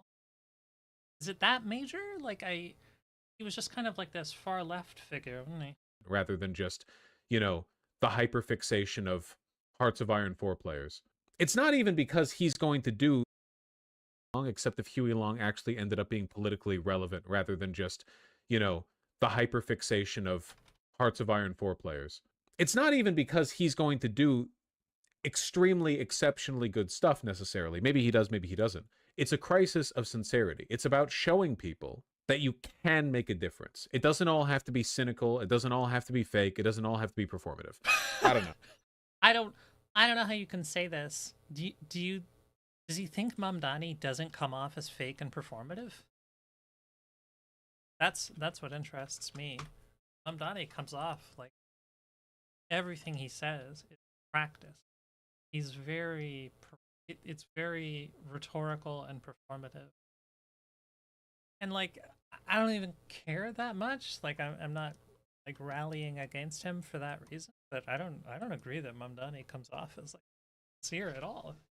He talks in that way that politicians do, where everything is organized around like certain, say, like catchphrases.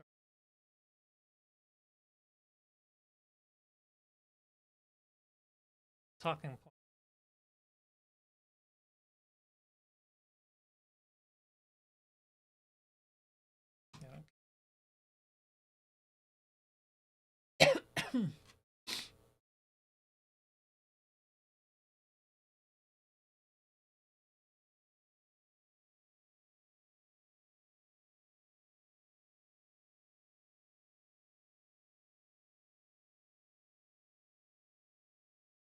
This just give up.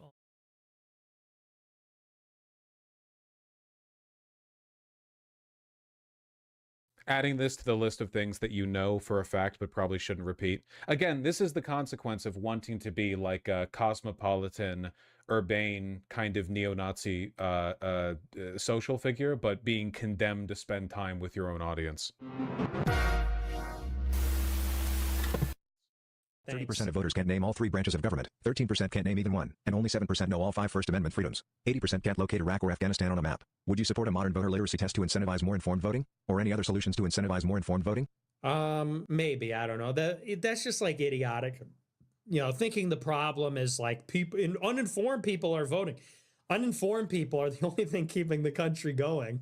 The 20% of people that could find Iraq on a map are all liberals, okay? The 20% of informed voters that could find Iraq on a map, it's probably like 2% are veterans and 18% are like lib shits that went to college. It's not too late, Fuentes. You've got money, okay? You've got a lot of money. You could drop all of this, move to Astoria, and just hang out with cute cat boys and e-girls for literally the rest of your life, okay? You've got money to make America your playground. You can drop all this bullshit and just hang out with you don't have to. You can. Does he have that much money? Nick Fuentes? How wealthy is he? Wear the designer clothing, okay? You can have the cat ears on. I'm not even making fun.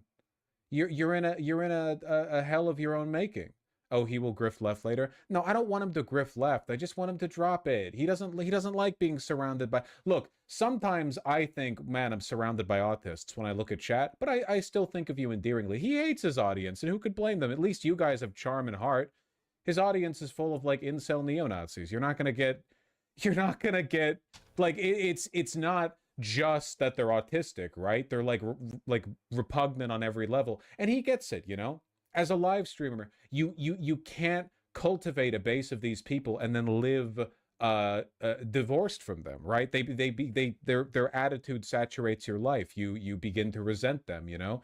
You go live and you're like, oh my fucking god. You see the character of the people communicating in your chat and you're like, oh, that's cringe. You see some guy being like, you know, should I break up with my girlfriend? You know, she said she likes this show, but the show was made by a Jew. And Nick Fuentes is like, it doesn't fucking matter, dog. Can't you tell when I'm anti-Semitic? It's just for the fucking vibes, man. I don't give a shit. Come on. I'm being real. It's not a bit. Okay, yeah, that works. It's not a bit. Did you see that 3-minute long stretch of him shitting on his donos because they're all stupid?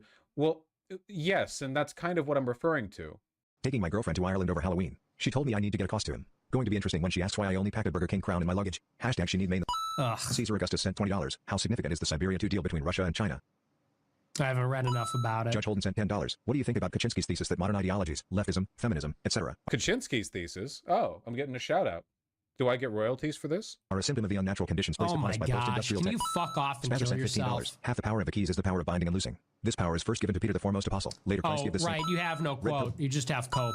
Red Pill Plug sent $50. As a near 100% ethnic German, Nigel Heil Hitler, and Heil Führer Fuentes, leader of the Fourth Reich. And above all, hail Jesus Christ who took the punishment on the cross which we deserved for our sins. Oh my we can win, gosh. but it will take all of us creating solutions, a decentralized army. No, exactly. It's embarrassing. You want like a cool, like square-jawed, chiseled, jawboned army of Aryan warriors who, you know, they got the good shit posts online, but they're also socially competent, and they're, you know, they're like, they're militant and they're imposing and they're powerful. But this doesn't, it never shakes out that way, does it? Just move to Astoria.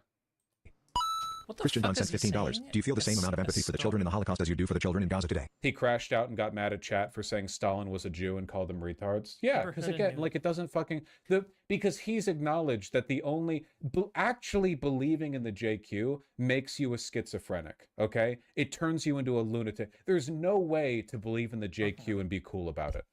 There's no way. I'm not even talking about the moral implications. It just turns you into a fucking loser, right? Like you'll be talking about how Stalin was based because of his, I don't know, jawline or something, and some sniveling retard who has never gotten pussy will walk up to you and say, wasn't Stalin a Jew? This is an unsalvageable dynamic. I'm just saying he would be happier if he was up there with the e-girls in like a studio loft or something, you know? Fuentes, you need to transition, period, but also into making like lifestyle videos. Make food on camera. I don't know. Tell me how you like to organize your room. All right, get some like fancy carved wooden stools that cost $3,000 each. They're made by like a legendary Japanese furniture maker from the 1970s, and put them in your apartment and talk about how they've improved your life. I don't like, just the world's an open. Yeah, get into stained glass. It probably does make it worse that Nick doesn't believe jack shit that he says. Look, it's, as is often the case with these people, it's whether or not they believe in it is largely irrelevant. They believe what is based, right? And it's not based to have an army of autists hanging on your every word, but who are also desperate to be contrarian. I would know, trust me. Again, the thing that saves it for me is that I actually believe in the shit that I say, like, on a ground level. I just believe it empirically. And also I think you guys have a lot of charm. You know, there's a positive moral current to what we do here that I'm fond of, you know? Yeah, I mean, to the extent that that's real. Is there any room in your movement for orthodoxy? I ask this not because you are a Catholic, but because Yeah, you are... just stop being annoying as fuck. Right. It goes on like this for a while. Anyway, finish the original clip, okay? College. It's probably like find Iraq on a map. It's probably like 2% are veterans and 18% are like lib shits. Wouldn't you want to watch Astoria, Nick Fuentes? Like, imagine he goes dark for a year and then he comes back and all of a sudden he has opinions on like Japanese cutlery. He doesn't mention politics at all. Okay, it's just his personality, and he's like, yeah, I got these. They were like $200, and I thought they were ripping me off. But ever since I started using them, I just think there's there's potential. Why is he holding a pumpkin to his head like an ice pack? Well, I think he looks like he has a really bad migraine, but I think this was from Halloween. That went to college. It's probably like 2% veterans, 2% like talk radio boomers who are like, nah. And then the other 16% are liberals that went to college. That was the red. That was the border underneath.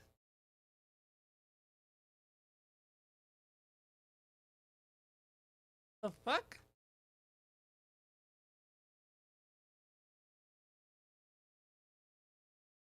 I can't. A position. What? This is not a.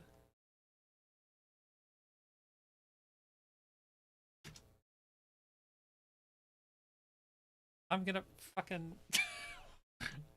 What? What? What doesn't fit right here? Why is this like this? Why is just the border? Why is only the border underneath? What the fuck? How did that happen? How does this happen? College.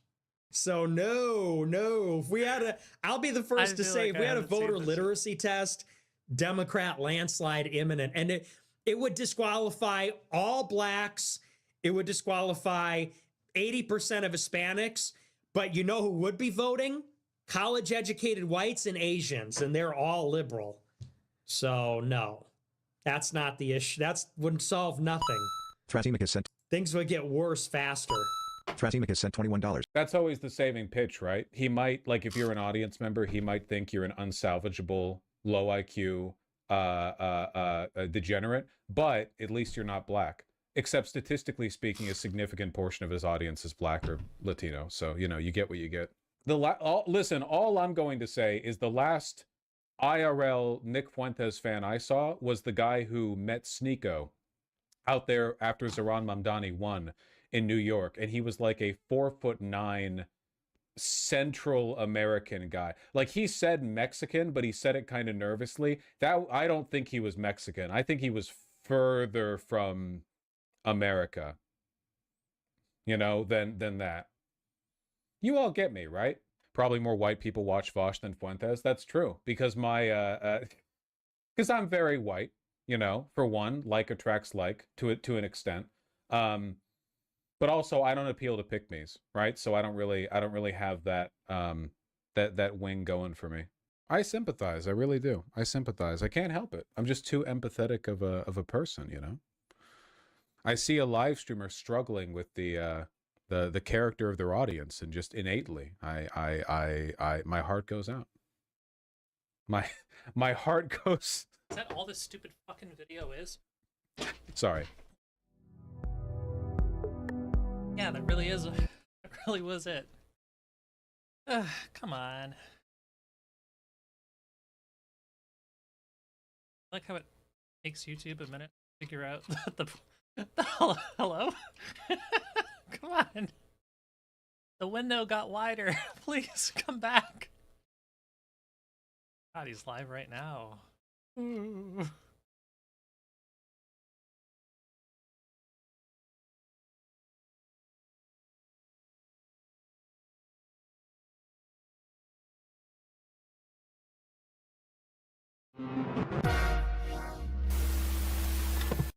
Do you think that Megyn Kelly was being a professional child when she made this argument to defend Donald Trump? As for Epstein, I've said this before, but just as a reminder, I do know somebody very, very close to this case who is in a position to know virtually everything. Not everything, but virtually everything. And this person has told me from the start, years and years ago, that Jeffrey Epstein, in this person's view, was not a pedophile. This is What's with this very visible Star of David? I mean, I guess we were a very visible cross necklace. Wow, I don't usually see the equivalent Star of David.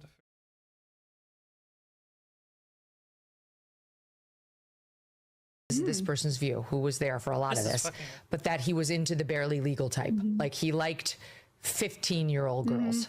You know, barely legal, like 15, you know. And I realize this is disgusting. I'm definitely not trying to make an excuse for this. I'm just giving you facts. I'm not making an excuse. He just liked barely legal girls, you know, 15.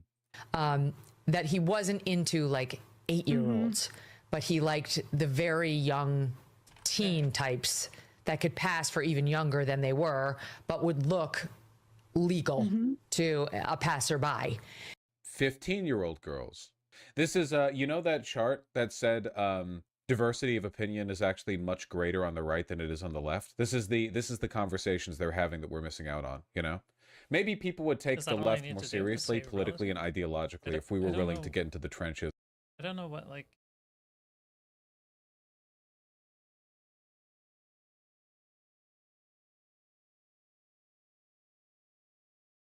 Isn't the default value, like, but it's not relative.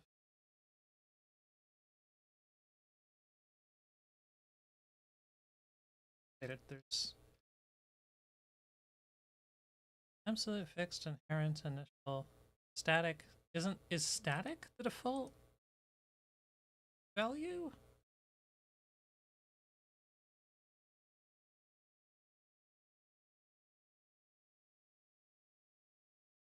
Static is the one making it underneath. I actually don't fucking know. So wait, S position static versus relative.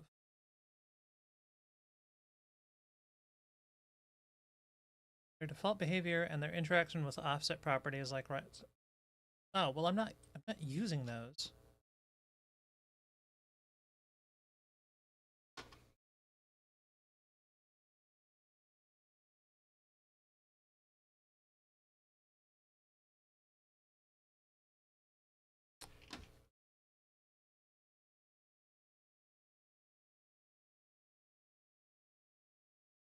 Even when a relative element is offset, it still occupies its original flow. This means other elements on the page behave as if the relative element is still in its initial position, even if it has visually moved. What? Static elements are rendered according to the normal document flow, appearing in the order they are written in. Top right, bottom left have no element. Well, yeah. That's like the only thing is if you want to use top right, bottom left, you have to change it to position relative. But then I don't really know what changing it does other than enabling the top right, bottom left. But apparently it has something to do with this fucking border overlapping another element.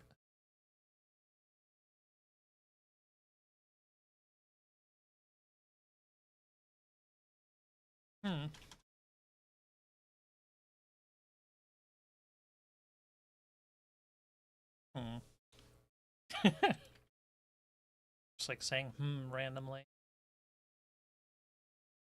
Yes.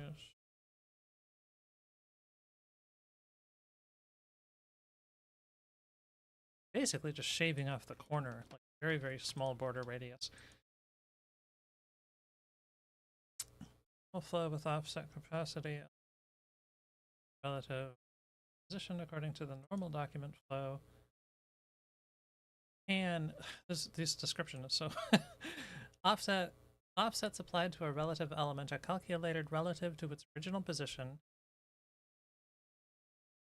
down from where it would normally be. Case of not a positioned context. Static element cannot serve as a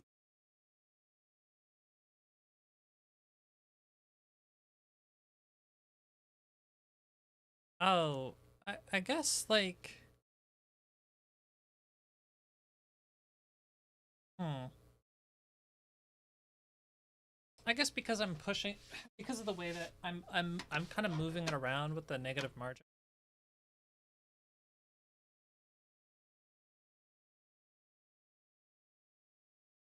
I do like this, like margin, and I say top -3. I wonder if that's better. That's a better way to do it.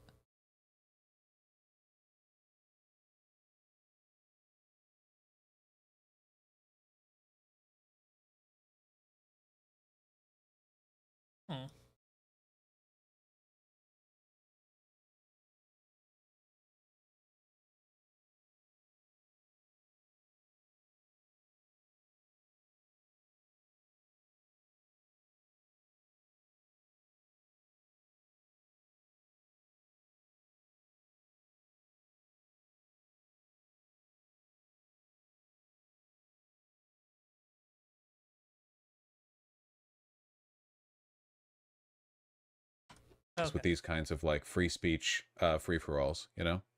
And that is what I believed, and that was what I reliably was told for many years. And it wasn't until we heard from Pam Bondi that they had tens of thousands of videos of alleged, forgive me, they used to call it kiddie porn. Now they call it child sexual abuse material. Why would you say that? Sorry, in my industry, we used to call it this. It was before woke. We all got, you know, I don't even want to say it. On his computer, that for the first time I thought, oh no, he was an actual pedophile. I mean, only a pedophile gets off on young children abuse videos. She's never clarified it. I don't know whether... As opposed to, you know, the barely legal girls, you know, 15. It's true. I have to be honest. I don't really trust Pam Bondi's word on the Epstein matters anymore. Yeah, so I don't know what's true about him, but we have yet to see anybody come forward and say, I was I was under 10, I was under 14 when I first came within his purview. No, they were all just, you know, barely legal. Look, you can say that's a distinction without a difference. No, it's not. I think there is a... We've touched on a very serious topic today. You're right. People are simplifying this. Are you familiar with the term ephebophilia? Difference. Yeah. There's a difference between a 15-year-old and a 5-year-old. You know, it's just... Now, I'm not defending him. However, I'm really insistent on this point because it implicates our president, you know, because so far nobody has files of Donald Trump with a 5-year-old. As long as he's not caught with a 5-year-old, need the GOP to make this their official line. That's true. Do you think we could get like Carolyn Levitt to play this during a press briefing? So she said she was 15, getting really confused and flustered as you're trying to explain to the fleet of FBI agents who have just landed on Little St. James. Jesus Christ. Holy moly, this is the bad place. She's on TV. She's literally one of the like premier conservative broadcasters. Yeah. It's Megyn Kelly. She's a celebrity. She's huge. I don't know, man. Conversations like this. Young people don't remember when Megyn was on Fox News. Wasn't she literally abused herself? Am I thinking of a different Fox News host? Yes? Okay, yeah. Okay. I mean, not that it ever matters. But trans people are groomers. Trans people better thank their lucky stars that the political actors most committed to framing them as groomers are all pedophiles. You know, it definitely frees them up a little bit rhetorically. Roger Ailes, yeah. Okay, I remember now. Yeah.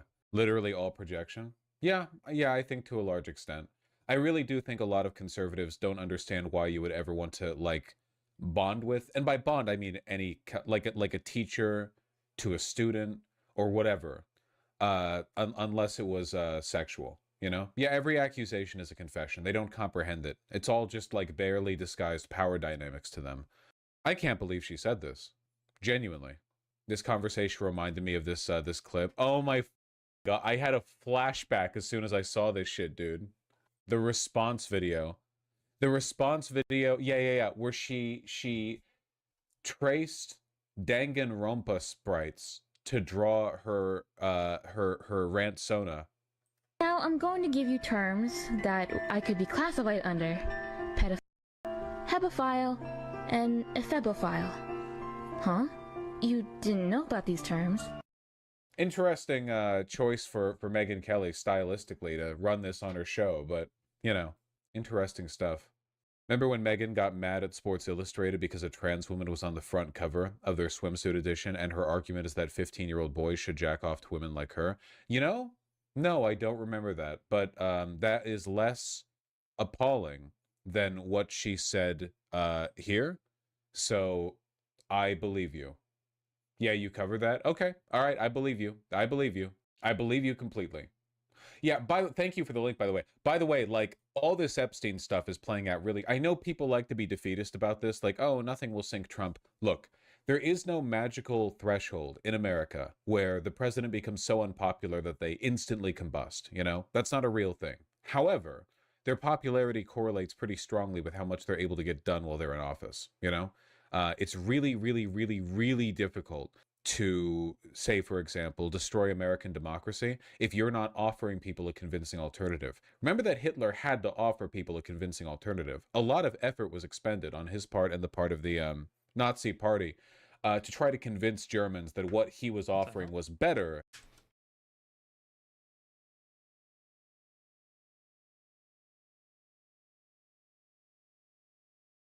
Oh, because of the margin. Oh. Just cut the margin. Because yeah, I'll put the margin around the container that has the text. Than the current status quo.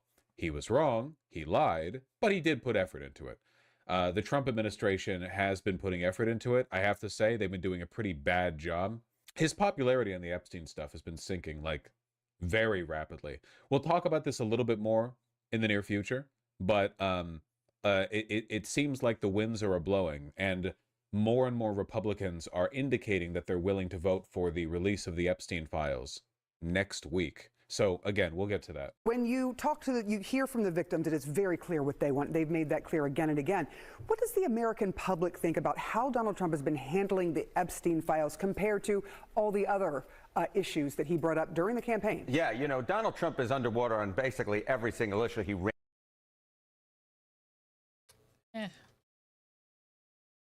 This is where I would put it. So I'm gonna,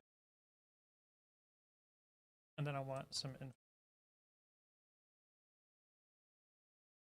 Kind of mirroring the way I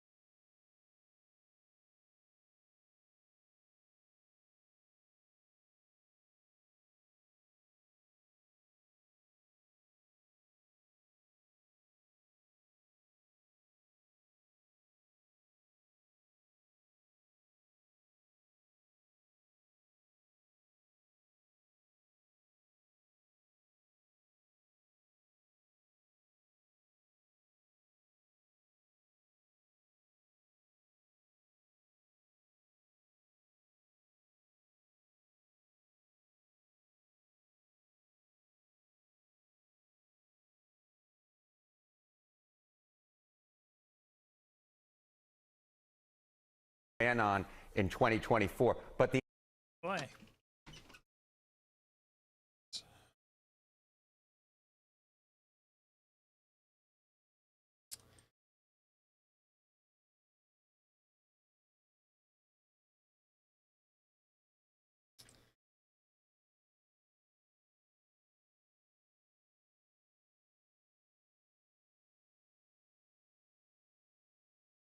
Don't need that line.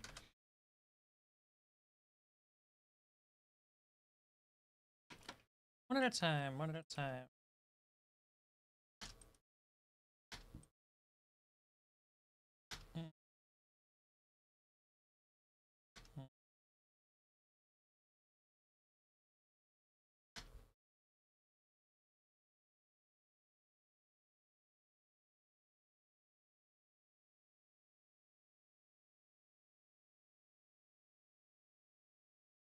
Got ginger molasses cookies.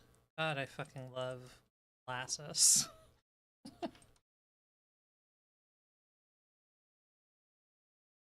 This guy is first.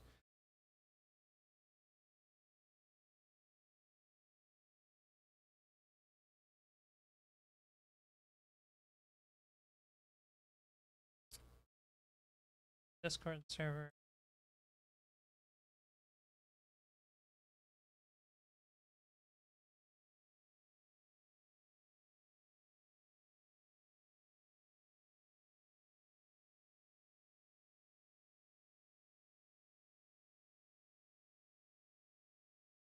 Did I just skip one?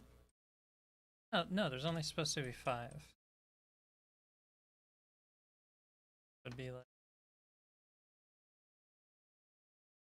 This needs to be space between.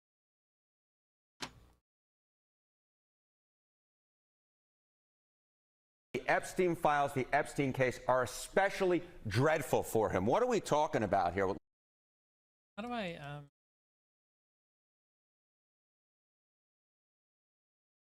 supposed to be ID index right, call it. I want the index right links. Is there a way to say like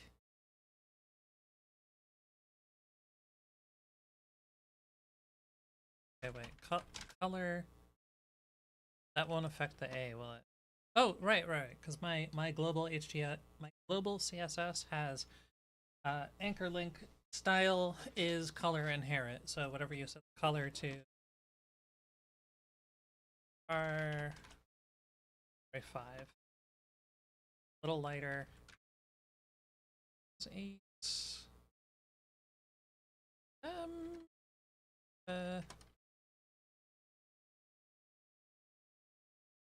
Is there a way to say like div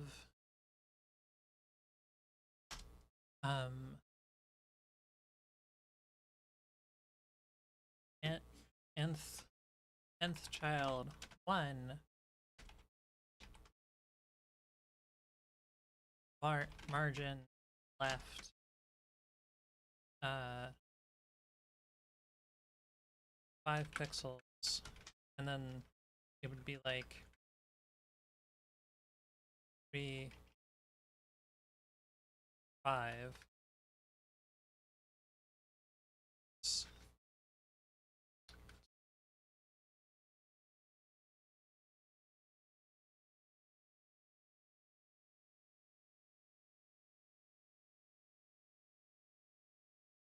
But is there a way to shorten?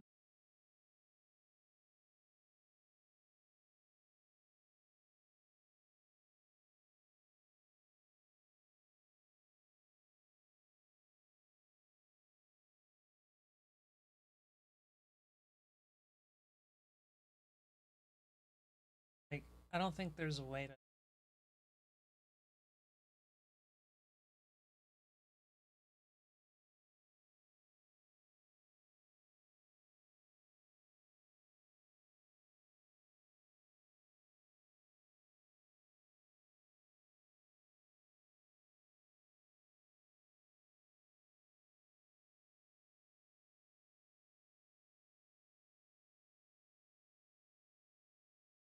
I don't think there's a way to grab this variable within CSS in order. Let's say 0. I'll make the difference a little. Yeah. Oh, and then maybe have this like right, 10 picks. Have the bottom left.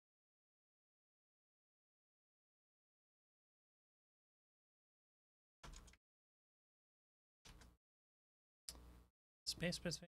So, okay, wait. So,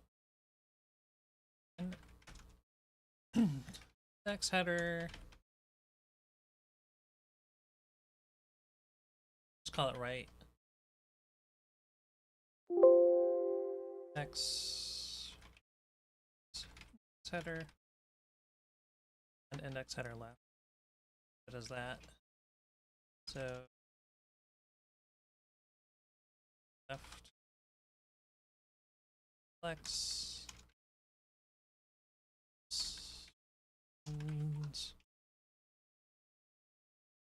listen to this. Let's take a look at Trump's net approval rating on the issue. Look, they're all in red. They're all in the negative territory. But on immigration, he's 5 points underwater. Foreign policy, 8 points. Trade and tariffs, he's 17 points. The economy, 18 points. But look at the Epstein case. He is 39 points below water on the Epstein case. His net approval is 39 points in the negative. My goodness. He actually has significant negative approval with Republicans on the Epstein case. Nobody likes it. Nobody likes it.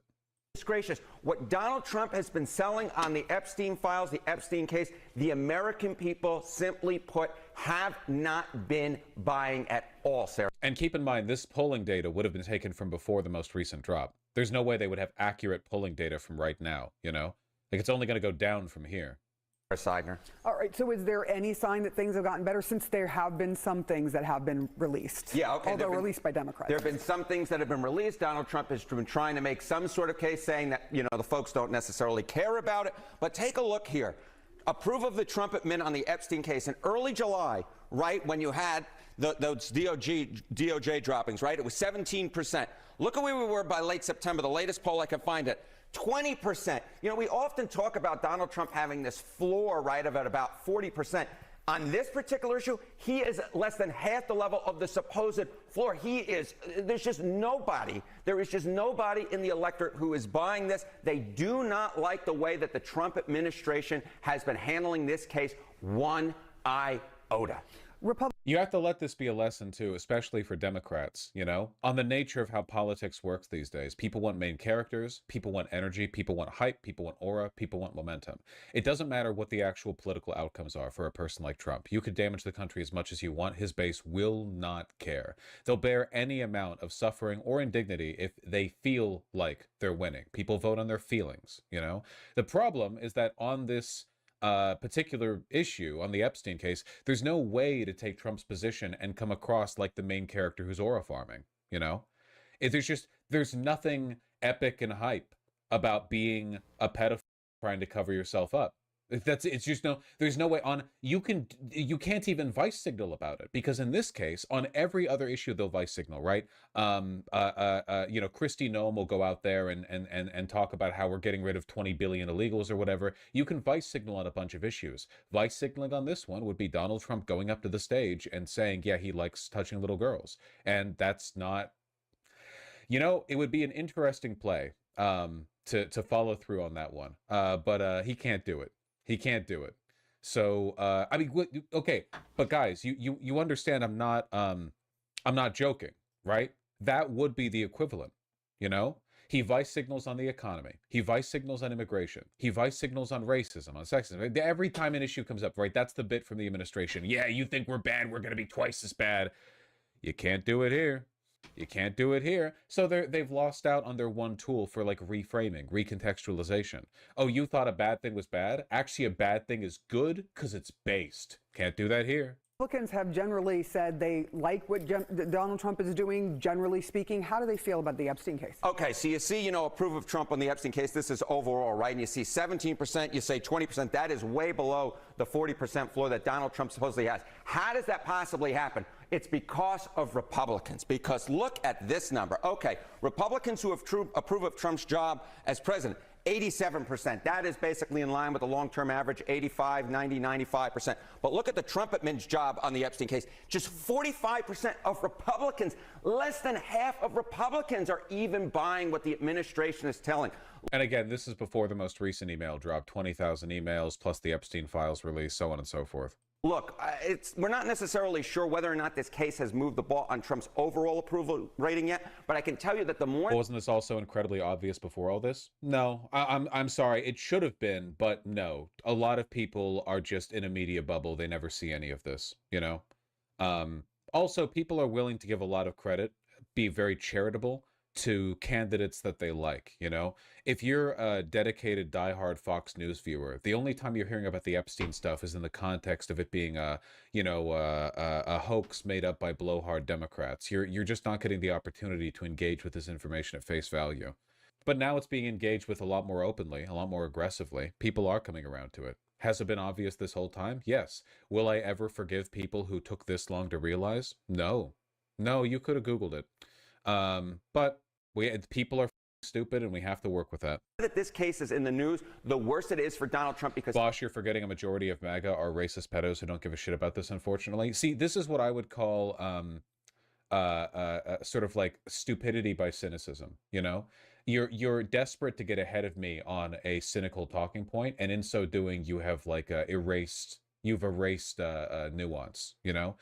Are a lot of people on the right racist pedophiles? Of course. But it doesn't change anything that I've said. And I've forgotten nothing. Don't condescend. No, a majority of Republicans are not like actual pedophiles. That would be ridiculous. And if that was the case, this country would have been over a long time ago. That's not... people are susceptible to a lot of social influences, and what people are and what people are willing to admit they are two very different things. But at the very least, within their heart of hearts, okay, to a lot of Republicans, pedophilia is something they still consider to be bad. Simply put, it is his worst issue by far. We could be seeing a vote on this next week. This case is not going away anytime soon. It is not going away anytime soon, and that is bad news politically for Donald John Trump. All right. Donald John Trump. I want to know how long the Dems and the committee had access to these emails. Why they released now instead of 3 weeks ago? Because the House wasn't in session. They didn't have the ability to release this information. Un clan de pedófilos quiere acabar la democracia en Colombia. This is like... Oh, I make you move up. Damn it.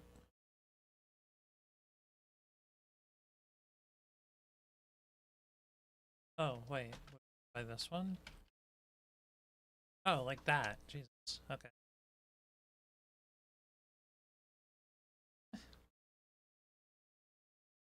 Good to move up that. Also, this can smaller. Duro, sí. Pero ahí está la realidad. Y para que no salga la lista, entonces nos envían acorazados a matar pescadores de esta ciudad. Y amenazar al vecino, que si dictador o no, ¿cómo que el pueblo de Colombia va a aplaudir que invadan a su hermano, que no es el presidente, sino el pueblo de Venezuela? ¿Cuándo? More world leaders need to call Trump a pedophile. It sucks how cucked everyone is, Even Mark Carney, like you threatened to invade and annex Canada for months and months and months. And then Mark Carney's like, yeah, all right, okay, yeah, okay, that was fun. All right, like, let's move on. I don't know. Everyone's a pussy.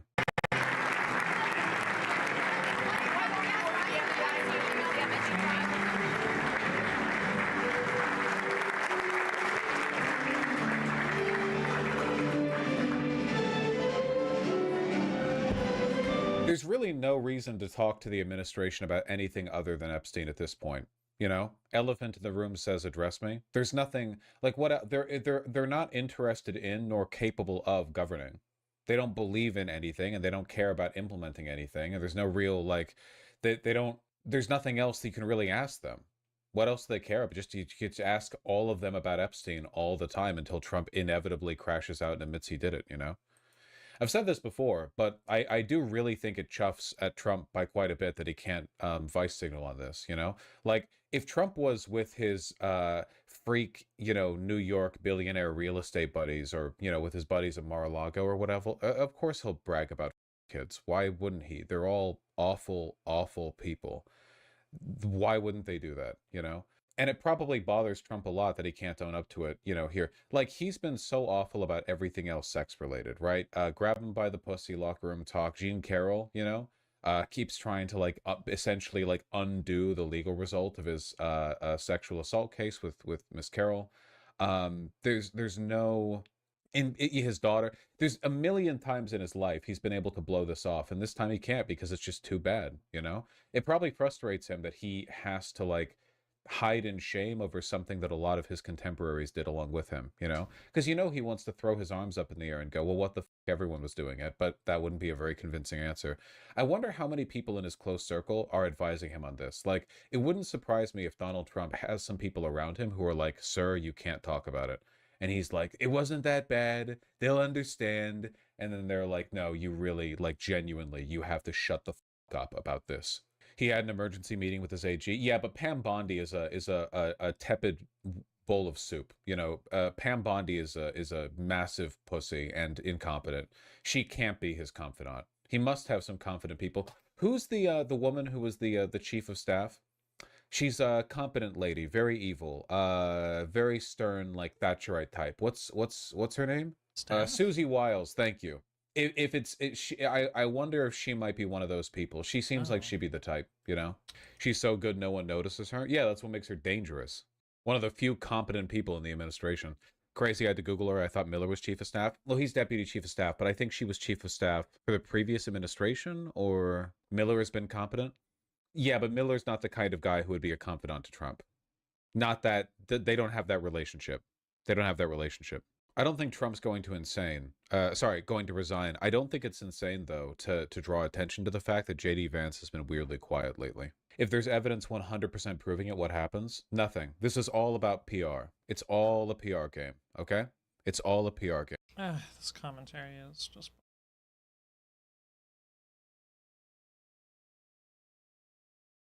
All right, welcome to the show, y'all. Hope everybody out there is having a great day. We have a lot of wild stuff to get to today. So we're going to talk in just a second about Trump posting a Thanksgiving message, which went clearly full Nazi. Not even trying to hide it anymore. He pulled the full Stephen Miller on us. It is just astonishing and grotesque. So we'll dive into that. We also have the National Guard killer from last week. Apparently, he was part of a CIA death squad from when he was a child, which means the U.S. government recruited a child to murder for them. That's great. So we'll talk about that as well. We also have Pete Hegseth caught very clearly committing war crimes. Then he doubles down but accidentally admits it all, which of course exposes him to actual potential criminal charges. So we'll talk about that. We have Democratic Senator Chris Van Hollen comes out and says the thing that we've all been thinking for a very long time. He accuses Trump directly on TV, by the way, of committing murder. So that's great. The rhetoric is ramping up in a positive way. Some Democrats are actually showing some leadership. We'll also get to Trump pardoning a $20 billion narco trafficker who was convicted in court. It's kind of hilariously disturbing because at the same time he's saying that Maduro is doing narco trafficking, which is why we have to kill him. He's freeing actual narco traffickers and fascists. And, you know, his pardons are completely and utterly out of control. I think that is the safest thing in the world to say, considering that every other week he pardons like the worst criminals in the country. So we'll talk about that. And we also have seemingly high Tucker Carlson crashing out on Piers Morgan. That is a gloriously weird video. And for the first time in a long time, maybe ever, I was actually sympathizing and feeling bad for Piers Morgan, which is it takes a lot to get me to that place. But that's exactly where I am. And then later on, we will talk about the story of the Christian idiot at the University of Oklahoma who flunked her psychology paper, then cried discrimination, and basically got the assistant teacher suspended for doing their fucking job. So a lot of stuff to get to, as you can tell. You guys know the deal, man. Everybody please do me a big favor and subscribe to the channel. That helps out big time and costs you absolutely nothing. You can also support the show on Patreon. That goes a long way because remember, we are real independent media, not just online media. I've never talked to an advertiser. I've never done an ad read. I've never talked to a billionaire or anything like that. You guys fund the show from the ground up. I'm very proud of what we've built, but you guys have made it possible. You can also support Crystal Kyle and Friends on Substack. That link is below, or tip with the thanks button on YouTube. And of course, go sub to the Corn's World YouTube channel because we do live Kyle and Corn episodes every Monday night at 8:30 p.m. Eastern time. And tonight, we should be having an episode as well. So come hang out with us. It's always a blast. And with that being said, let's go ahead and dive in, y'all. So as you all know, Thanksgiving was just the other day, and I hope everybody out there had an awesome Thanksgiving. I hope you ate your turkey and your stuffing and your mac and cheese and your sweet potatoes with the little marshmallows on top, which is my personal favorite. But our president on that day decided to go completely and utterly mask off. Now, it's not that he was mask on previously, but this is like really next level type stuff. This government has been outright flirting with Nazi talking points for quite a long time. Trump's ICE is basically the Gestapo reincarnate. Everybody knows that. You have the Department of Homeland Security Twitter account on a regular basis will post flat out Nazi memes. They do the 14-word thing. They do the like secret Heil Hitler thing. There's all this disgusting stuff that they post out there. And like you don't even have to read too much between the lines. Like a lot of this stuff it's not a dog whistle, it's a fucking foghorn directly in your face. Well, Trump decided to get in on the fun himself, and he posted this absolutely disturbing, rambling, lunatic rant. So here's what he said on Thanksgiving, by the way. He says, "A very happy Thanksgiving salutation to all of our great American citizens and patriots who have been so nice in allowing our country to be divided, disrupted, carved up, murdered, beaten, mugged, and laughed at, along with certain other foolish countries throughout the world for being politically correct and just plain stupid when it comes to immigration. The official United States foreign population stands at 53 million people, census, most of which are on welfare." This is all totally fake, by the way, completely and utterly made up fake numbers, "from failed nations or from prisons, mental institutions, gangs, or drug cartels. They and their children are supported through massive payments from patriotic American citizens who, because of their beautiful hearts, do not want to openly complain or cause trouble in any way, shape, or form. They put up with what has happened to our country, but it's eating them alive to do so. A migrant earning $30,000 with a green card will get roughly $50,000 in yearly benefits for their family." Let me just pause real quick to say, it's so far beyond bullshit. Like, we need a new word to describe just how factually false this is, because it's the exact opposite. Undocumented immigrants cannot get welfare benefits. They can't get them. This is a lie. In fact, undocumented immigrants net pay tens of billions of dollars in taxes and get dick in return for it. So this is what the right does. They wage a war on truth. The fact of the matter is, the immigrant population in this country, they're some of the hardest working, most family-oriented people, and they're the ones who are oppressed on a regular basis, and Trump flips it like they're somehow the oppressors. No, you know who the oppressors are? The billionaires that suck you off on a daily basis and that you give billions of dollars in welfare to. What a sick joke, man. He continues, "The real migrant population is much higher. This refugee burden is the leading cause of social dysfunction in America, something that did not exist after World War II. Oh, please. Yeah, everything was great after World War II. Failed schools, high crime, urban decay, overcrowded hospitals, housing shortages, and large deficits, etc. As an example, hundreds of thousands of refugees from Somalia are completely taking over the once great state of Minnesota. Somalian gangs are roving the streets looking for prey as our wonderful people stay locked in their apartments and houses, hoping against hope that they will be left alone. This is insane. All of this is completely and utterly made up. Everybody knows it's completely and utterly made up. But since his regime is collapsing around him, he has to go and try to play the greatest hits and point the finger and blame immigrants. Get people talking about something else as opposed to him not releasing the Epstein files and him waging another stupid war and all that bullshit. The seriously retarded, he says, governor of Minnesota, Tim Walz, does nothing, either through fear, incompetence, or both, while the worst congressman and woman in our country, Ilhan Omar, always wrapped in her swaddling hijab and who probably came into the USA illegally in that you are not allowed to marry your brother, Jesus Christ, does nothing but hatefully complain about our country, its constitution, and how badly she is treated when her place of origin is decadent, backward, and a crime-ridden nation, which is essentially not even a country for lack of government, military, police, schools, etc. All right, let me just pause to point out, basically what he's saying is, all these immigrants, they hate this country. All they do is talk bad about this country. Motherfucker, you ran on the platform of Make America Great Again. Of course, that means right now it's not great. In fact, you could go back and watch rally speeches where Trump talks about how we're basically a third world nation. We're a crumbling, disgusting, pathetic, crime-ridden third world nation. But if a Democrat were to come along and say the exact same thing verbatim as Trump goes, "You hate America and you should be kicked out of America." The lack of logic is absolutely astonishing from the right. They don't care about the truth. They don't care about reality. They don't care about logic. They'll contradict themselves 48 times while trying to smear some minority population that did nothing wrong. He continues, even as we have progressed, Jesus Christ, like, bro, can we just say that the getting rid of the character limit on Twitter really cooked Trump's ability to communicate on the platform? That now this motherfucker truly is a rambling lunatic. Yeah, look at this. It's so stupid. He just posts like one enormous block of text. Like, and nobody teach him how much more I would pay attention. Like, you have to press the return key. You have to make paragraphs. You have to space Whereas it out. in the past, when you had the character limit, he would say something and it would come across much more tight, much more witty, much more punchy. Now this is just like, give Grandpa his oatmeal and his fucking Seroquel and put him in the corner and hopefully he shuts the fuck up. That's where we're at now. That's where we're at. Even as we have progressed technologically, immigration policy has eroded those gains and living conditions for many. I will permanently pause migration from all third world countries to allow the U.S. system to fully recover, terminate all of the millions of Biden illegal admissions, including those signed by Sleepy Joe's auto pen, and remove anyone who is not a net asset to the United States or is incapable of loving our country, and end all federal benefits and subsidies to non-citizens of our country. Denaturalize migrants who undermine domestic tranquility and deport any foreign national who is a public charge, security risk, or non-compatible with Western civilization. These goals will be pursued with the aim of achieving a major reduction in illegal and disruptive populations, including those admitted through an unauthorized and illegal auto pen approval process. Only reverse migration can fully cure this situation. Other than that, happy Thanksgiving to all, except those that hate, steal, murder, and destroy everything that America stands for. You won't be here for long. Rich coming from a guy who is looting the treasury along with his billionaire donors at the moment, and he's going to talk about other people stealing. Absolutely ridiculous. But notice here, he literally said reverse migration. Remigration is a literal Nazi talking point. It is a white nationalist talking point. It's not actually a thing. It's not a thing. But effectively, the goal is we want to only have white people in this country. That's the point of quote-unquote remigration. So the white nationalism is out of the bag. The Nazism and the fascism is out in the open. There is no more hiding from it. There is no more plausible deniability. It's mask off. And guess what? He's going mask off at a time when his approval rating is fucking 36%. You don't have the political capital. You don't have the support to pull this shit off anyway, because people are looking at you going, hey, you fat prick, how about you lower prices? Inflation is out of control, you dipshit. How about you get that under control? How about you fix the economy? Unemployment is skyrocketing. What is wrong with you? Waging another war? Now you're going to try to fucking regime change Venezuela? What the fuck did they ever do to us? They didn't do dick to us. What are you talking about? So as the country is revolting, he's coming out here throwing a tantrum and saying remigration, which, by the way, let me also just point out, I don't know if this is actually Trump. I don't know. To me, this looks like Stephen Miller trying to sound like Trump. That's what it looks like to me. So it's Stephen Miller going, well, how do we distract from the Epstein files? How do we distract from this new regime change war we're committing?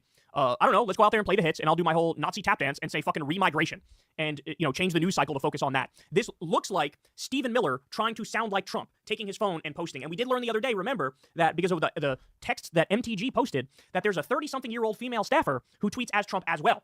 So this could be that person as well. Now, by the way, that's not me, letting Trump off the hook here. Of course, he's ultimately responsible. But as I pointed out to you guys before, at the moment, he's not the real president. He's not. We have multiple real presidents. It's Marco Rubio for foreign policy. He's the one calling the shots, the neocon imperialist psychopath. We have Russ Vogt for domestic policy, and we have Stephen Miller for immigration. We're calling Marco Rubio a psychopath?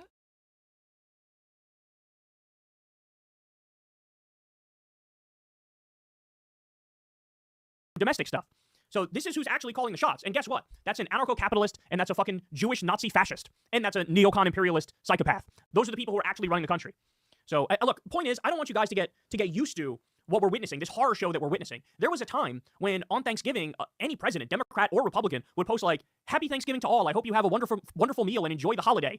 Like that would be normal, right? Instead, we get this literally rambling lunatic who says this shit. Like, don't get used to it. Don't accept it. Like, understand this is hell. We're living in hell. And they're only making it worse on a day-by-day basis. All of this needs to be called out. Everybody in this regime needs to be fucking locked up. Because it's one criminal worse than the next throughout this whole regime. And do not lose sight of that. Keep your eye on the prize. And understand that their day will come. Their day will come. They will be tried. All the evidence will be presented. And they will be locked up for life in most cases. That needs to be the case if we give a shit about checks and balances and rule of law. But could you imagine we go back in a fucking time machine to, I don't know, say the year 2013, and I told you that in 2025, the president would just be posting Nazi talking points on Thanksgiving.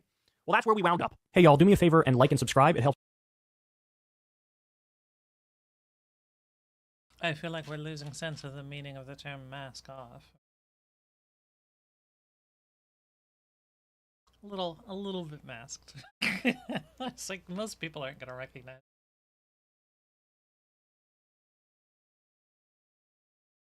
What's this?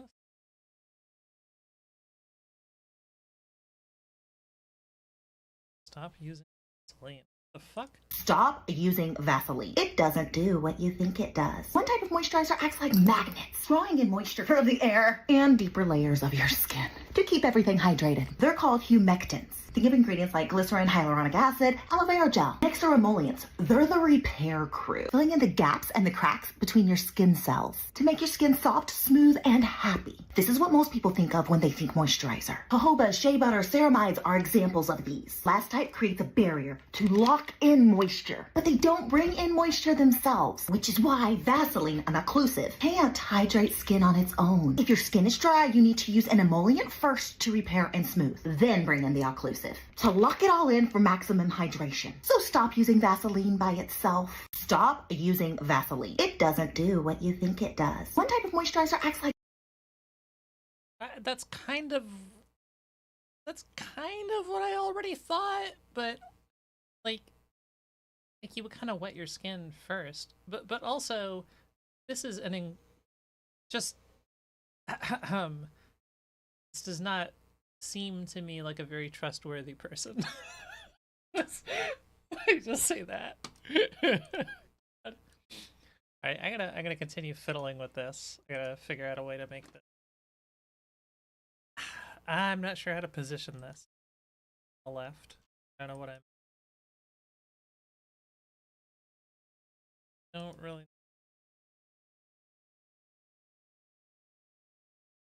Not sure where it should. Maybe.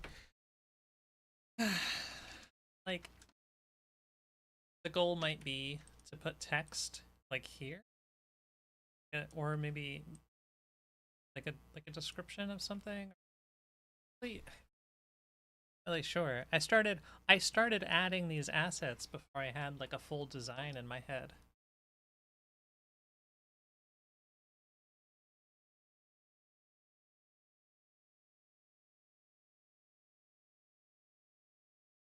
Put that there. I don't know.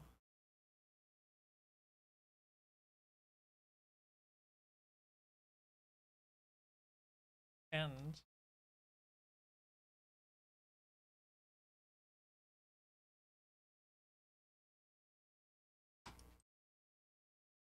I'm not sure.